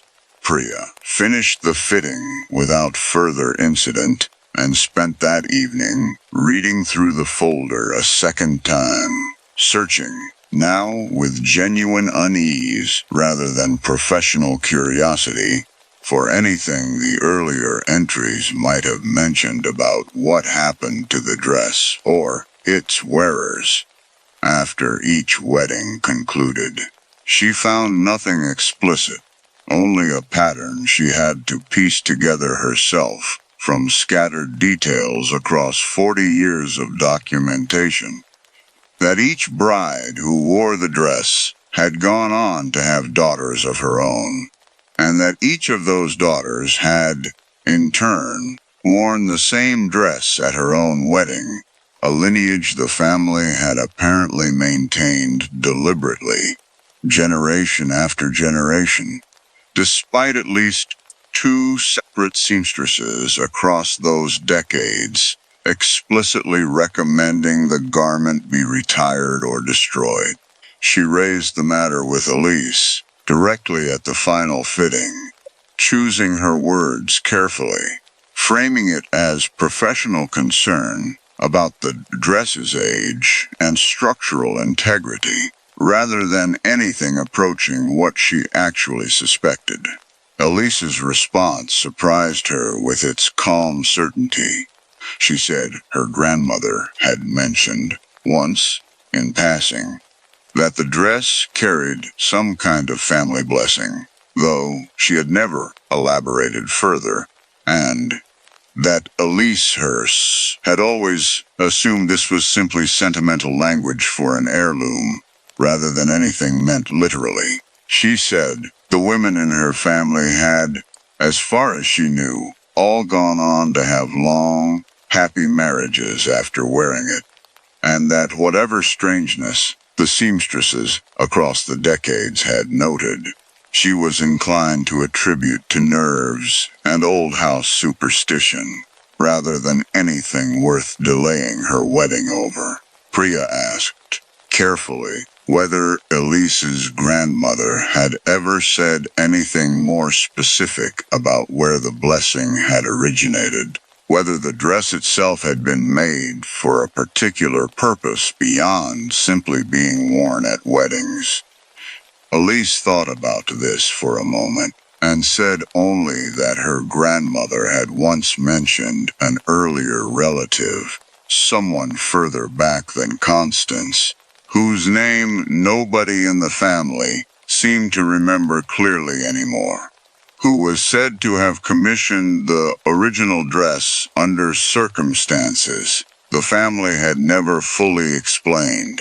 Something to do, Elise thought her grandmother had said, with wanting to ensure her daughters and their daughters after them would never lack for a husband who stayed, a wish phrased, in the family's oral history, with a specificity that Priya found, hearing it secondhand, considerably more unsettling than a simple blessing ought to sound. Priya did not press further. She finished the alteration, delivered the dress, and attended, at Elise's invitation, the wedding itself, 6 weeks later, watching from the back of the venue as Elise walked down the aisle in a gown that had now been worn, altered, and passed forward by 5 generations of women in the same family, each of them, as far as the folder's fragmented record suggested, carrying forward some version of the same brief, unexplained moment Priya had witnessed in the fitting room mirror, a flicker of another woman's presence surfacing briefly through the fabric before settling back into whatever quiet accommodation had let the dress continue circulating, wedding after wedding, for nearly 70 years. She still thinks, most often at night, about the folder's final page, blank except for a single line in Elise's own handwriting, added, Priya assumed, sometime after their conversation about the dress's age, a note evidently intended for whichever seamstress eventually took in the gown for Elise's own daughter, decades from now. It read only, in the same careful cursive Priya had watched Elise use to sign her alteration paperwork, some things are worth keeping in the family, and Priya has never been able to fully decide turning the sentence over on the nights it surfaces in her thinking, whether Elise meant it as reassurance or as a warning. She did not yet fully understand she was writing to someone who had not been born.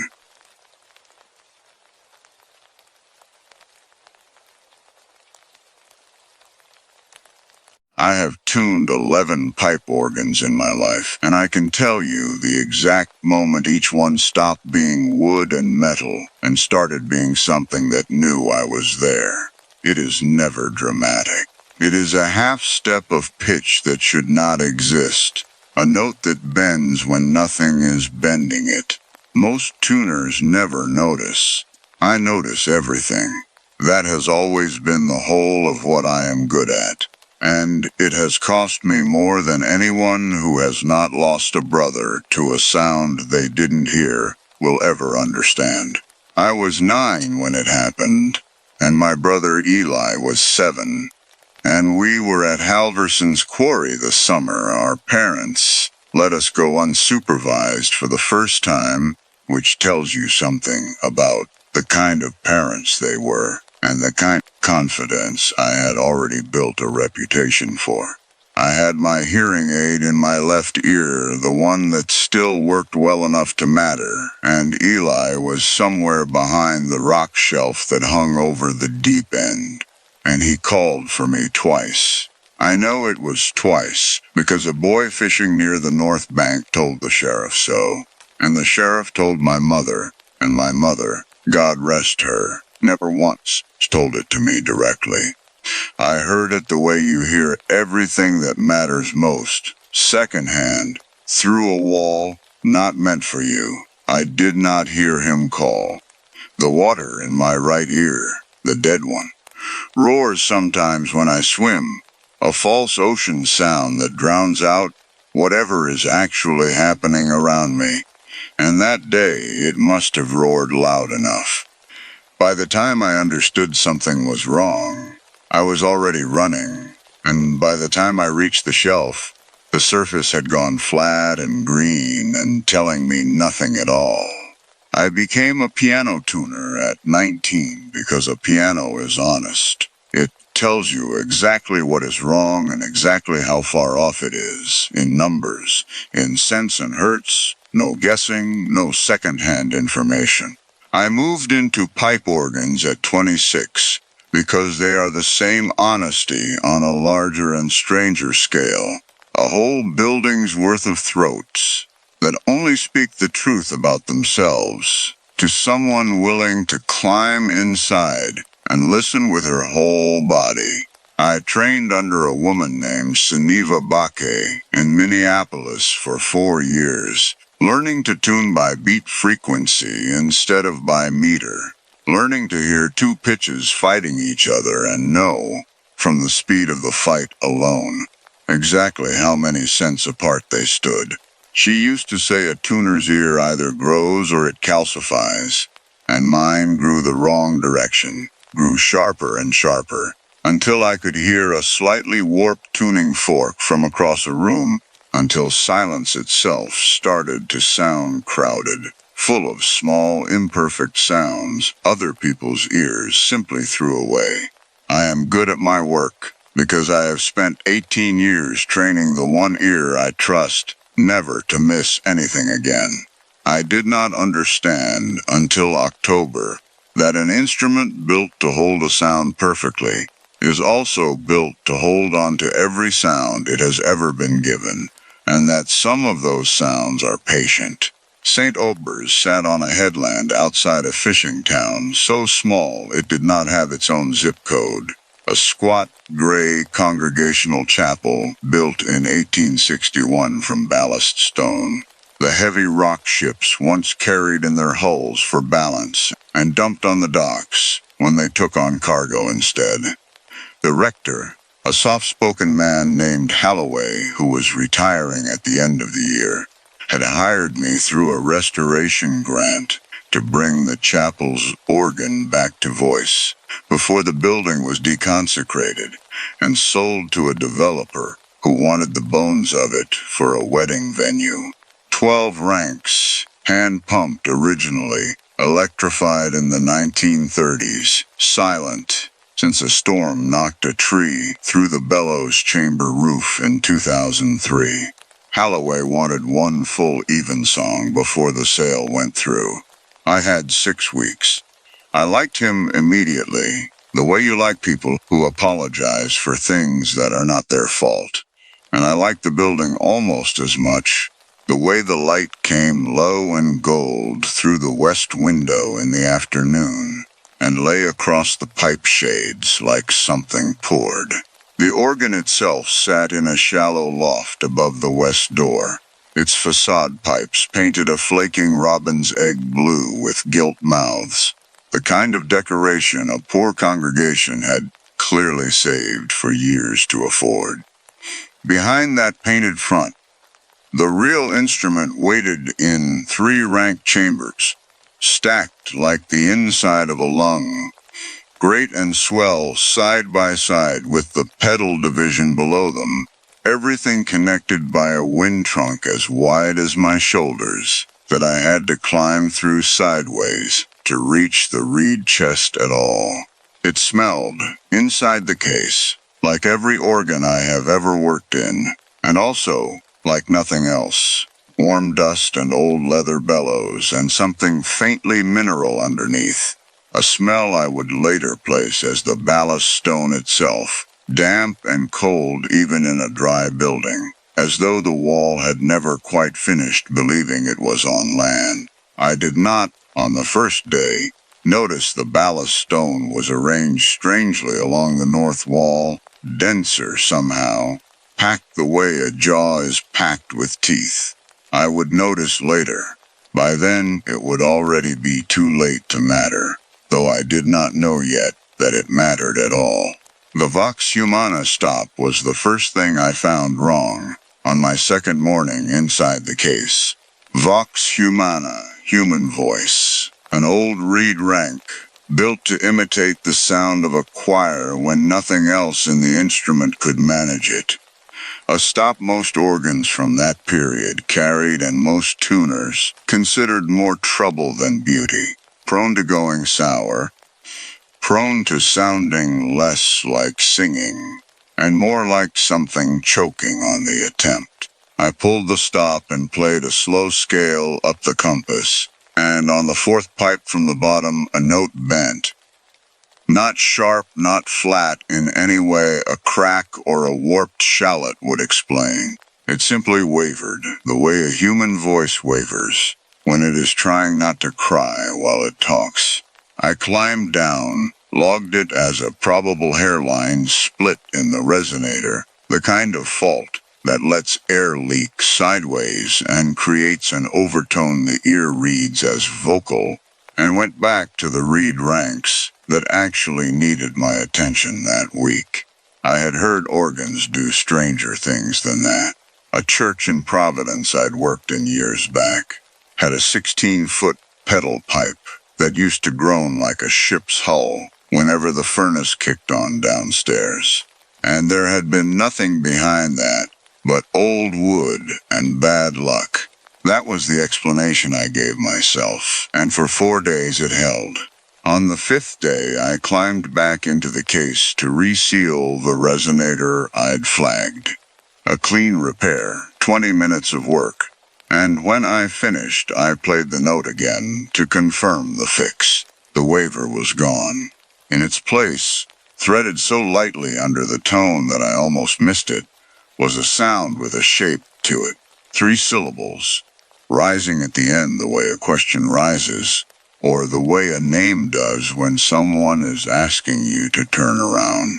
I sat very still in the dark of the case with my good ear an inch from the pipe's mouth, and I told myself it was resonance sympathetic with the pipe beside it, an acoustic accident, the kind of thing that happens in old wooden chambers that were never built with modern tuning equipment in mind. I climbed down and did not go back up that day. Holloway found me in the nave an hour later, sitting on the front pew with my hands still shaking slightly. And instead of asking what was wrong, which I would not have answered honestly.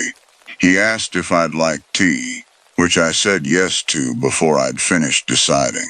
We sat in the rectory kitchen, a low-ceilinged room that smelled like wood smoke, and the particular sweetness of a kettle that has boiled 1,000 times in the same copper pot. And he told me, without my asking, that the fishermen used to call the chapel the Singing Wall, back when the ballast stone was still new. Sailors believed stone that had crossed an ocean in a ship's hold remembered the sea, remembered the men lost bringing that stone across, and would sometimes give a little of it back on quiet nights. He laughed when he said it, an easy, embarrassed laugh, the laugh of a man handing you folklore he does not believe in but loves anyway. And I laughed with him, and for 20 minutes I let myself be a person having tea in a kitchen rather than a person who had heard her own name asked out of a dead pipe. It was the first real breath I had taken since the 4th day, and I did not know yet how badly I would want it back later.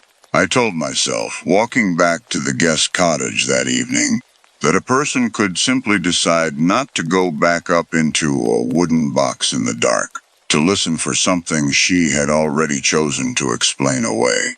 I believed that for exactly as long as it took me to eat dinner alone at the cottage's small table, a can of soup I did not taste, and to notice that my hands would not stop moving, tapping out the beat pattern of a badly tuned fifth against the table edge, a habit I have had since I was a girl, and one that only ever surfaces when some part of me already knows a job is not finished.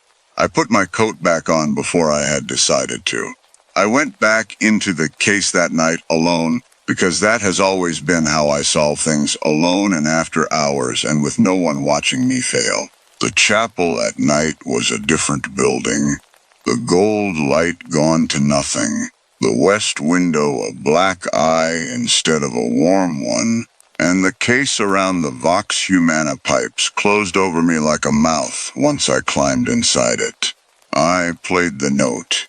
The waver had returned, worse now, and under it the 3-syllable shape had become nearly a word, and this time I understood, with the particular cold clarity of a fact arriving whole, rather than assembling itself, that the shape was not asking a question in general. It was asking for me, specifically, by the name only one person in the world had ever pronounced, with exactly that rise at the end. Eli used to draw my name out that way, when he wanted my attention and knew he wasn't going to get it easily. Mira. 2 beats and a lift. I did not climb down quickly. I want to be honest about that, because I have thought about it every day since. I stayed in that narrow, dark space with my ear against a 160-year-old reed pipe, and some part of me that had been waiting 18 years for a second chance, at hearing something in time, leaned in closer, instead of pulling away. I told myself it was the wind finding a gap in the caseboards. A draft, moving through old wood, the way it moves through anything old and imperfect. I had been telling myself that for 3 hours by the time I finally climbed down, and I was getting better at believing it.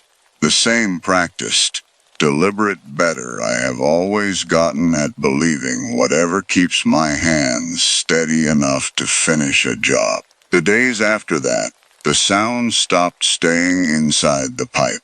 I heard it in the north wall on the 10th day, faint, threaded into the settling creaks any old stone building makes at dusk, and told myself that was the ballast stone, shifting with the temperature drop. Nothing Holloway's folklore, nothing at all. I heard it again on the 12th day, while I was up on the scaffold, resetting the Great Division's tuning slides, closer now, close enough that I turned around on the platform, 40 feet up, certain someone had come in behind me and found the nave empty, and the west window gone the flat gray of an afternoon, losing its light. My hands were sweating on the ladder rail by the time I got down. My chest had gone tight in a way it had not been tight since I was 9 years old, standing at the edge of a quarry that would not tell me anything. The dry mouth started small, an ordinary thing, the kind of thirst that comes from working in a dusty case all day. And I did not think much of it until it stopped going away with water. By the second week, my jaw ached from clenching in my sleep, and I woke some mornings to find I had bitten the inside of my cheek raw without ever waking for it. My balance began to slip in small, deniable ways. A half step of dizziness climbing the loft stairs, I told myself was low blood sugar. A moment on the scaffold where the whole nave seemed to tilt half a degree and right itself before I could name what had moved. By the third week, I woke twice with my right ear ringing, not the ordinary tinnitus I have lived with for 18 years, but something with a rhythm to it, almost a pulse, almost words if I let myself listen long enough. And I did not let myself, not yet, because letting myself felt like standing at the edge of the quarry again and choosing, this time on purpose, to lean over the rock shelf and look down. Holloway wanted to hear my progress 2 days before the evensong, and I played him a hymn on the ranks I had finished. The great and the swell, singing clean and full through the nave for the first time since 2003.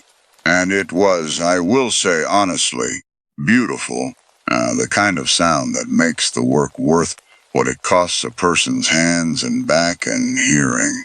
He stood by the font with his eyes closed, and I watched a version of him 10 years younger settle briefly over his face, the lines around his mouth easing the way they had not eased once in the 6 weeks I'd known him. Outside, gulls were working the tide line below the headland, their calls drifting in thin through the one window. Holloway always left cracked for the draft the bellows needed, and for those 3 minutes I forgot the Vox Humana entirely, forgot the wall, forgot the ache building behind my dead ear like weather, gathering somewhere I couldn't see. It was the only whole piece I had in that building, and I did not recognize until much later how carefully I had been saving it, the way you save the good part of a meal for last, without admitting to yourself that's what you're doing. I did not play the Vox Humana stop for him. I told him it needed one more pass. This was true and also not the reason. That night, alone I finished the pass. I climbed into the case with a headlamp and my tuning kit, and I did not tell myself anything about wind or drafts or sympathetic resonance, because I no longer had a version of that story I believed. I pulled the stop and I played the scale, and on the fourth pipe from the bottom the note bent and steadied and became, without any ambiguity left to hide inside, a voice. Not words yet. A shape of breath finding its way toward words, the way a small child's voice does before the consonants come in clean. And I sat with my back against the swell box wall, and my whole body gone rigid, and I counted stops.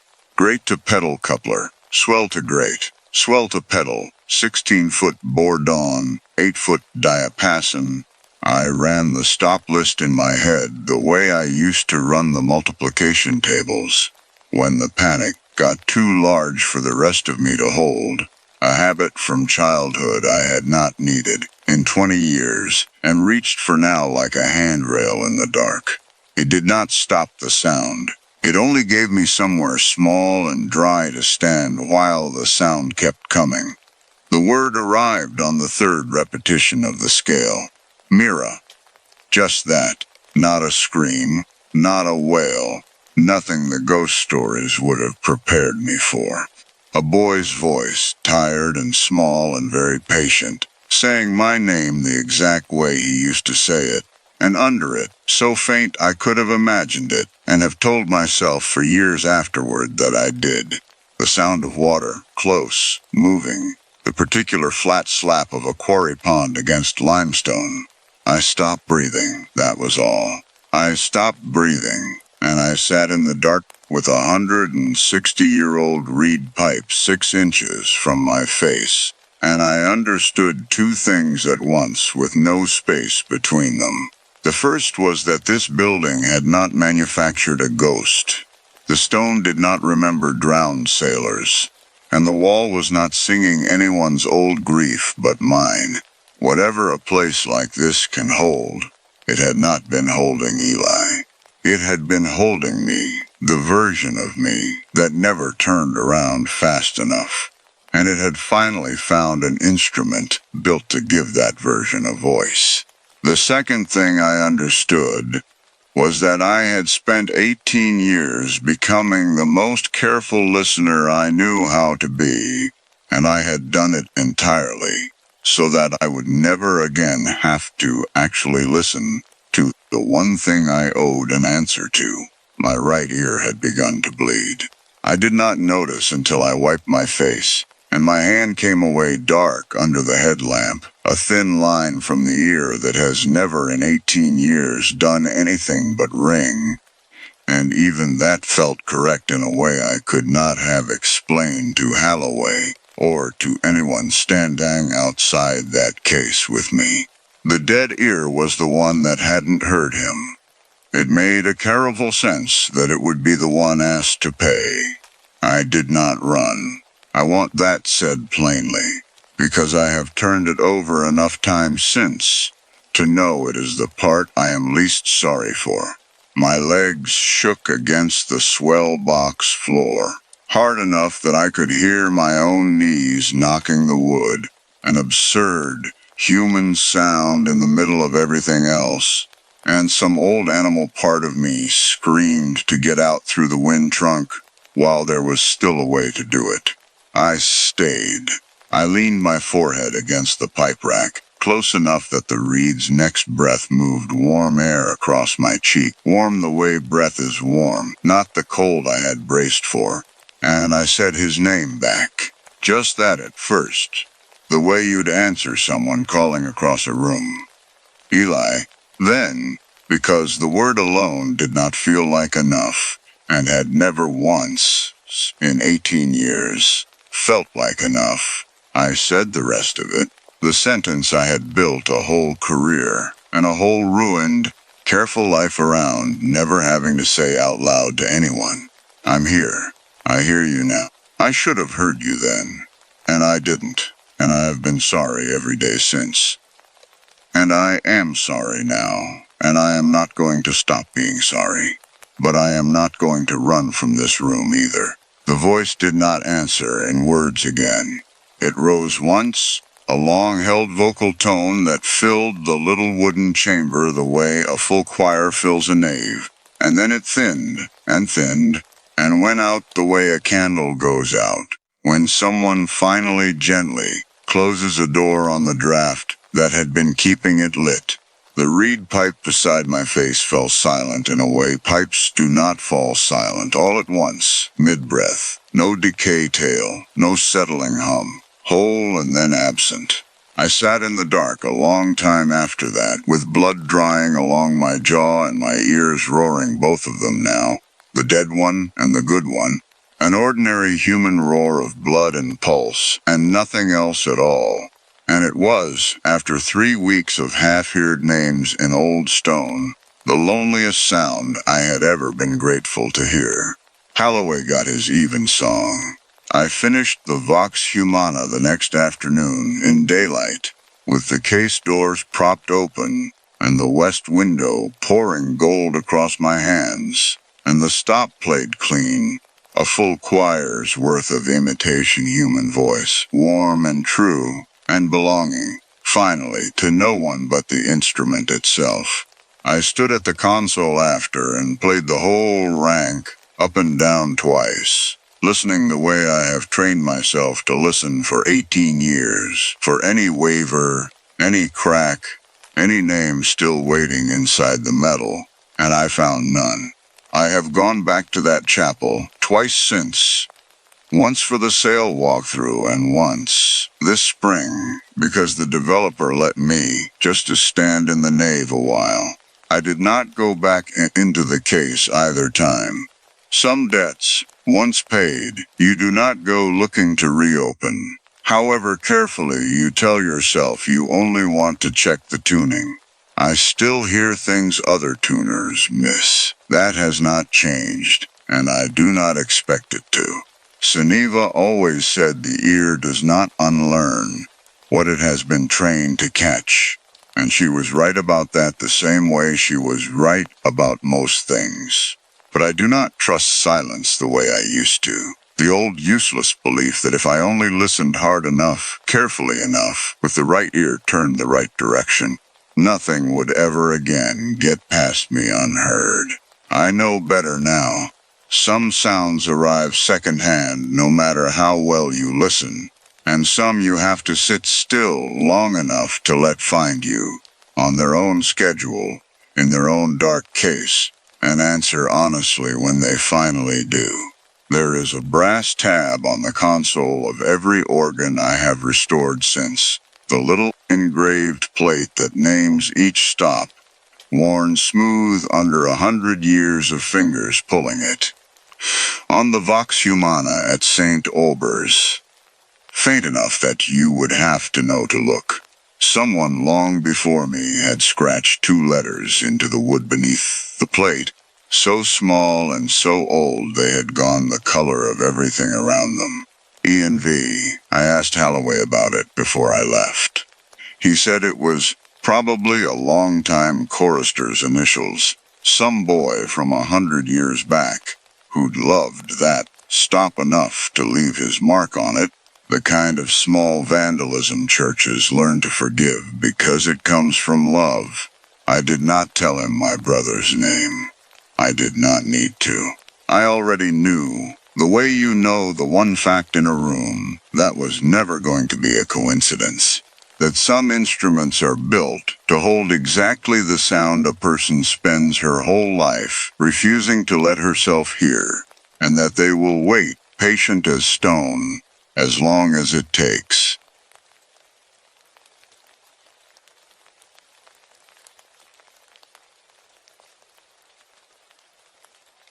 Hey, still up. I figured you would be. This is Deb. Tonight's a little different. Faster, meaner, less time to catch your breath. If that's what you need right now, you're in the right place. Let's get into it. The gate at Relay Station 9 was unlocked when Emmett Hale got there, and that was the first thing wrong. He sat in the utility truck with the engine running, high beams cutting into the chain-link fence, and stared at the padlock hanging open on its hasp. Cattleman's Rural Electric had 14 substations scattered across the county, and every one of them locked the same way, keyed the same way, checked twice a shift by dispatch logs that never showed a gap. Emmett had worked graveyard for 6 years. He had never once arrived at a locked site to find the gate already open. The call had come in at 1:14 in the morning. A fault on the 9 substations North Transformer Bank. No breaker trip logged. No weather event. No vehicle strike. Nothing on the SCADA system to explain a dead zone that had knocked out power to 340 homes along County Road 60. Dispatch had flagged it priority and sent him alone, because Graveyard ran a skeleton crew, and the next available lineman was 40 minutes out. Emmett had done solo substation calls 100 times. He put on his gloves anyway, the thick rubber ones rated to 20,000 volts, out of a habit that had nothing to do with the fault report, and everything to do with the open gate. He idled at the entrance for a full minute before committing. Running through the pre-arrival checklist, his training required: confirm site power status, confirm no visible vehicle collision, confirm gate integrity. The gate failed the third check immediately, and standard protocol said to hold position and wait for a second unit rather than enter a compromised site alone. Emmett requested that second unit over the radio, heard Reyes confirm the request, and then sat there another 20 seconds doing the math on 340 dark houses along a county road in the middle of the night, families with medical equipment on backup batteries that would eventually run out before he put the truck back into drive. He drove through slow tires, crunching gravel, and parked 30 feet from the control building, angling his headlights across the yard the way training had taught him. Sweep the whole site before you commit to a single point. The transformers stood in their rows, tall gray boxes, humming the low electrical hum that had been the background noise of his entire career. A sound so constant, he usually stopped hearing it within the first minute of any sight. Tonight he heard it the whole time. It sounded wrong, a half step off from the pitch he expected. The way a familiar song sounds wrong, played in the wrong key. Emmett radioed dispatch, gave his arrival time, and requested backup. Standard procedure for an unlocked site outside normal parameters. The dispatcher, a woman named Reyes, who'd worked the graveyard desk for 11 years, told him the nearest unit was still 35 minutes out and asked whether he wanted to wait in the truck. He said he'd do a visual assessment first. This was, he would think later, the specific decision that put him in the yard instead of the cab, and he has never been able to fully explain why he made it, except that a fault affecting 340 homes was the kind of thing dispatch tracked in real time. Families calling in without power, and some part of him had already started doing the math on how long he could reasonably ask people to wait.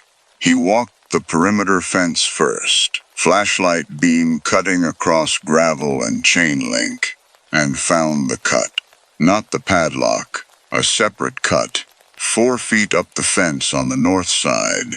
The links sheared clean through in a vertical line, 3 feet tall, wide enough for a person to step through without crouching.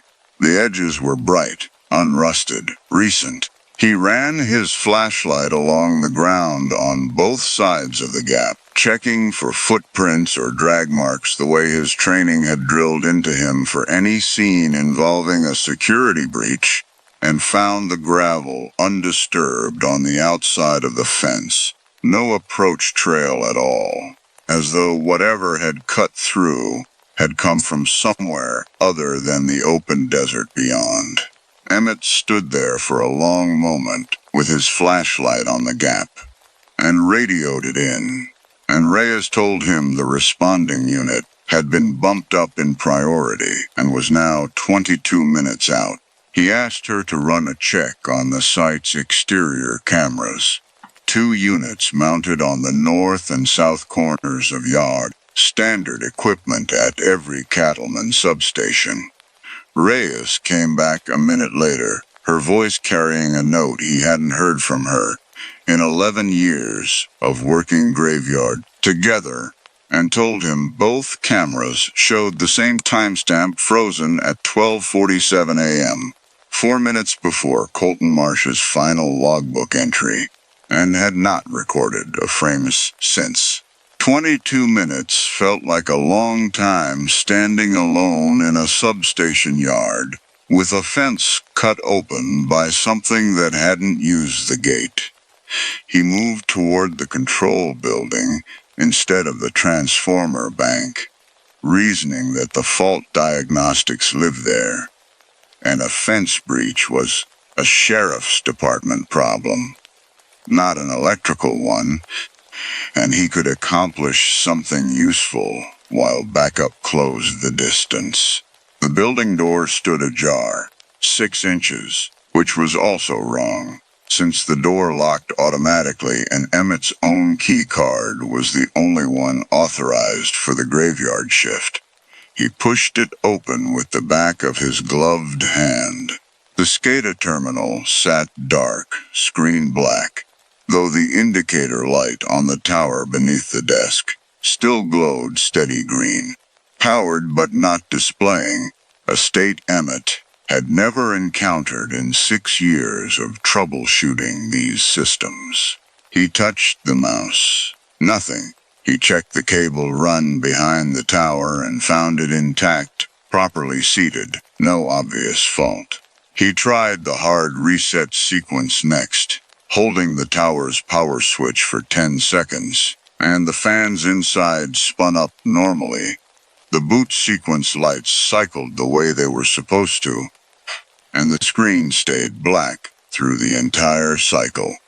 A failure mode that made no technical sense given every other indicator reading normal. On the desk beside the keyboard sat a thermos, still faintly warm when he touched it, and a logbook opened to a page dated that same night. A shift entry in handwriting he didn't recognize, though the only other authorized staff at Relay 9 was a day shift technician named Colton Marsh, who wasn't scheduled anywhere near tonight. Emmett flipped back through the previous pages out of habit, checking for any earlier note about the fault, and found nothing unusual going back 2 weeks. Ordinary maintenance entries, routine readings, until the final page, where the handwriting changed and the entries stopped mid-shift. The entry read, 12:51 a.m., North Bank reading irregular. Going out to visually inspect Transformer 4. Back in 10. Colton Marsh's truck was still in the lot when Emmett walked back out, parked at an angle that suggested he'd left it in a hurry. Driver door unlocked, keys still in the ignition. Emmett stood beside it for a moment, flashlight sweeping the yard, and checked the cab out of instinct, glove compartment, back seat, footwells, the specific methodical check his training had drilled into him for any scene involving a missing colleague. He found a half-eaten sandwich on the passenger seat, still fresh, and a phone, screen cracked, battery dead, sitting in the cup holder rather than in Colton's pocket, which told him more than he wanted it to, about how suddenly whatever happened had happened. He called Colton's name into the dark, and got nothing back but the wrong-pitched hum of the Transformers, and, somewhere past the 4th row, a sound that took him a second to place because it didn't belong in a substation at all. Something dragging across, gravel slow, rhythmic, the sound of weight being moved without hurry. He should have gone back to the truck. He has replayed that decision more times than any other decision in his life, and he still cannot fully account for why he walked toward the sound instead of away from it, except that Colton Marsh had a wife and 2 kids in town, and a 10-minute head start on whatever had made that dragging noise. And some part of Emmett's training, the same part that made him request backup, made him stay to at least confirm what he was dealing with before he retreated. The equipment shed sat between him and the North Bank, a squat cinder block structure housing spare parts, and the site's backup generator, and its door hung open too, a third breach in a night that had already produced 2.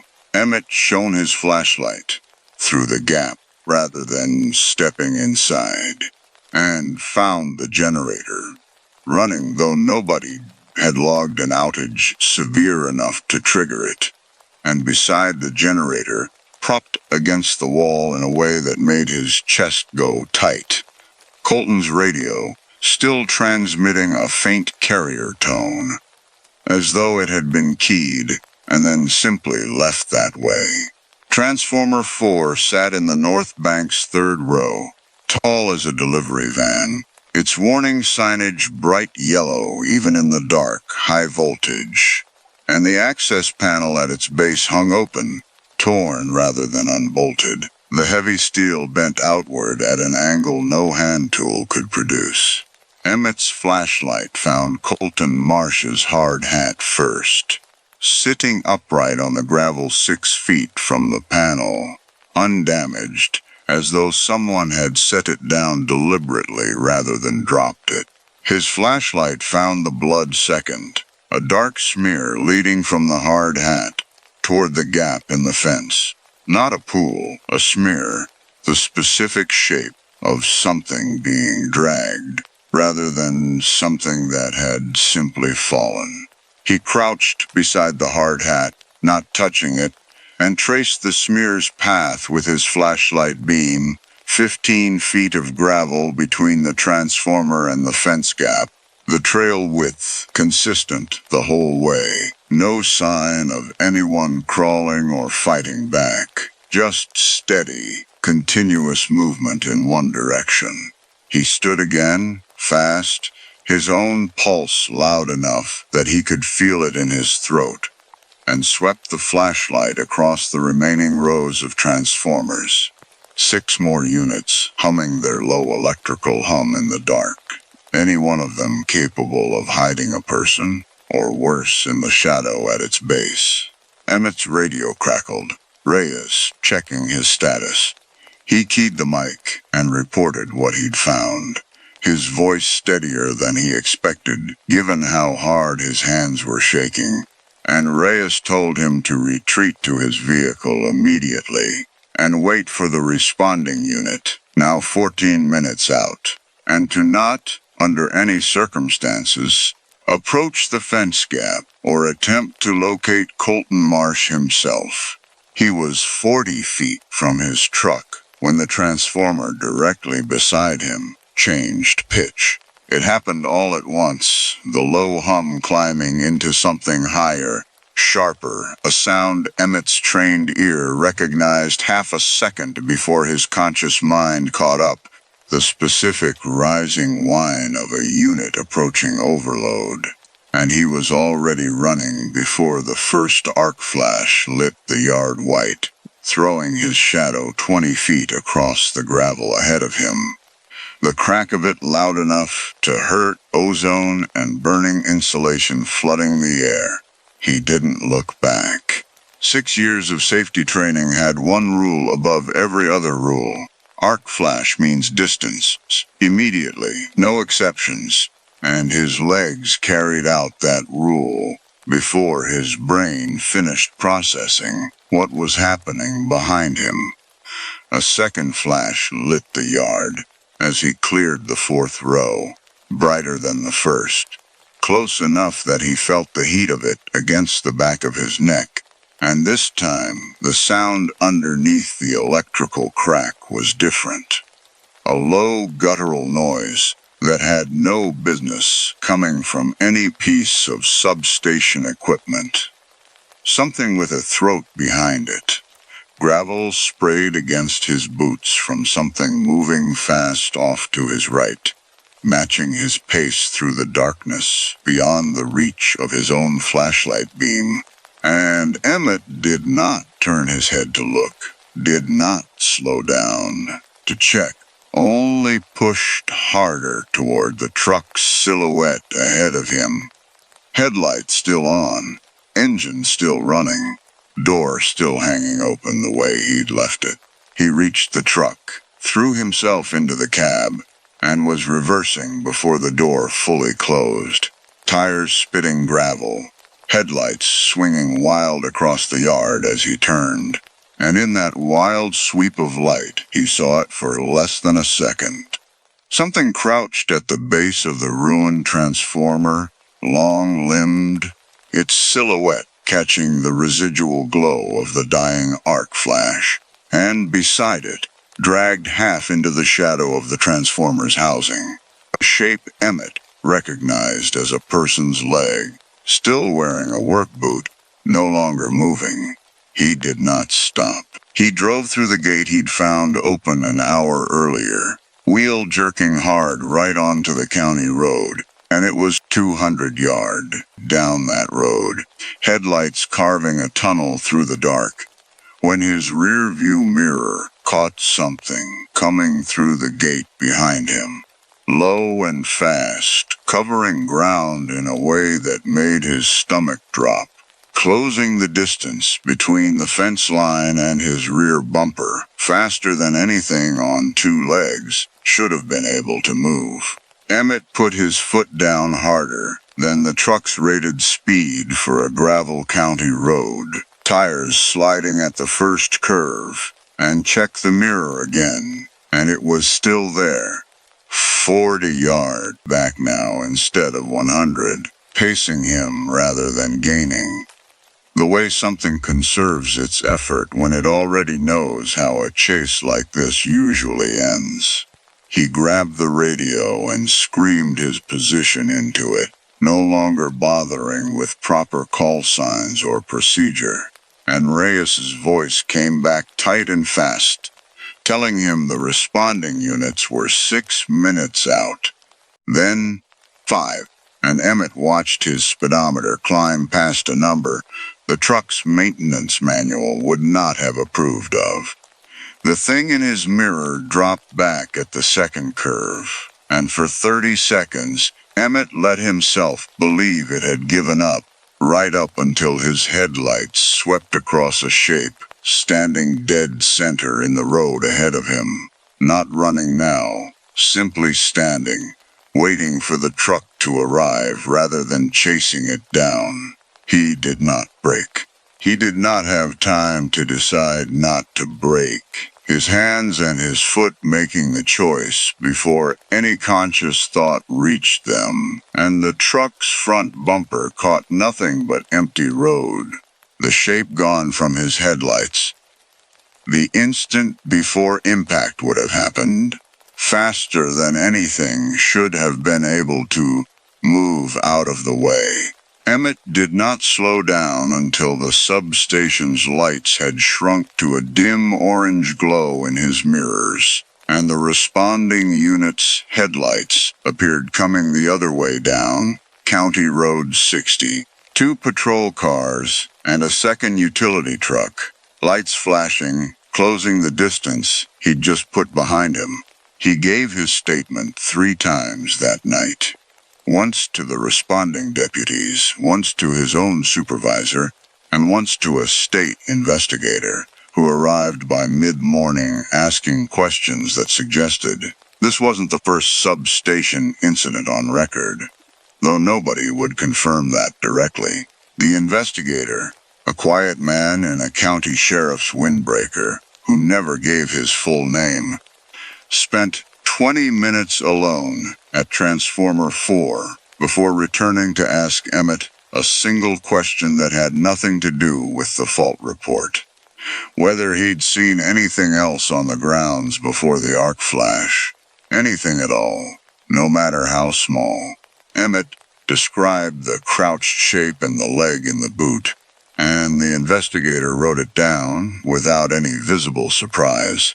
The specific unsurprised expression of a man confirming something rather than learning it for the first time. Before he left, the investigator asked one more question, quieter than the others, almost an afterthought.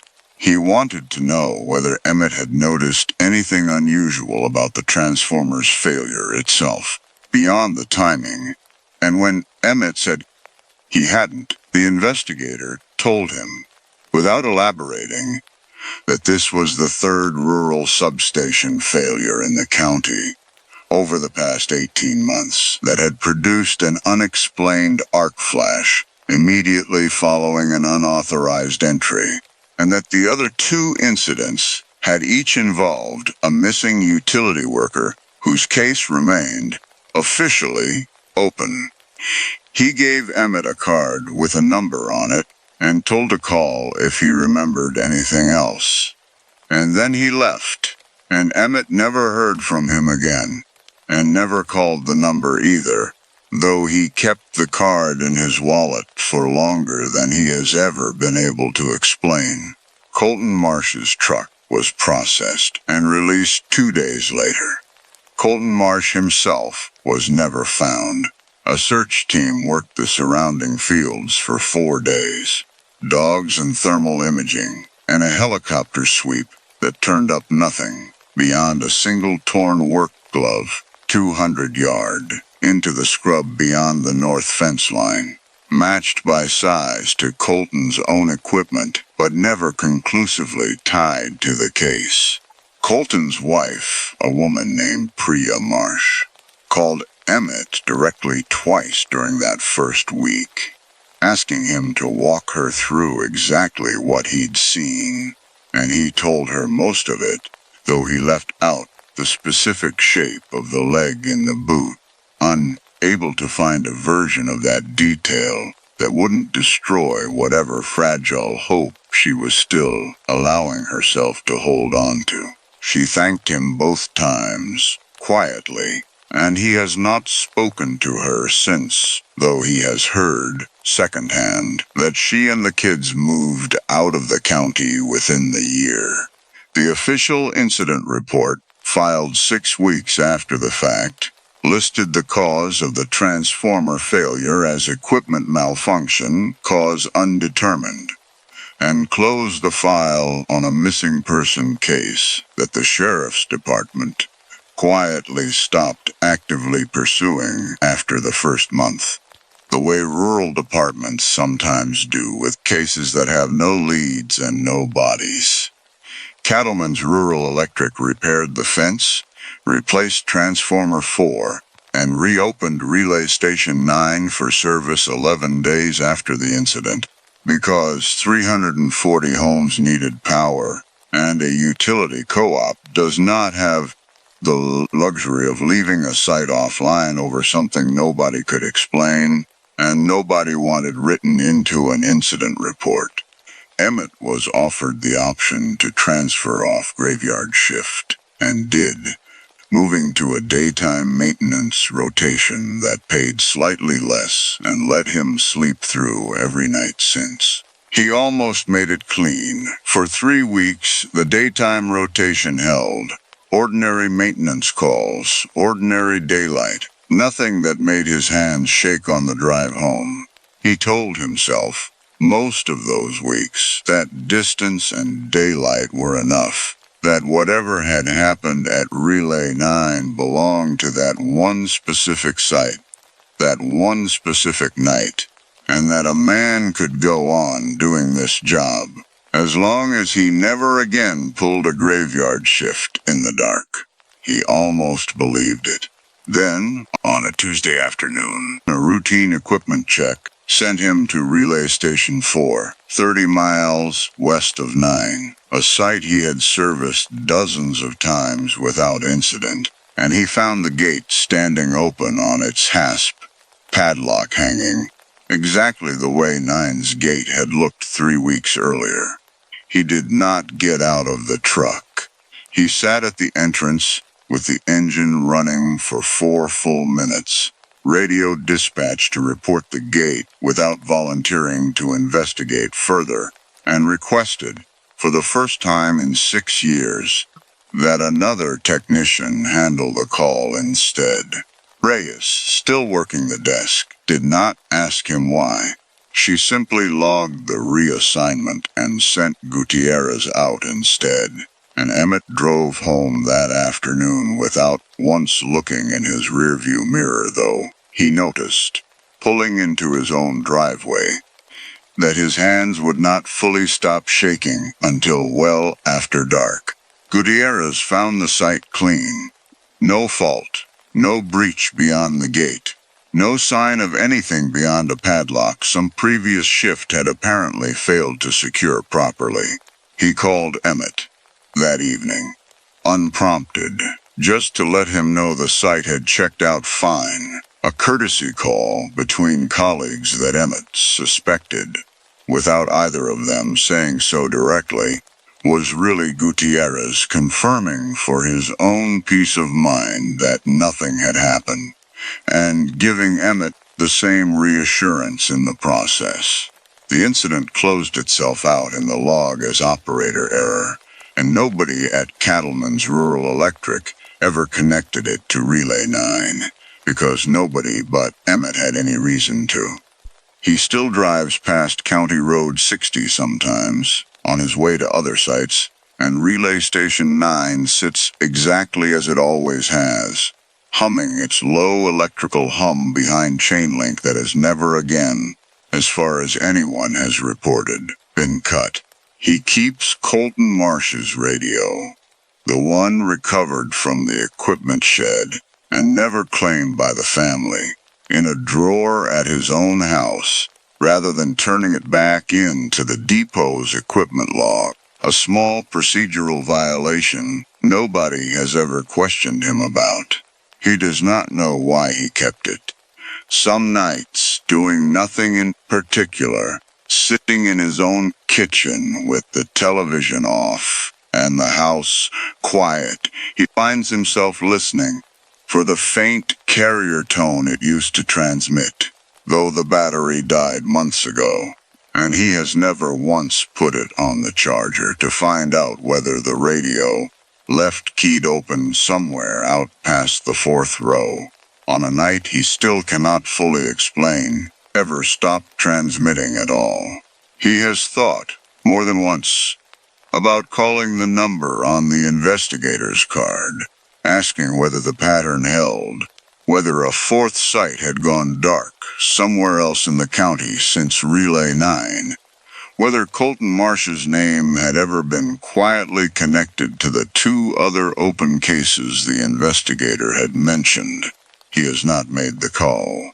Some part of him understands that an answer, whichever way it went, would only give him one more thing to sit with in the dark. And Emmett Hale, 6 years into a job that had never once frightened him until it did, has decided he would rather not know for certain how many gates on how many nights have opened on their own since.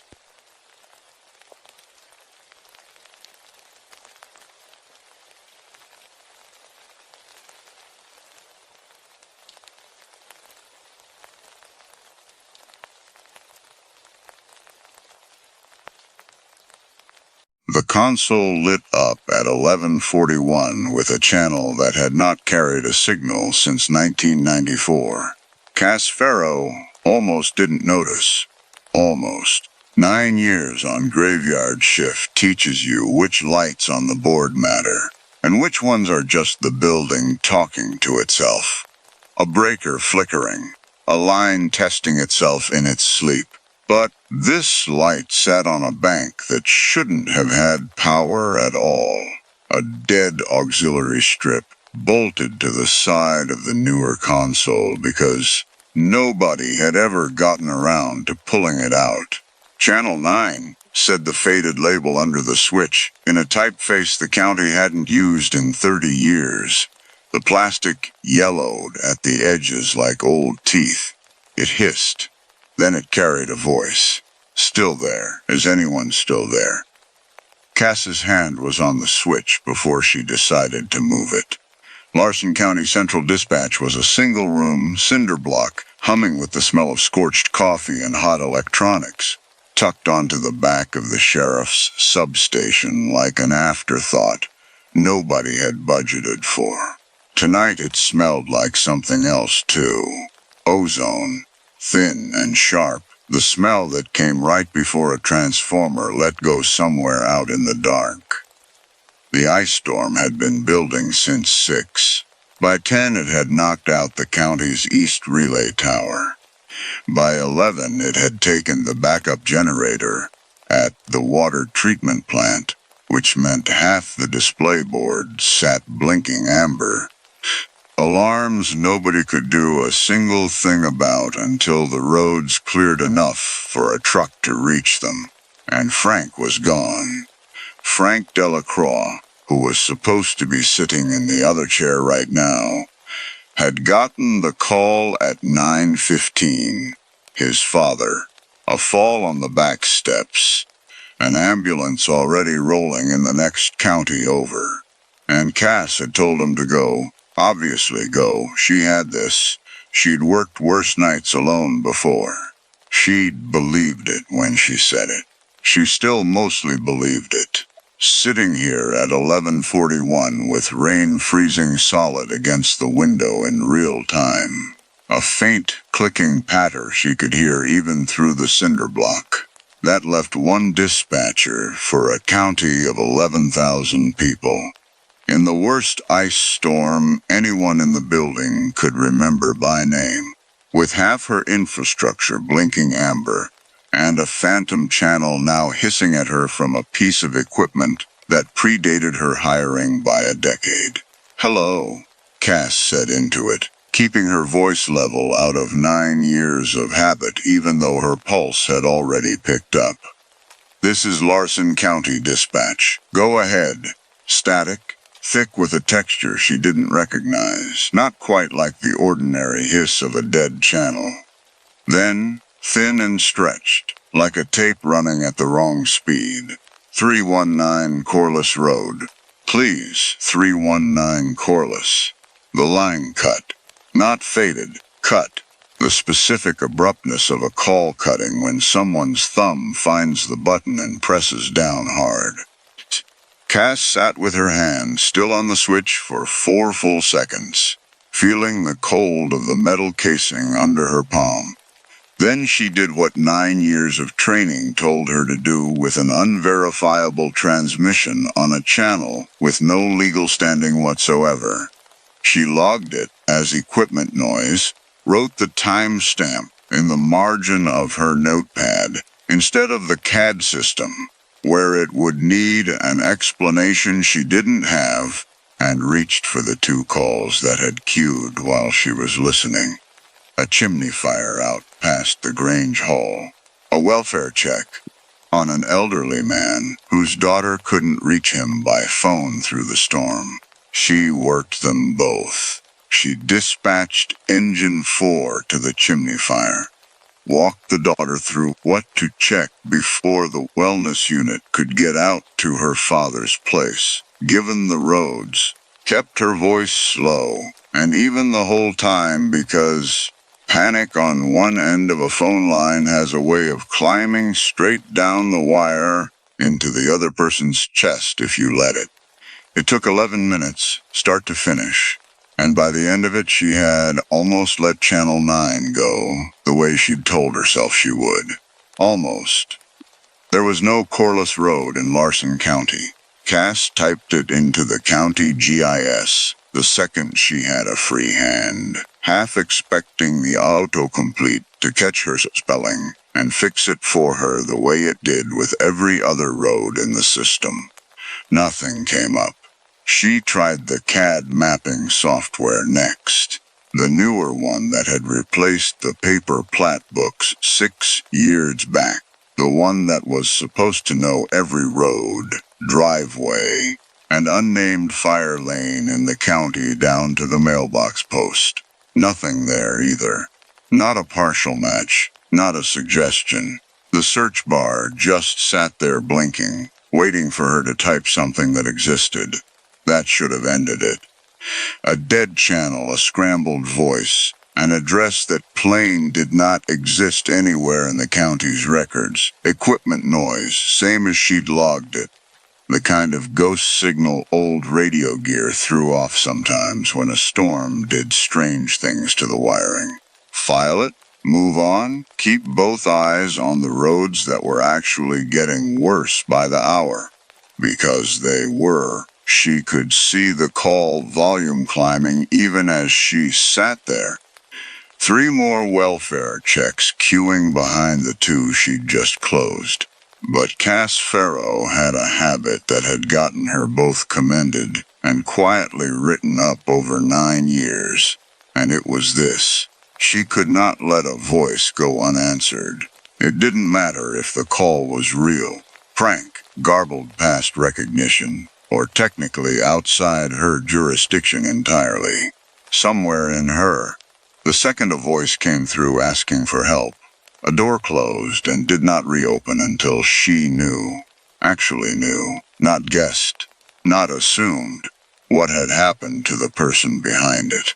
Her supervisor had told her twice in performance reviews that this was going to get her hurt someday. That dispatch worked because you triaged and moved, that you could not personally chase down every loose thread on a night with 100 calls in the queue. Cass had said she'd work on it both times. She hadn't worked on it either time, and there was a version of her that suspected she never would. So instead of letting Corliss Road die in her notepad margin like it should have, she got up, told the empty room she'd be back in 5 minutes, even though there was nobody in it to hear her, and walked down the cinder block hallway to the records room the county hadn't touched since the address system got overhauled in '94. The archive room was cold in a specific way. Not the storm's cold, which had a wet moving edge to it, but the flatter cold of a space that never got heated because nobody worked in it anymore. Metal shelving ran floor to ceiling. County plat books sat in rows going back to the '60s, their spines cracked and pale. Bankers' boxes were stacked at the ends of each aisle, labeled in handwriting from 3 different decades, 3 different clerks who'd probably never known each other. Cass found the pre-consolidation road atlas on the 3rd shelf, its cover soft with age, and paged through it with fingers that had gone stiff from the cold before she found what she was looking for. The flashlight from her phone throwing a small hard circle across page after page of hand-inked county roads. Corliss Road, running 2 miles off what was now marked Route 9, renamed in 1994. The same year, the county consolidated its addressing for the new, enhanced 911 system. The same year, Channel 9 had gone dark and gotten folded, unused, into the console she now worked every single night. She sat down on an overturned crate in the archive room, with the atlas open across her knees, and felt something settle into her stomach that had nothing to do with the actual temperature of the room. Route 9 Access Road. That was what Corliss Road had become. That was the road that ran along the ridge above the reservoir, the one that iced first every winter in the county because the wind off the water hit it broadside, with nothing to break it. The one Cass had personally logged more slide-off calls for than any other stretch of blacktop in Larson County.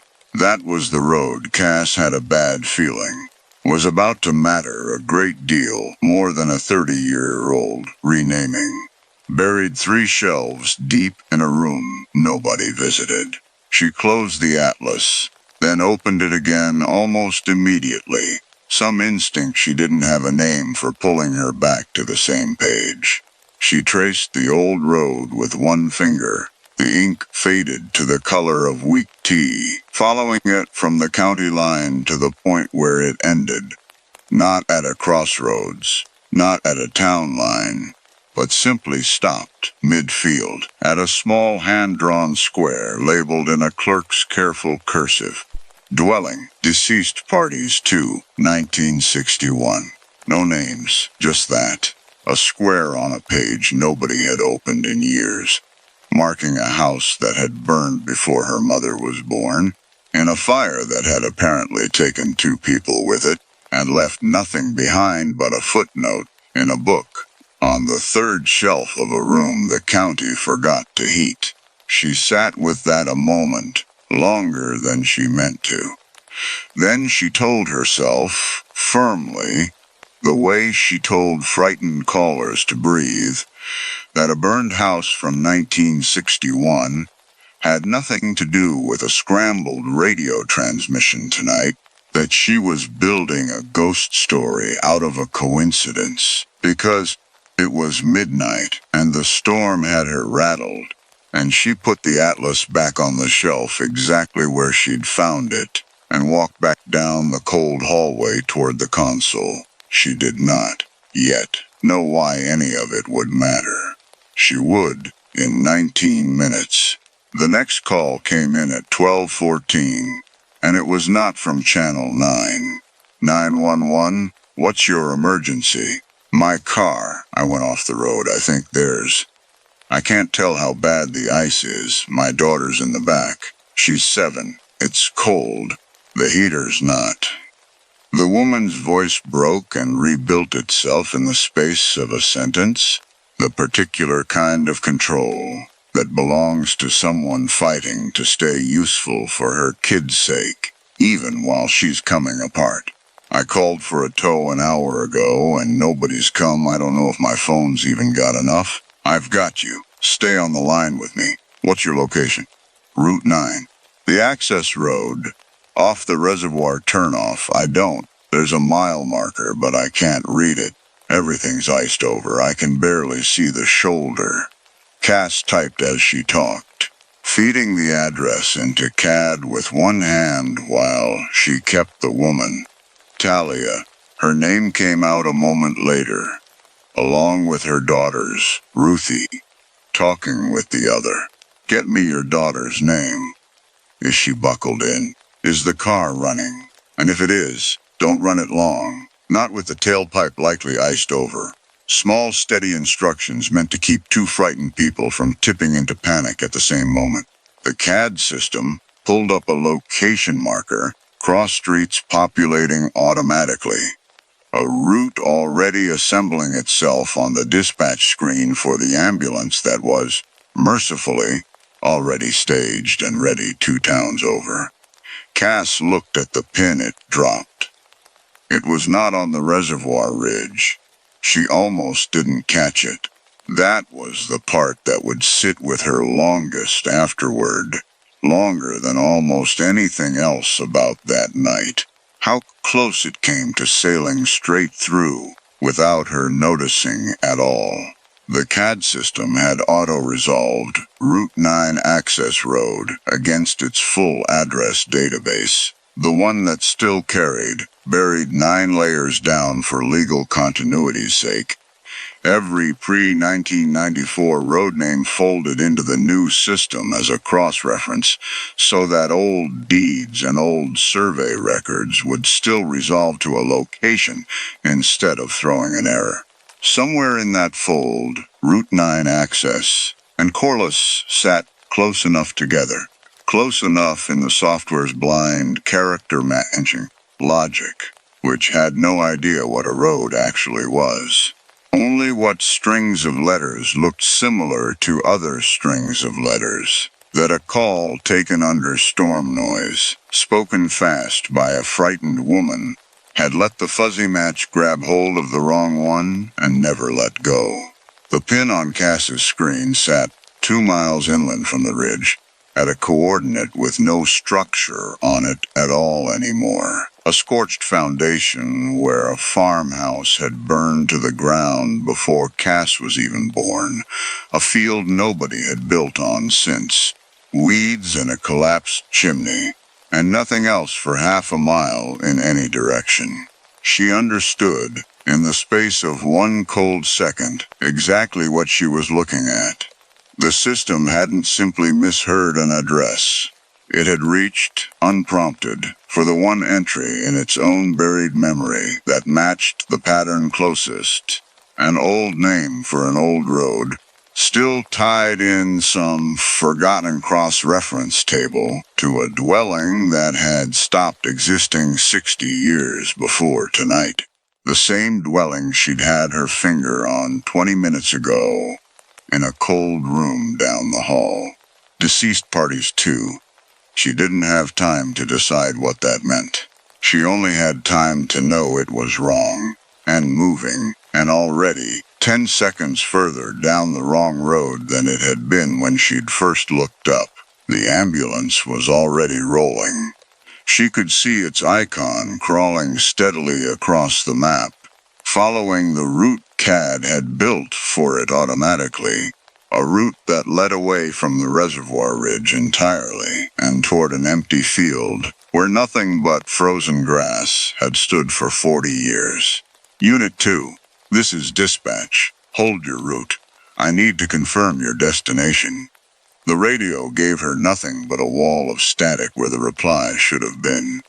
The East Tower, the one the storm had already taken down at 10 o'clock. The one Cass had been quietly working around all night by routing everything through the West Repeater instead. Except the West Repeater, she saw now, watching its status indicator flicker once and then drop to a flat red, had just gone down too, the antenna line almost certainly sagging under a weight of ice it was never built to carry. She had a woman and a 7-year-old on a black ice ridge, with a phone battery she'd already heard drop from 30% to 22% in the space of one conversation. She had an ambulance driving right now, at speed, toward an empty field, 2 miles from the people who actually needed it. And she had no working radio, no functioning relay, and one phone line that was rapidly becoming the only thread holding the entire rest of the night together. Talia, I need you to stay with me, and I need you to save your battery. Can you flash your hazards for me and keep them on? They're all ready. Yeah, they're on. A ragged breath. Please, she's so cold, her lips are. Wrap her in whatever you've got. Get her hands under her arms if you can. That's it. That's exactly right. I'm sending help. I'm going to stay right here with you until it comes. She said it because it was true in every way that mattered, except the one that mattered most. The help she'd already sent was heading somewhere else entirely, and there was no button left on the board in front of her that could tell it so. Cass Farrow had exactly one rule drilled into her harder than any other rule in 9 years of this job. The console does not go dark. Not for a fire alarm in your own building. Not for a medical emergency in the parking lot. Not for anything short of the physical roof coming down around your ears. Because the second that seat sits empty, every single call in this county funnels straight into silence. And silence is the one thing dispatch exists to make sure nobody in Larson County ever has to hear on the other end of a phone. She thought about that rule for the length of exactly one breath. Then she grabbed her coat off the hook by the door, wedged a note under the base of the phone reading back in 15. Emergency reroute on Route 9. Call Sheriff Depp direct. And left the console running unmanned for the first time in her entire career. Out into a night that had turned the whole county into a single sheet of tilted glass. Her own car fishtailed twice before she'd gone a quarter mile, the back end sliding out with no warning at all on a road she'd driven 10,000 times. The wipers couldn't keep pace with the freezing rain. Every streetlight threw a smeared, doubled halo through windshield ice that kept reforming faster than the defroster could clear it. She knew this county's roads the way she knew the shape of her own hands, blind and by feel. And she used every inch of that knowledge now, taking the back cut past the grain elevator instead of the highway, because the highway would already be a graveyard of spun-out cars tonight. And she did not have 15 minutes to spend stuck behind one of them. 12 minutes. She counted them off against the dashboard clock without meaning to, the number climbing the way Talia's battery percentage had been climbing down, and somewhere around minute 9 she caught herself talking out loud in the empty car. Low and steady, the exact voice she used on callers, telling herself to hold the wheel loose through the turns. Don't brake on the bridge deck. Don't brake on the bridge deck. Ice always forms there first. Once, on the long straight stretch past the grain elevator, her headlights caught something pale off in the field to her left. Just a fence post wearing a crust of ice thick enough to catch the light wrong, she told herself, already past it, before she'd finished the thought.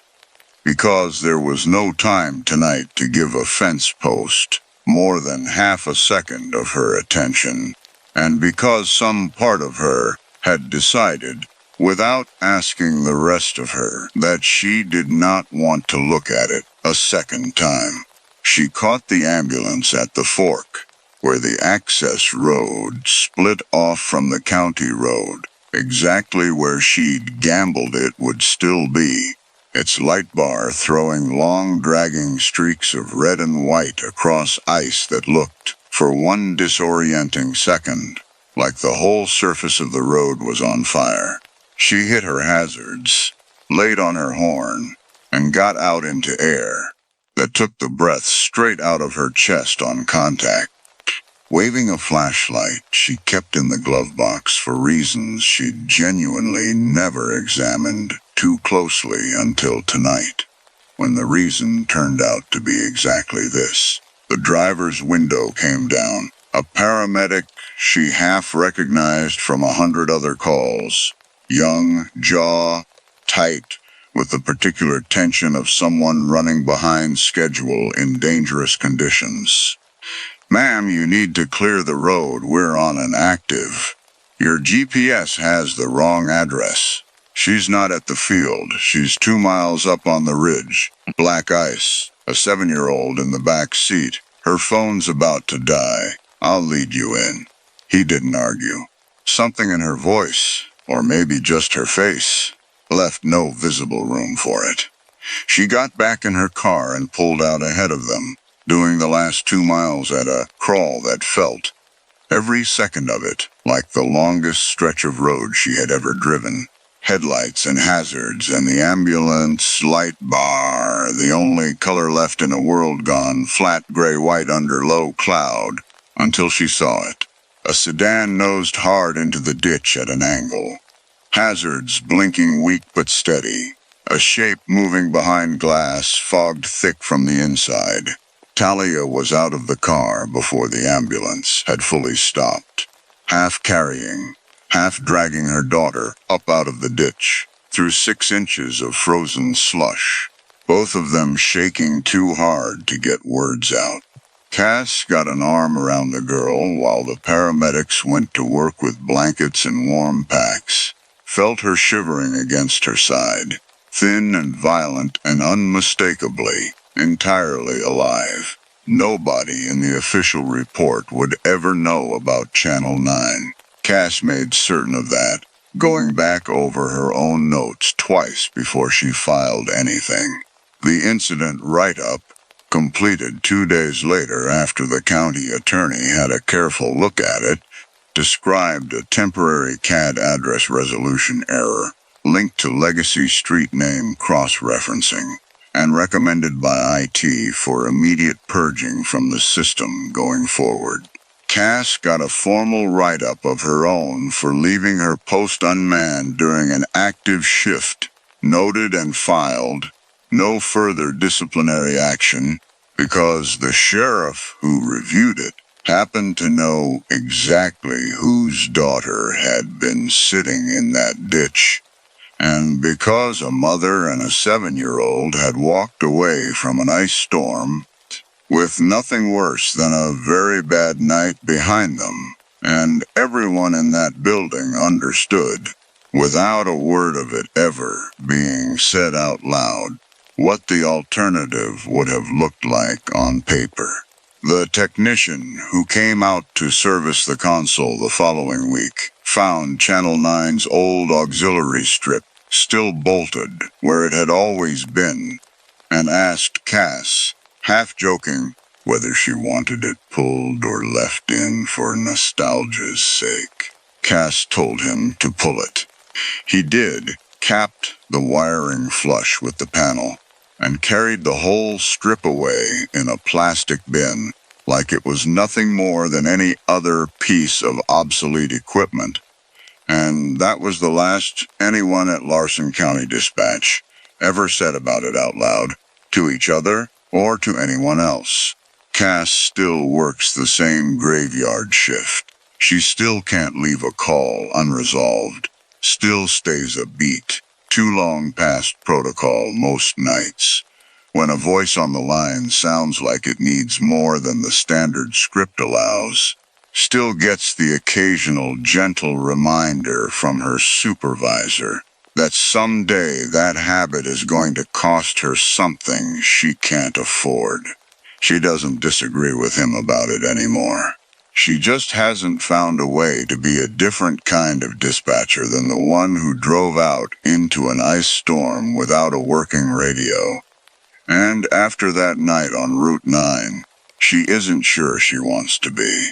But some nights, when the board sits quiet, and the storm outside is bad enough to make the old building tick, and settle the way it always does in weather like that, she swears she can still hear something behind the wall, where the auxiliary strip used to sit.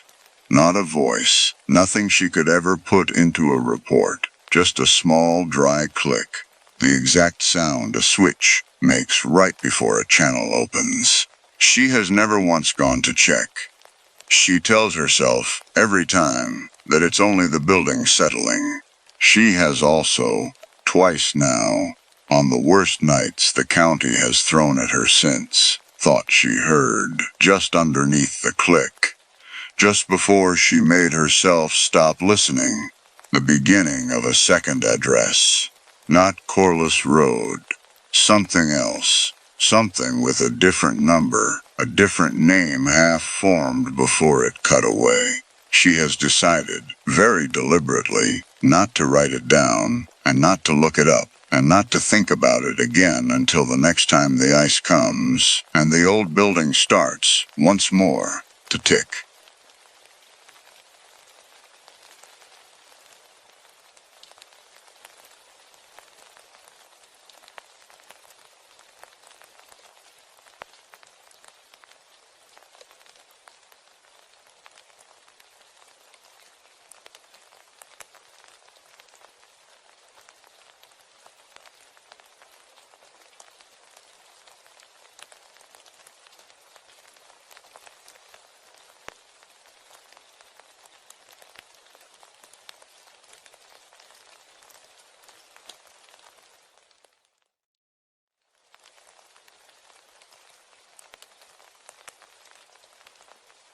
Ren Castellano had a rule she'd followed for 3 years without exception. Never touch a turbine before you write down exactly what you're about to do. Tonight, 40 feet up inside the nacelle of Turbine 22, with a storm tearing at the tower below her, she opened the logbook to make her entry and found the page already full in her own handwriting, describing a procedure she had not yet performed. She would spend a long time afterward trying to decide whether that page had been trying to help her or trying to kill her, and she would never, not once, arrive at an answer she trusted enough to stop asking the question.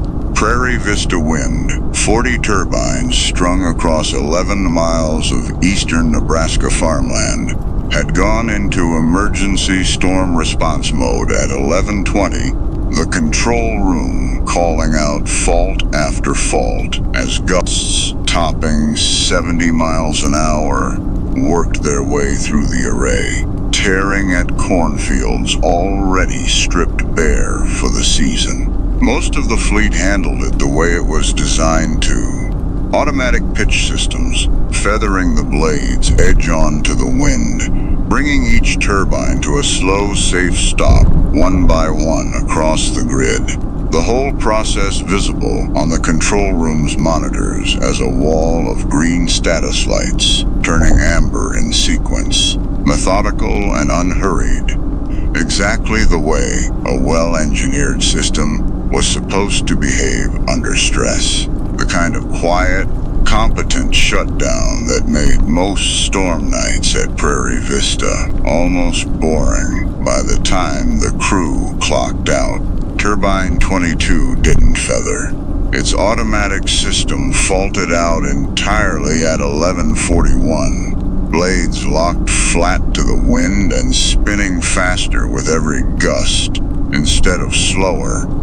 Rotor speed climbing past the safety threshold the engineers had built the whole machine around, the kind of overspeed condition that ended if nobody intervened, with a blade shearing off its hub and traveling the better part of a mile before it came back down to earth somewhere in the dark, over farmland, over a county road, over whatever happened to be underneath it at the moment it finally landed. Wren was the only field tech on call within 40 minutes of the site, halfway through a plate of cold dinner in her truck, outside a different substation entirely when the alert came through.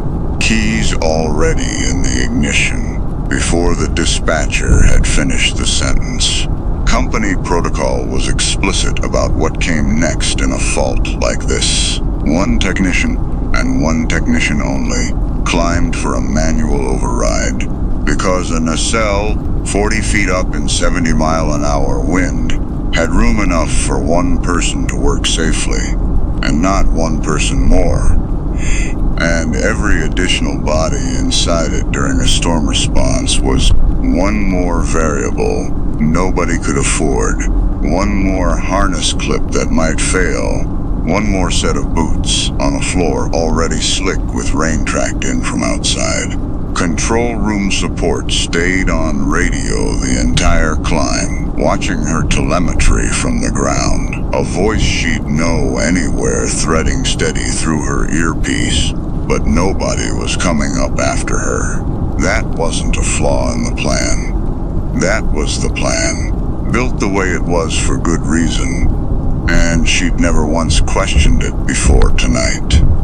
She'd been climbing towers for 8 years, and for the last 3 of them, she had not once started a job without opening whatever logbook the turbine kept.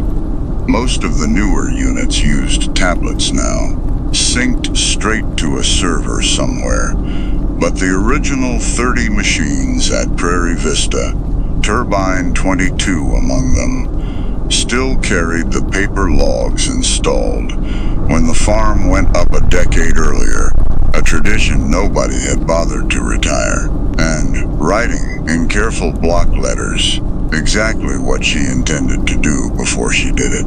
It had started 3 years back after a fault response on a different farm in a different state went sideways in a wind event not unlike tonight's.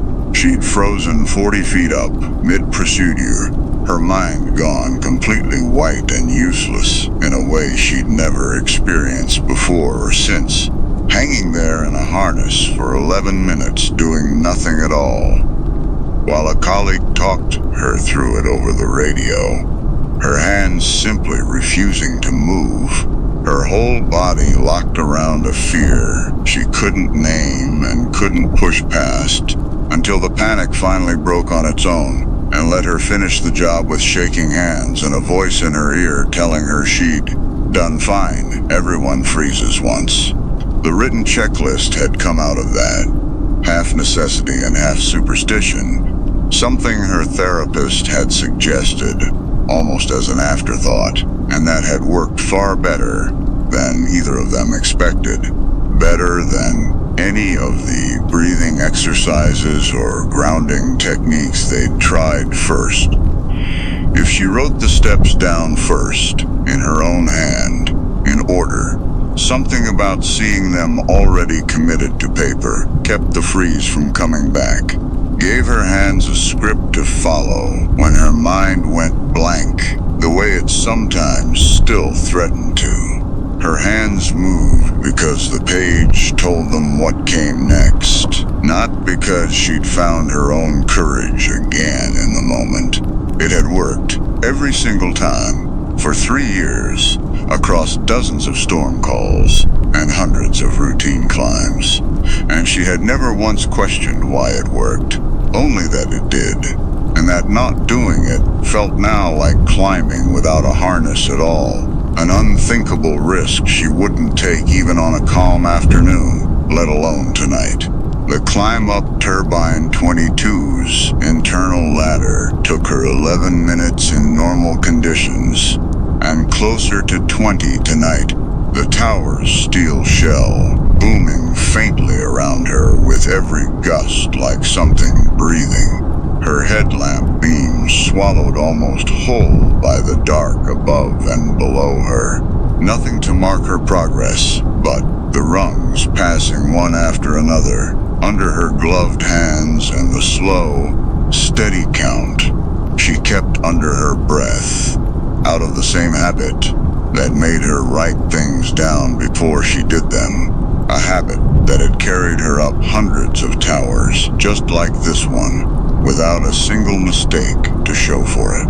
She'd made this same climb probably 300 times since Prairie Vista went online, knew every groan and rattle this particular tower's ladder cage made in a wind, knew which rungs held a film of condensation, even on a dry night, and which ones never did.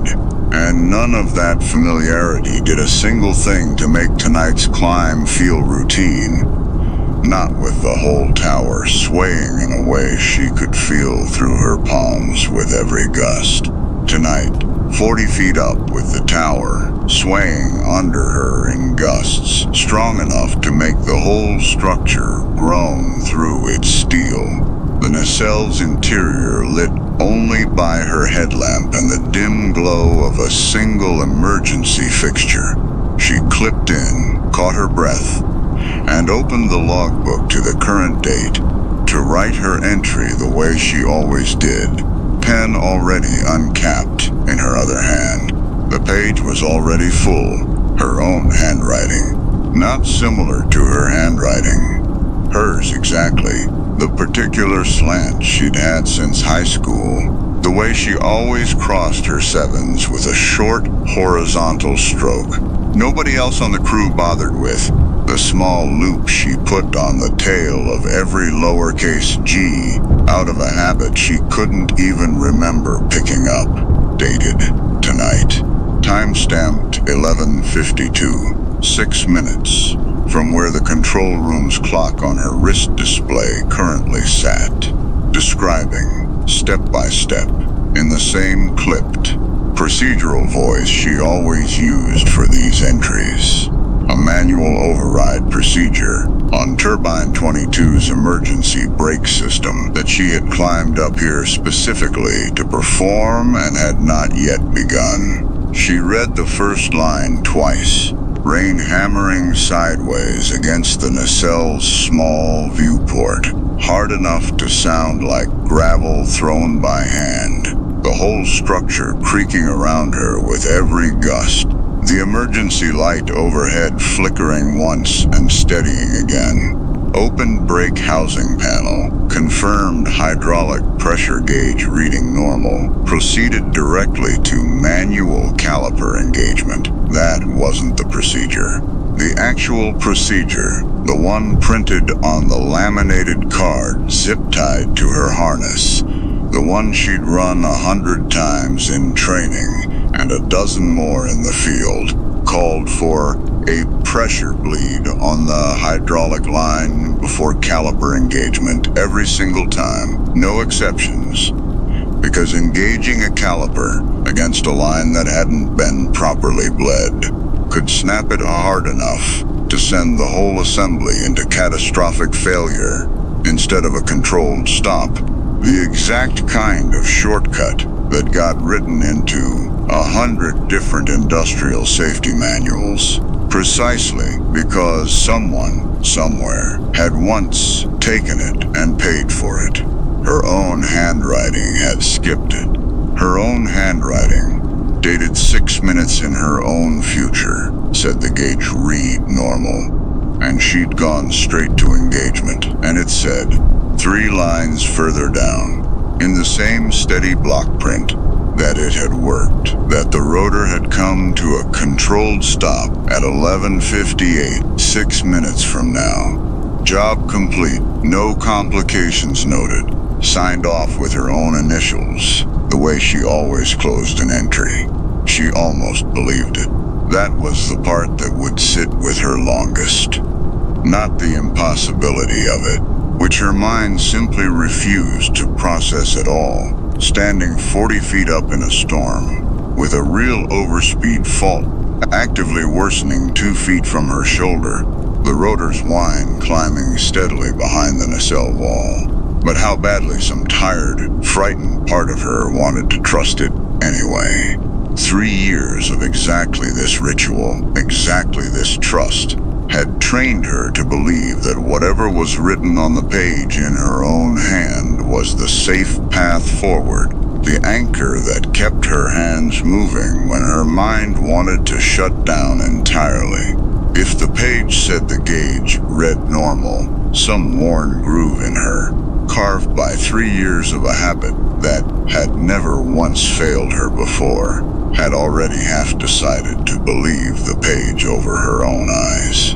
She caught her hand moving toward the caliper release, before she'd consciously decided to move it at all. Muscle memory built on 3 years of trusting exactly this kind of instruction without question. Her fingers already curling toward the lever the way they had 100 times before, on 100 other nights, and she stopped only because something in the shape of the sentence bothered her enough to make her look back down at the page a second time. Proceeded directly to manual caliper engagement. No mention of the gauge's actual number, just normal, a word that told her nothing at all, that no real entry of hers had ever used in 3 years of writing entries that always included the number, down to the last digit, because a number was information, and a word like normal was only ever a guess, dressed up to look like one. She looked at the actual gauge instead of the page, forcing herself to read the dial the way her training had drilled into her 1,000 times before any habit of the last 3 years had ever existed. It read 1400 psi, 40% over the ceiling. The procedure allowed for a safe caliper engagement. Not normal, not even close. She flipped backward through the logbook while the storm worked at the tower around her, pages crackling stiff and damp between her fingers, looking for anything that might explain a book that had apparently started writing itself, and found, near the middle, an entry far older than the rest, ink faded to brown, the paper gone soft at the edges, from a decade of humidity swings inside the nacelle, dated a night with a storm listed in the margin, notes almost exactly like tonight's, wind speed and barometric pressure, both close enough to make her stomach turn. The handwriting wasn't hers. It belonged, according to the signature at the bottom, to a technician named Callum Reyes, and it stopped mid-sentence, 3 lines in, no period, no closing note, the pen stroke trailing off the edge of a word that looked, held at an angle to her headlamp, like it might have been beginning to spell break. She keyed her radio with a hand that wasn't entirely steady, the wind outside screaming past the nacelle door hard enough to whistle through its seal. Control, this is Wren. Anybody there know the name Callum Reyes? A long pause, longer than Radiolag accounted for, before her supervisor's voice came back, quieter than before. Some of its usual brisk confidence gone out of it. Before my time here, there's a placard in the maintenance trailer, back wall, I think. Storm response, this same tower, maybe 9 years back. Why are you asking me that right now, Wren? You've got a job to finish up there.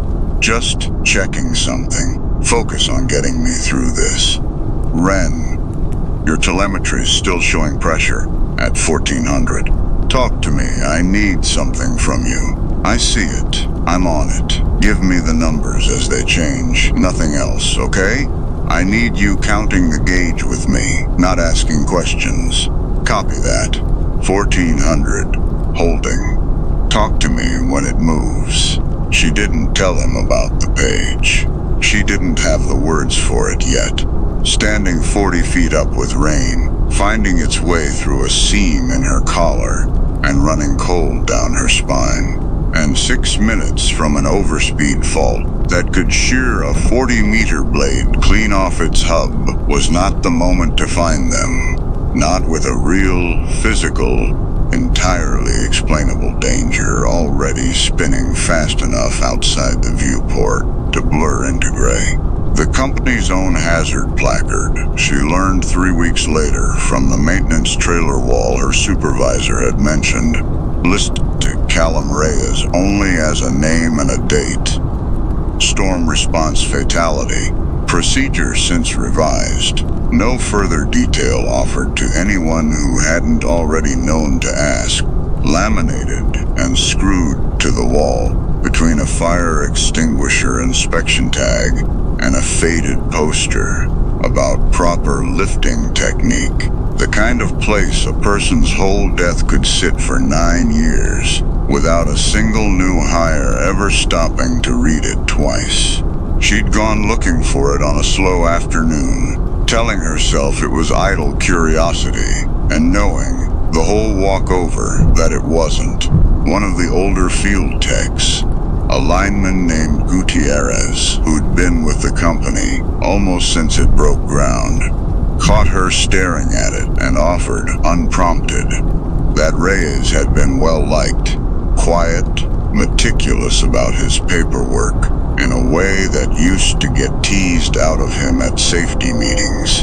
The kind of person everyone assumed would be around for another 20 years. And that the official finding had come back fast, faster than most people thought it should have, given how little detail ever made it into the record. Gutierrez didn't know any more than that. Nobody Wren ever found did. It didn't say how he died. It didn't need to. Standing 40 feet up with a caliper gauge reading 40% over its limit, and a page in her own handwriting telling her the number was normal. Wren had understood exactly the shape of the story that placard was declining to tell.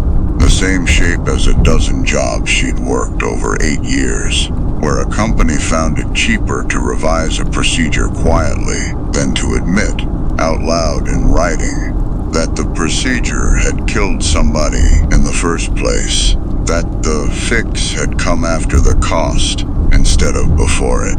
She had 6 minutes, by the page's own account, until the rotor either came to a controlled stop or didn't. She did not have 6 minutes to decide whether to trust a piece of paper, and some part of her, standing there with rain running down the back of her collar, and a dead man's unfinished sentence still sitting open in her lap, understood that trusting the paper was exactly the mistake that had put his name on a placard in the first place. That whatever had written those 6 lines in her own hand, benevolent or not, honest or not, had offered her the one shortcut most likely to end with her own name on a placard beside his. 9 years from now, for some other technician to find on some other storm-torn night. She bled the pressure line herself, by hand, exactly the way the laminated card on her harness told her to, ignoring the open logbook entirely now.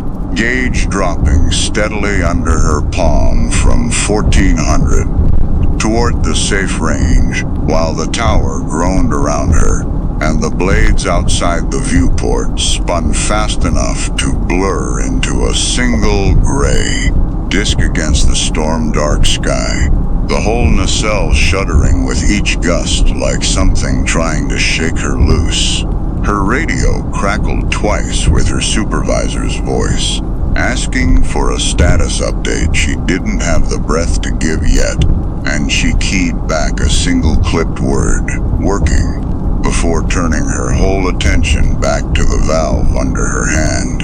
It took 4 of her 6 minutes, her hands cramping hard around the bleed valve in the cold, rain finding its pathway inside her collar no matter how she turned her shoulders against it, the fitting stiffer than it should have been, rust or age or simple disuse making her fight for every quarter turn. Somewhere in the middle of it, without meaning to, she glanced sideways at the open logbook, still sitting where she'd left it on the equipment shelf, its page catching her headlamp beam. The impossible entry gone now, but the memory of it still sitting cold in her chest. A reminder of exactly how close she'd come to trusting a shortcut instead of her own 2 hands. She engaged the caliper only once the gauge sat where it belonged, hydraulic pressure catching clean, and even the rotor's scream of speed dropping audibly through the nacelle floor, slowing in stages until it finally came to rest. The whole structure settling into a stillness that felt, after everything, almost unnatural in its own right. She sat back against the equipment rack for a long moment afterward, breathing hard, her whole body finally letting go of the tension it had been holding since the climb began, listening to the storm still working at the tower outside while the machine around her sat finally, blessedly still, before she keyed her radio again to report the override complete. She climbed down into a yard gone quiet under easing rain, the last of the storm's edge already moving east across the dark fields. Control room already confirming green status on her telemetry. The whole crisis closed out in the company's own log as a straightforward pitch sensor fault requiring manual override. Exactly the kind of incident the wind industry logged a dozen times a year without anyone thinking twice about it, filed and forgotten by morning. Nobody asked her about a logbook. She didn't offer, standing at the base of the tower with her legs still faintly shaking from the climb down, watching her own breath fog in the cold, cleared air the storm had left behind. Before she left the nacelle, though, she'd opened the book one more time and found the earlier entry gone, the page blank where 6 lines in her own future tensed handwriting had sat less than 10 minutes before. Nothing there now but the faint ghost pressure of a pen that had, apparently, never actually touched that page at all. No indent in the paper, no trace of ink beneath the surface where an eraser might have worked. She wrote her real entry into the empty space instead in her own hand, past tense this time, exactly as procedure required, her pen moving steady now that the job was actually finally done. Manual override completed 11:58. Pressure bled prior to engagement per standard procedure. Rotor secured. At the very bottom of the page, below her own signature, in handwriting that was almost hers and not quite, the loop on the G a little too tight, the crossbar on the 7 angled a degree or 2 off from how she'd always made it. 3 words sat that she had absolutely no memory of writing.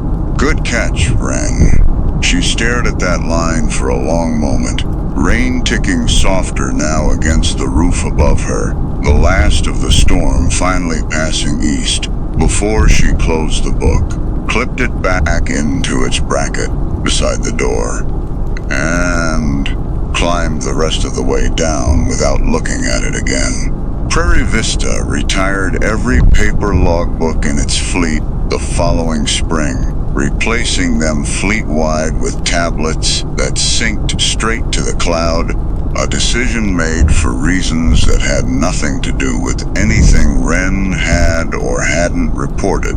A corporate modernization push that had been in the works for over a year. The paper book's just one more line item in a much larger IT budget nobody at her level had any say over. She was offered the Old Turbine 22 book, along with the rest of the recalled logs, headed for a recycling bin behind the maintenance trailer. Dozens of them stacked in a plastic bin, waiting for a truck that would haul them off within the week. And she took it home instead, telling her supervisor it was just a keepsake from a rough night, which was true as far as it went. Even if it wasn't the whole of it, she still writes her checklist before every climb, pen and paper both, refusing every suggestion from the newer texts that she switch to typing her entries into a phone the way most of the crew had started doing, ignoring the good-natured teasing that earns her at safety meetings the same way she's come to understand it must have once earned Callum Reyes. She's never skipped a bled line since, never trusted a Gage's word over her own two eyes again, no matter what any page in front of her claims. No matter how tired, or how frightened, or how far up a tower she happens to be, when the temptation to trust the shortcut comes around again. But some nights, at home long after a storm response shift, she takes the old logbook down from the shelf, where it sits among a handful of other keepsakes nobody else in her life understands the weight of, and opens it to that page, the one with her own real entry, and the 3 words underneath it that aren't quite in her hand, and swears, every single time, that the paper feels faintly warm against her fingers, the exact warmth of something that has very recently been written in. She has never tested that feeling against a thermometer. She has decided, deliberately, that she doesn't want to know one way or the other, whether it's real or only ever her own tired mind reaching for a comfort it needs, the same way the checklist itself was never really about the ink on the page so much as about giving her frightened hands something steady to hold on to. And she puts the book back on the shelf, and turns out the light, and lets it sit there in the dark until the next time a storm rolls through the county, and some part of her, without quite deciding to, finds a reason to take it down again.